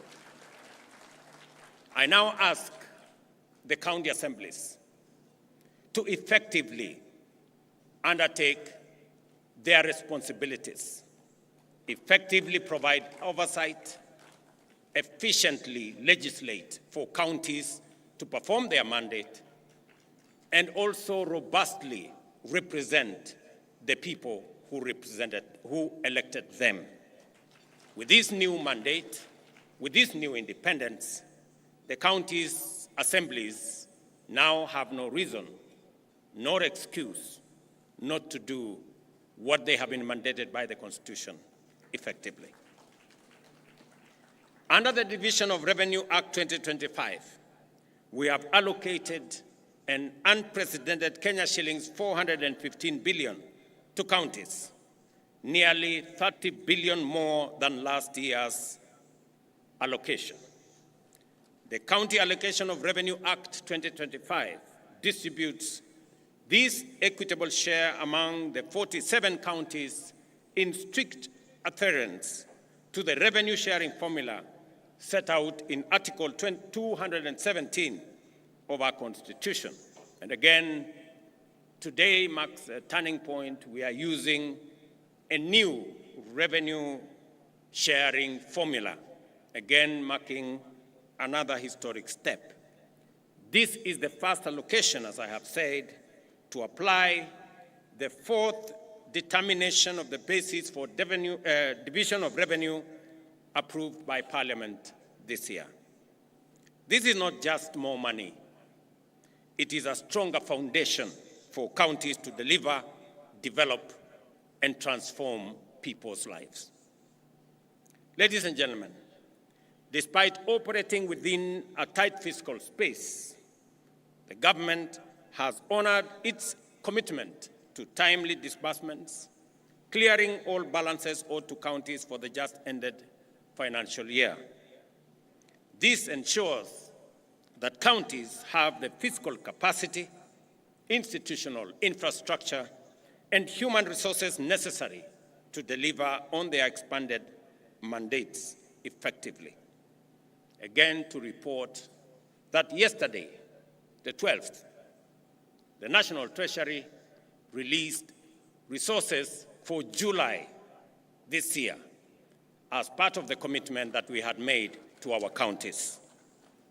In just 12 years since the birth of devolution, we have transferred a total of 4 trillion Kenya shillings to counties.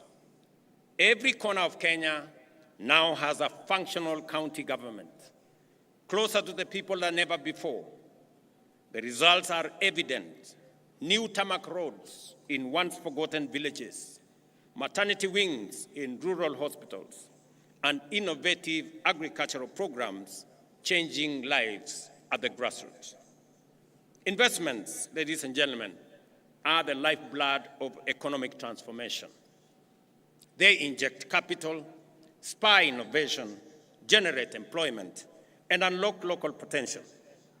Nowhere is this more true than our counties.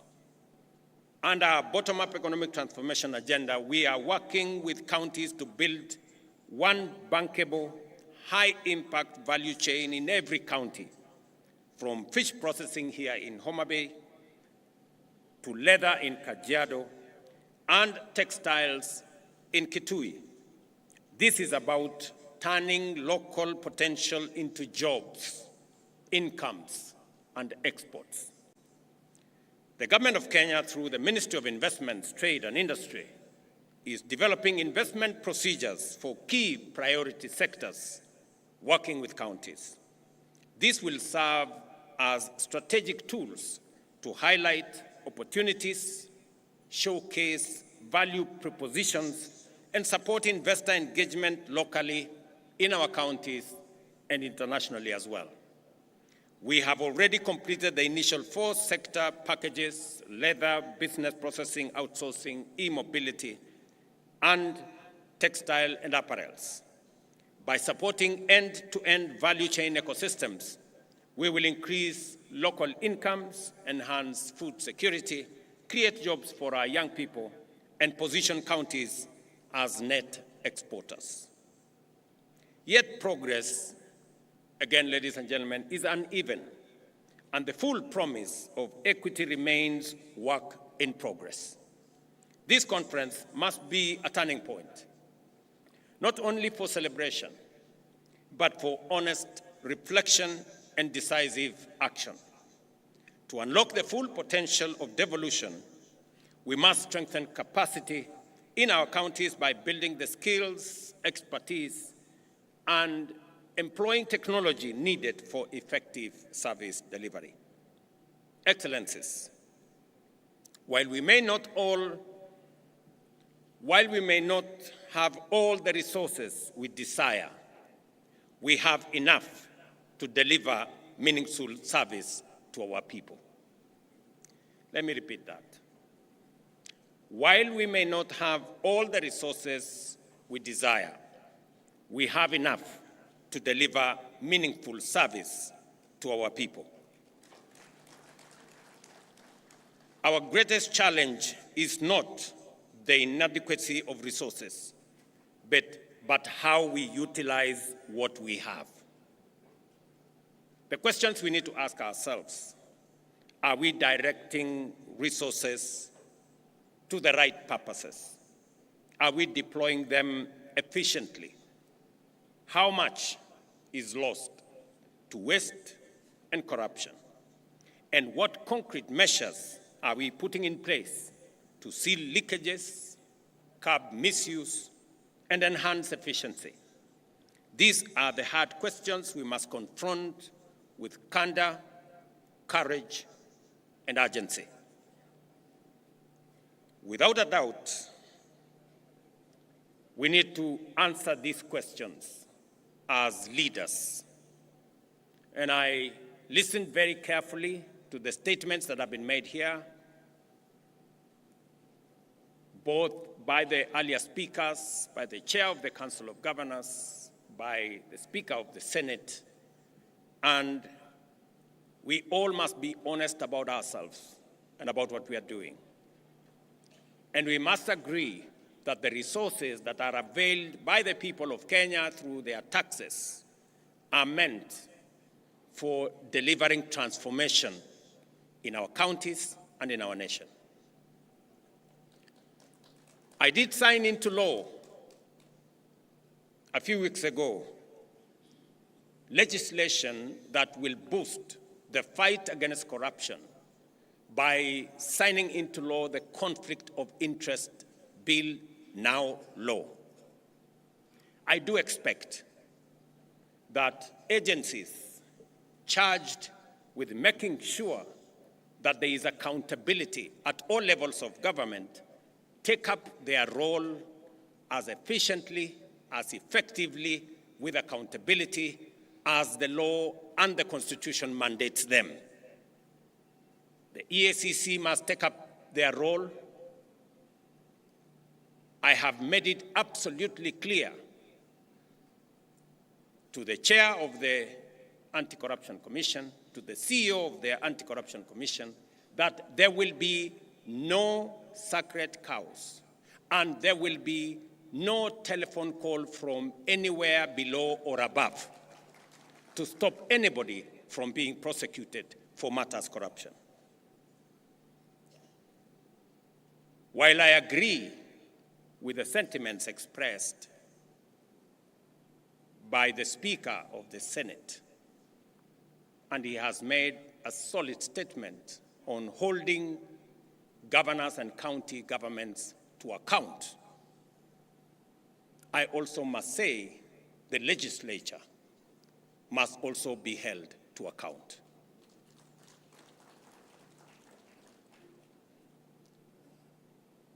Because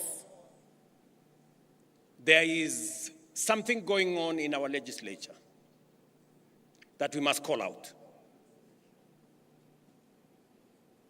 There is money being demanded from the executive, from governors, from ministers, from people in the executive, especially those who go for accountability before our houses of parliament. Mr. Speaker, it cannot continue to be business as usual.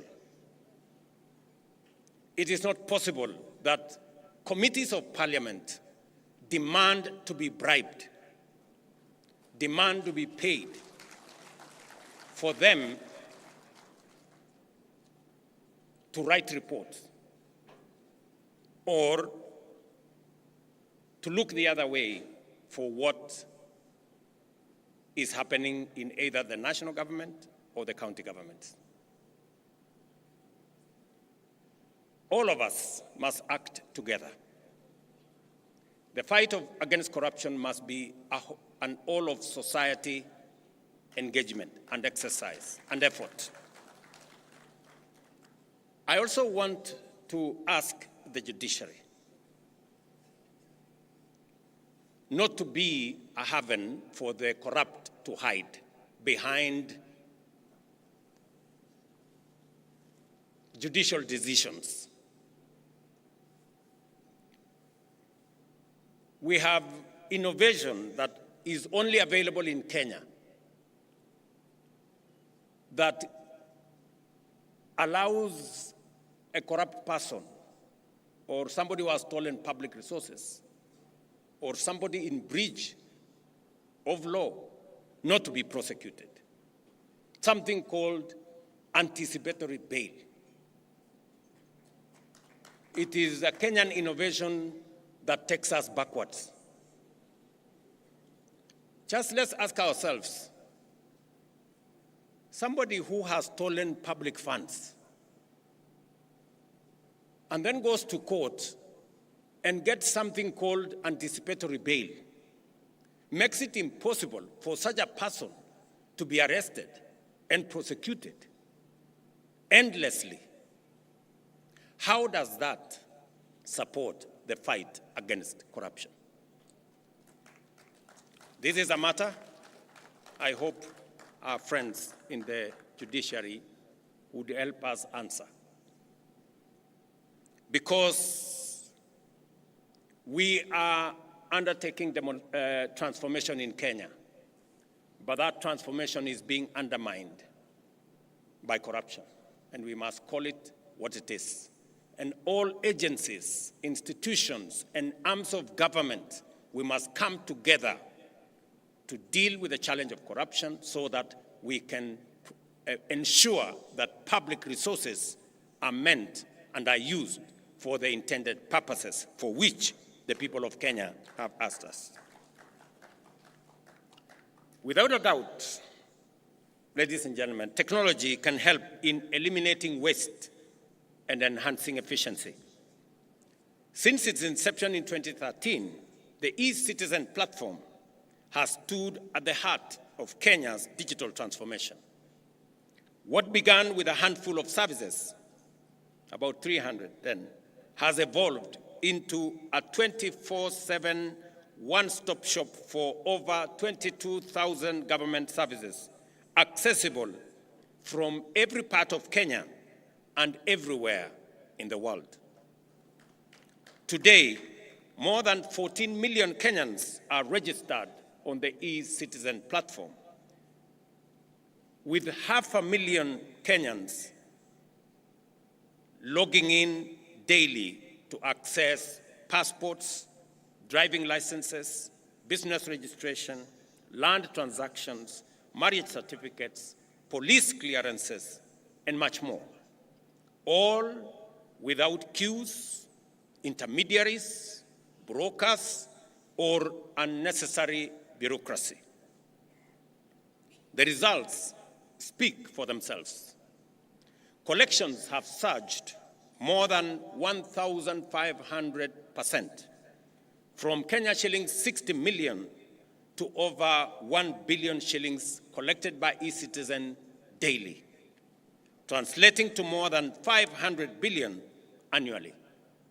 Ministries, departments, and agencies have seen revenue growth of up to 400%, supported by accurate projections and better planning. Equally, counties have integrated their digital portals with e-Citizen and have seen remarkable growth. Mombasa County, for example, revenues have rose from 1.6 billion to Kenya shillings 2.5 billion, a 61% growth. Kiambu County has seen revenue grow from 2 billion to 3.04 billion, a 52% growth, and Kajiado from 1.4 billion to 2 billion, a growth of 48%. Other counties, such as Bomet, Tharaka Nithi, Meru, Embu, have posted similar improvements. The platform has seen and has been an engine of economic opportunity, creating 600,000 jobs in ICT, support services, logistics, and other sectors, providing that digitization and proving that digitization is not just about convenience, but also about livelihoods. Most importantly, e-citizen has been a powerful weapon against corruption. By eliminating cash handling and embedding full digital audit trails, we have reduced opportunities for bribery and made transactions traceable, fair, and secure. Citizens can now follow the process and the progress of their applications and payments online, confident that the process is impartial and transparent.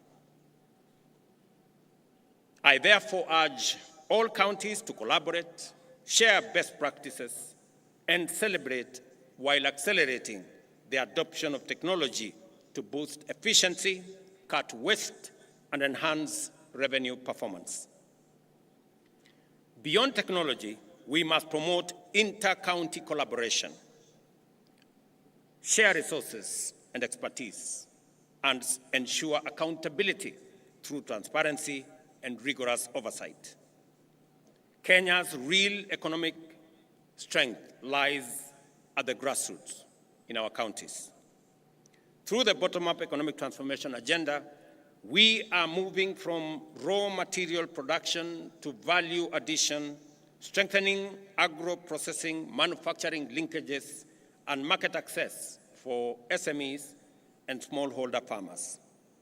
As we gather here in Homa Bay, I challenge every leader and citizen to renew our commitment to the spirit of devolution, invest in people-first policies and programs, ensure every shilling has impact, and bring government services closer to the people. Let me share two other things that I really wanted to say on this day, this very important day of devolution. I must congratulate county governments. I must congratulate our governors and the county assemblies for the partnership they have demonstrated in working with me in the transformation of our country. We have worked together because the Constitution dictates that we do. We have worked together on matters of health, from community health promoters, the people who engage with families, with homes every day, the greatest patriots that I know of. We have worked together with the counties, and I want to congratulate counties for sharing this resource so that we can bring health to be a reality and to be a right for all citizens, not a privilege for those who can afford. I am also happy that we have made tremendous progress in the delivery of our universal health coverage, working with counties. All the counties have signed into the program that will enable citizens access health at every facility in a way that doesn't exclude others.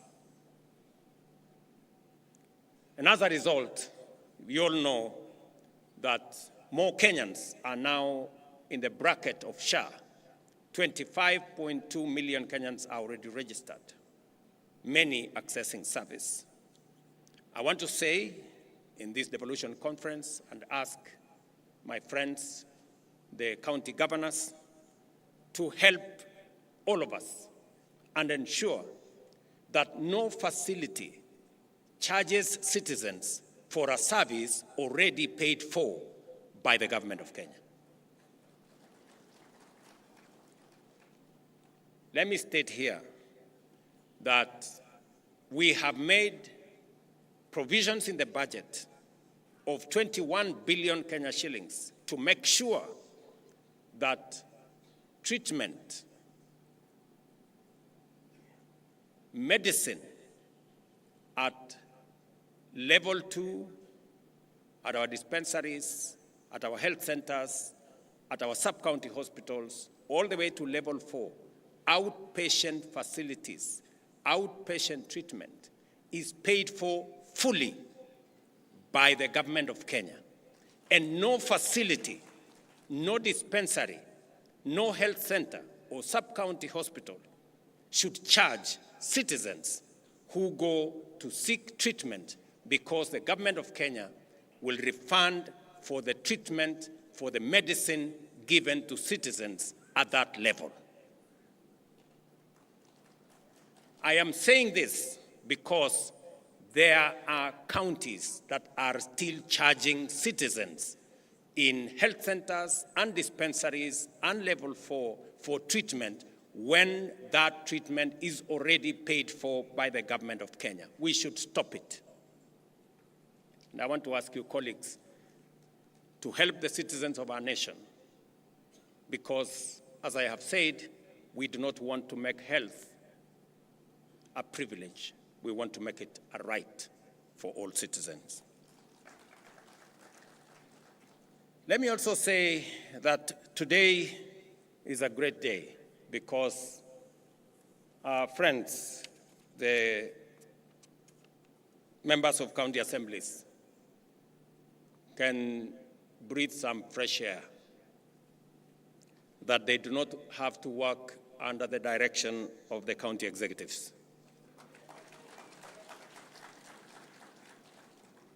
But I have also told you that use that independence for the good of the people. I know there is yet another outstanding commitment that we agreed upon. And because I am a solid believer in savings and encouraging the culture of savings, the county assembly's pensions bill has already been passed by the Senate. It has gone through the first reading in the National Assembly. And I am confident that in the next couple of months, I will be signing into law the County Assembly's pensions bill into law so that county assemblies like the National Assembly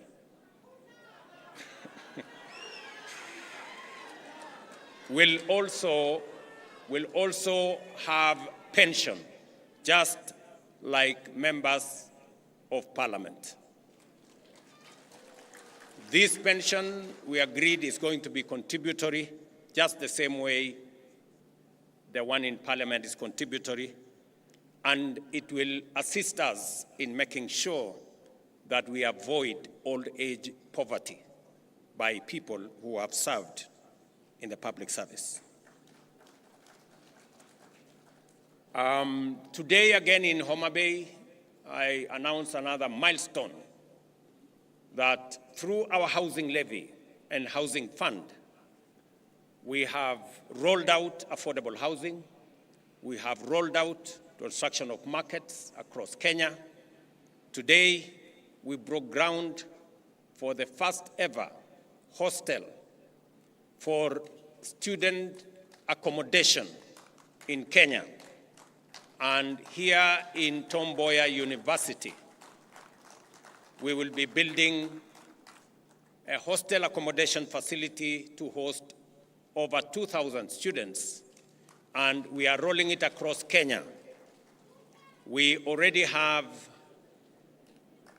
identified universities, Kenya medical training colleges, and TVET institutions to build student accommodation that will accommodate 170,000 students across Kenya as phase one, as we expand the program of housing in Kenya, not only to provide for social housing, affordable housing, student accommodation, our markets, and all the other infrastructure that we are building under that framework. Again, I want to celebrate that the same way we started the affordable housing here in Homa Bay, by coincidence again, we are starting student accommodation construction again here in Homa Bay.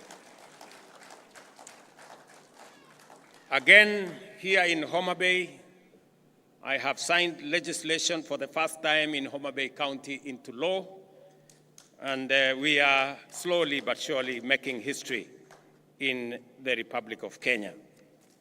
Ladies and gentlemen, allow me to conclude by congratulating Madam Gladys Wanga, Governor of Homa Bay County, for her exemplary leadership and hosting this conference.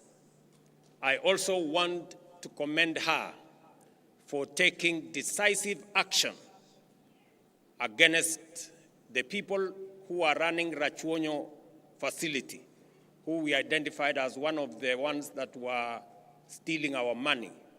Thank you very much, Governor, for taking action swiftly. And I want to promise you that as you dismiss those people, we will look for them so that we can prosecute them, so that they can, we can hold them to account. And we are going to do it for all the other facilities that will try to steal from our resources meant for health. And finally, to this great school of Homa Bay, who have given us their grounds so that we can host this facility, I want to say thank you very much to this school.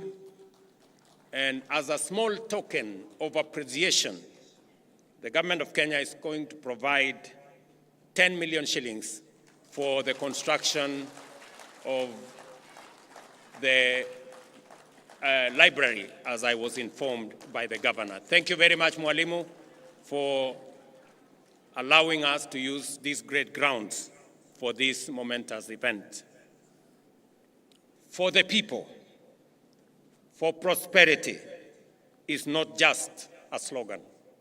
It is a call to action, to fairness, opportunity, and progress in every part of Kenya.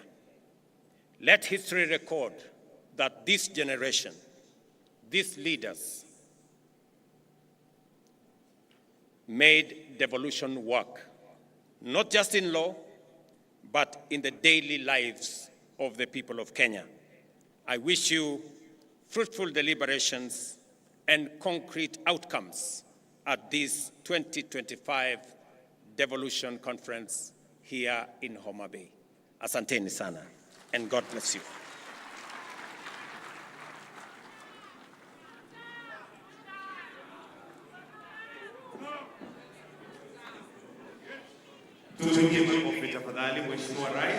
Let us take our seats briefly, please. Kindly, we can just take our seats. We still have the launch of the Devolution Training Institute induction manual. And allow me, Your Excellency, to invite the COG Chair, the host governor, the Vice Chair COG, the Speaker of the Senate, PS Devolution, COG Whip, CEO COG, and Ambassador Sebastian Groth to flank His Excellency as we now progress to the launch of the Devolution Training Institute induction manual. So the launch will be with the press of this buzzer.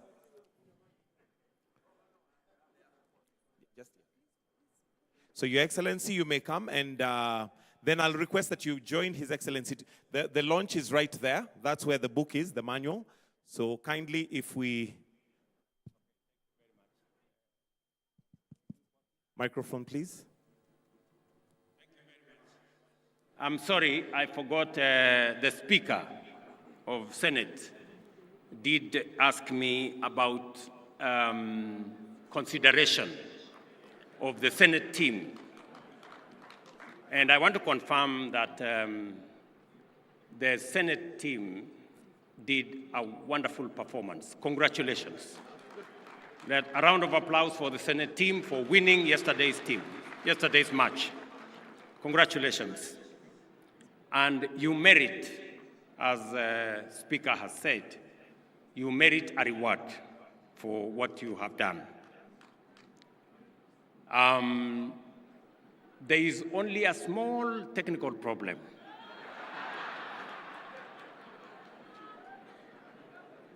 Rewards at the level of what we have done for Harambee Stars is only given when the opposite team is not Kenyan.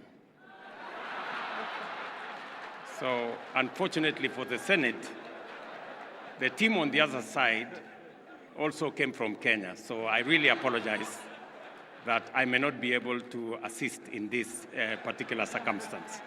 But the next time you play against a foreign team and you perform well as you have done, then there will be due consideration. Thank you very much. At the count of three, we'll have the launch of the manual. And Your Excellency, it is right there where we're going to be having the launch. So in 3, 2, and 1, the buzzer is pressed. And we now have the manual, which is the Council of Governors Devolution Training Institute Induction Manual, which is rotating right there.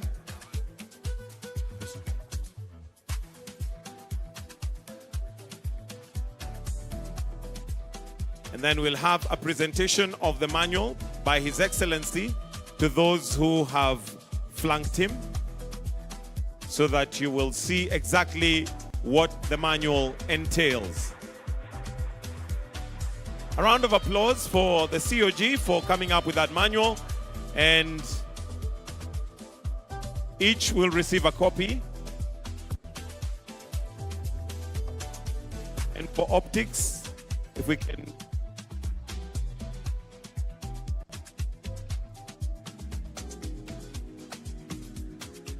Then if we can all just hold a copy once it's done for a photo opportunity.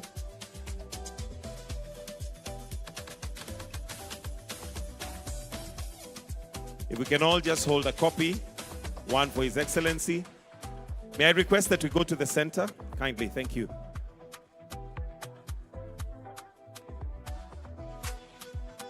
If we can have four on one side.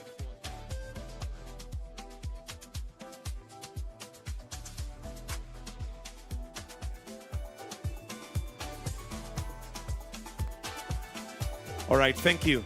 I'll request that we leave His Excellency the President and Her Excellency the Governor. The rest, if we can take our seats, please. His Excellency the Governor, His Excellency the President and the Governor for the gift. There is a gift from Her Excellency,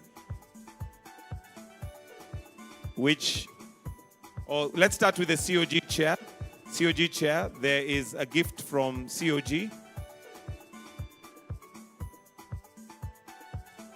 to be presented by the COG Chair.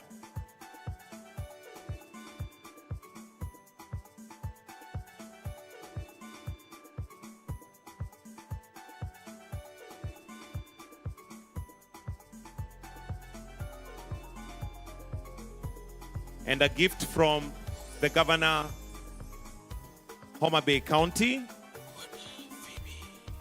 Gladys Wanga, Her Excellency Gladys Wanga.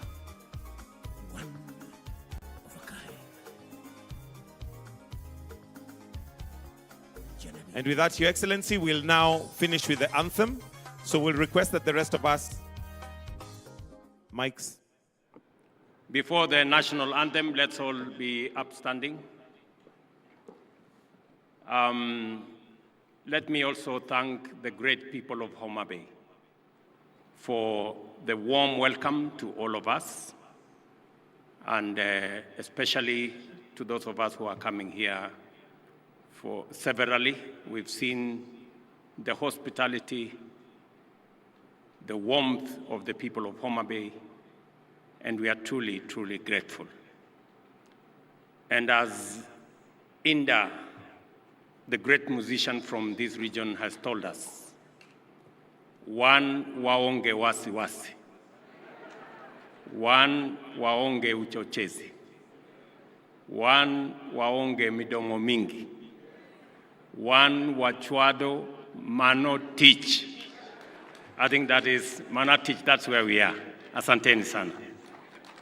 So we'll be all upstanding to finish with the anthem.